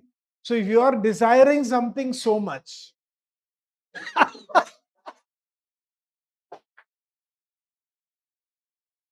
then you will experience it in your dream. So, Srutam Anubhutam. Then some dreams they say are predictive also. I don't know how far it is true. Some dreams are because of illness, disease. Disease can stimulate some dreams. So in Ayurveda, there is a section called dream analysis.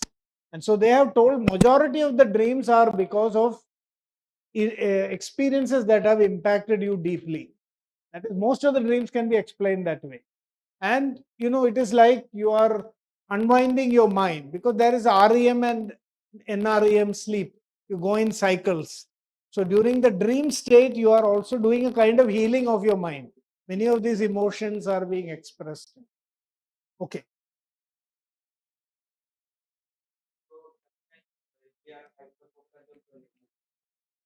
Yes.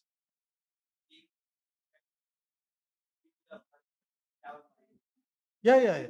See, sometimes I have had experience of solving some actual problems in my dream. And few times after I woke up, I am not able to remember it. Sometimes I have made a note immediately, I will go and write it down because it may not remain for a long time. Something which I was trying to solve in my office many days, suddenly the solution comes in a dream. That the experience I have had. Sometimes your fears are enlived. You are terrified about something, and then it happens in your dream.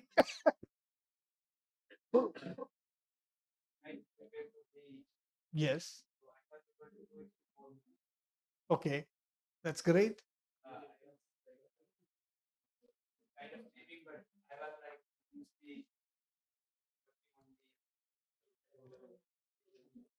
Yeah, yeah. See, the thing is, dream, you cannot expect that you will dream and solve all your problems because then we don't need to work. See, what happens is if you put a lot of effort, sometimes in waking state also, you will get this kind of intuition. But it happens only if you really have put a lot of effort on it. Then the mind processes it and presents a solution to you little later. This is called in modern science sometimes as serendipity. In traditions, it's called as intuition. But intuition doesn't come out of the blue. There is a history of a lot of hard work and exploration that you have done, with which you have refined your mind. And then at some point, the mind, something clicks, and then you get the answer. So now, the last part of today's discussion is about Prakriti. So I hope you got a rough idea about the Dosha Dhatu Mala Siddhanta. Just one point. You have heard of homeostasis? Homeostasis, physiology, interior milieu, Claude Bernard. These were great physiologists who brought these concepts, saying that, yes, Okay, not about interior milieu. The interior milieu is a concept in physiology which says that whatever happens outside, the body maintains a stable internal environment. So, a lot of regulatory mechanisms continuously working to maintain that internal environment. And that state in which the body remains stable is called as homeostasis. But if you look at Ayurveda, Ayurveda says Tridosha concept means it is not homeostasis. I would like to use the term homeodynamics. The body is not always in a stable state. So, depending on the external environment, the body brings a lot of adjustments and it is dynamically balancing itself. So, we can say that modern physiology brings the theory of homeostasis, whereas the Tridosha theory indicates an idea of homeodynamics. Now, Prakriti or individual constitution. So, the simple thing is, see, we are all made of the same ingredients. If we had the option to break down ourselves into parts, which we cannot do with humans, with machines, we can break down and put everything back together again. In humans, we also do to some extent during surgery, removing and putting it back again. If you analyze, we are all made of the same ingredients. The trace metals, minerals, major minerals, carbon, hydrogen, oxygen, nitrogen, atoms. If you look at the organic compounds, whatever is in our body, it's the same across. But still we are different. So what Ayurveda is telling us is that we are all made of the same ingredients, but we are configured differently. And that different configuration is what we call as Prakriti. So you have the same, so it's like a kaleidoscope. Every time you turn it, some new pattern will emerge. Similarly, every time, of course, there are rare cases where two individuals look similar. What is that called? Not twins. A doppelganger. So sometimes it happens, rarely, but still it may be only a physical semblance. As a personality, we will be still different. So what Ayurveda is telling us is that we are absolutely unique. We are just like our fingerprint is different, with which we are doing all this biometric sensing and identification. Please appreciate the fact that there is nobody else like you in this universe. Is that not a big thing? Is that not a reason to celebrate? That your presence is so unique and it's going to be once in a Earth's time. So come on, celebrate your existence. There's not going to be another you. This is what Ayurveda. So everything begins by loving yourself. You have to fall in love with yourself first, then you will fall in love with the whole universe. Then there won't be time for any other kind of romance. That's the problem. If you fall in love with yourself, you will fall in love with the universe. And then you begin to celebrate and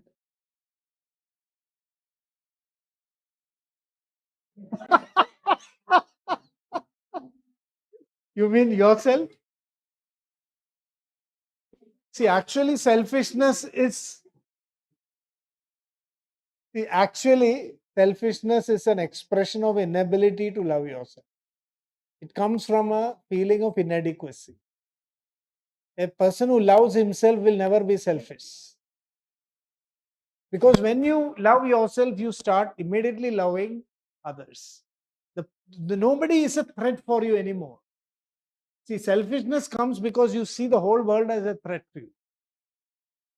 Now you begin to share, you become a giver. So you have to understand what is self-love. It's not narcissism. It's not a narcissistic attitude. It doesn't come from any sense. So when you have no sense of inadequacy, when you celebrate you as you are, you are giving yourself to the world. You are offering yourself to the world. So there is no room for any selfishness. So Ayurveda tells that if you understand our Prakriti well, you will appreciate yourself. You know, see, the thing is, you know why I am who I am. So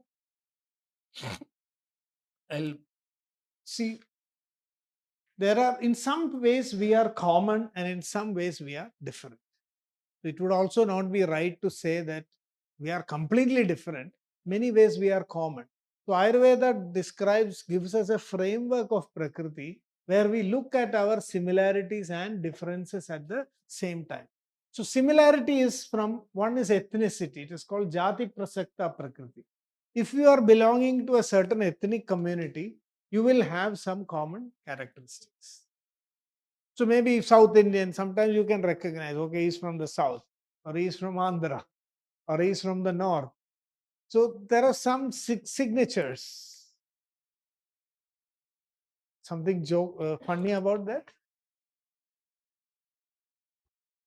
Sometimes it's not also possible, but a lot of time you carry these, ethnic signatures in your expression.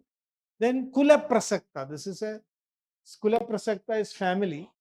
Certain characteristics come from your family. Mostly you get the gift of some disease. So you may be born with a particular disease, or you may become susceptible to diabetes or cancer. Most of the time, families gift or transmit these diseases. Then Deshanupatini. People living in a particular location over a long period of time develop certain characteristics with which we can say, okay, this is a Russian, or this is, from the Middle East, because their body adapts to that climate and that. But today, in the world where people are continuously migrating and shifting, many of these desha specific things have disappeared. Then Kalanupadani is the time, the type of climate you are exposed to. People living in a very colder region will behave in a particular way. And then we have age.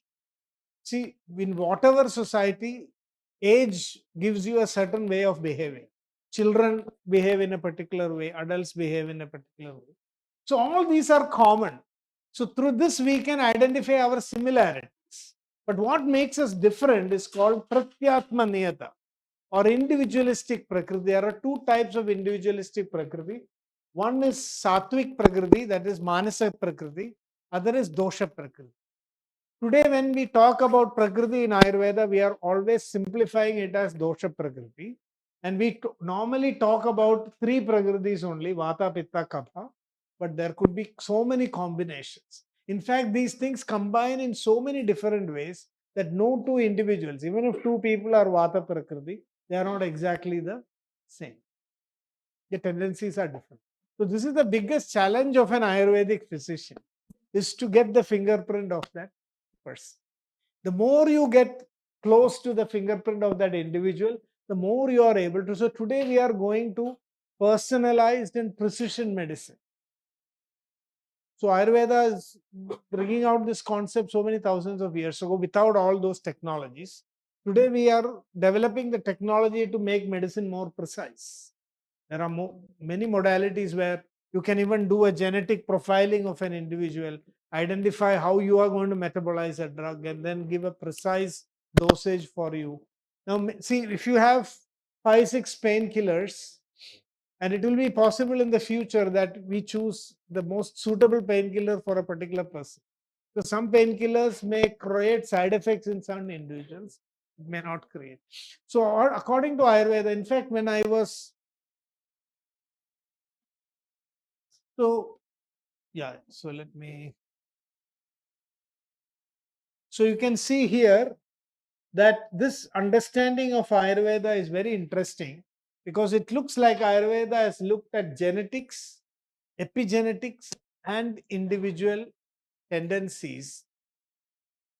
All the three are considered to characterize and classify human beings. So we are a combination of genetics, epigenetics, and certain individual innate characteristics. So don't you think this is quite a comprehensive framework that they have created, looking at all aspects of human personality and then creating a classification?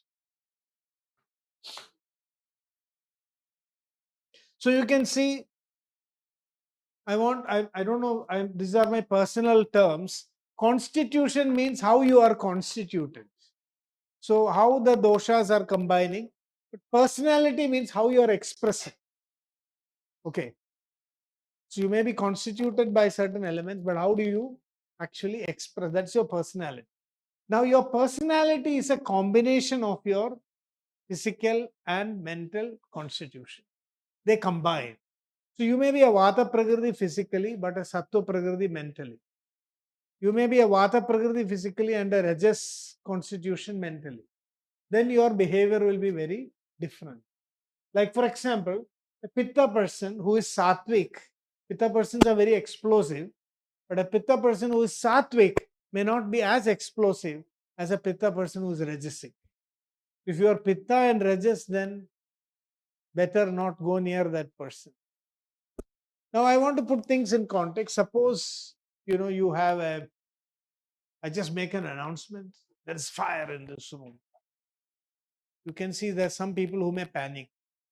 They will jump, try to run out of the room, and maybe finally fall into the fire also. So these are the Vata type. They panic. They cannot think. We have in our system. Have you heard of the fright, flight, or fight response? Now this is very much related to the Tridoshas in Ayurveda. So the flight is a Vata response. Sorry, fright is the no. So freeze is a Kapha response. Flight is the Vata response, and fight is a Pitta response.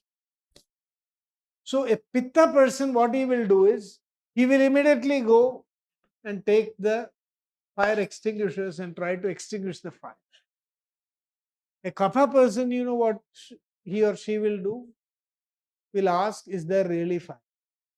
Should I get up? Because a Kapha is there a real threat or not? So depending on the tendencies of your doshas, the way you behave will change. So this is what Ayurveda tries to understand. And we say that in society, for example, this can help in interpersonal relationships also. Like if two Pitta people start a business or marry each other, I think more than astrology, we must look at Prakriti. If two Pitta people come together, they will split in no time. So if it is a Pitta and Kapha, they will balance out each other. Because Pitta will go on becoming angry, Kapha is not bothered at all. So that will work. Yeah. So just I want to tell finally, there are about 200 characters of Prakriti. So it is very difficult. If I want to assess your Prakriti now, 200 characters I have to analyze, and by that time you will say, I will not go to this doctor again. So what I have done, so I'll ask, how is your hair? How are you breathing? How are you sneezing? All these questions. And so what I have found, just concluding. So there are about 9 characters which I generally check for a rapid assessment of Prakriti. With that, we will conclude. We just briefly explain.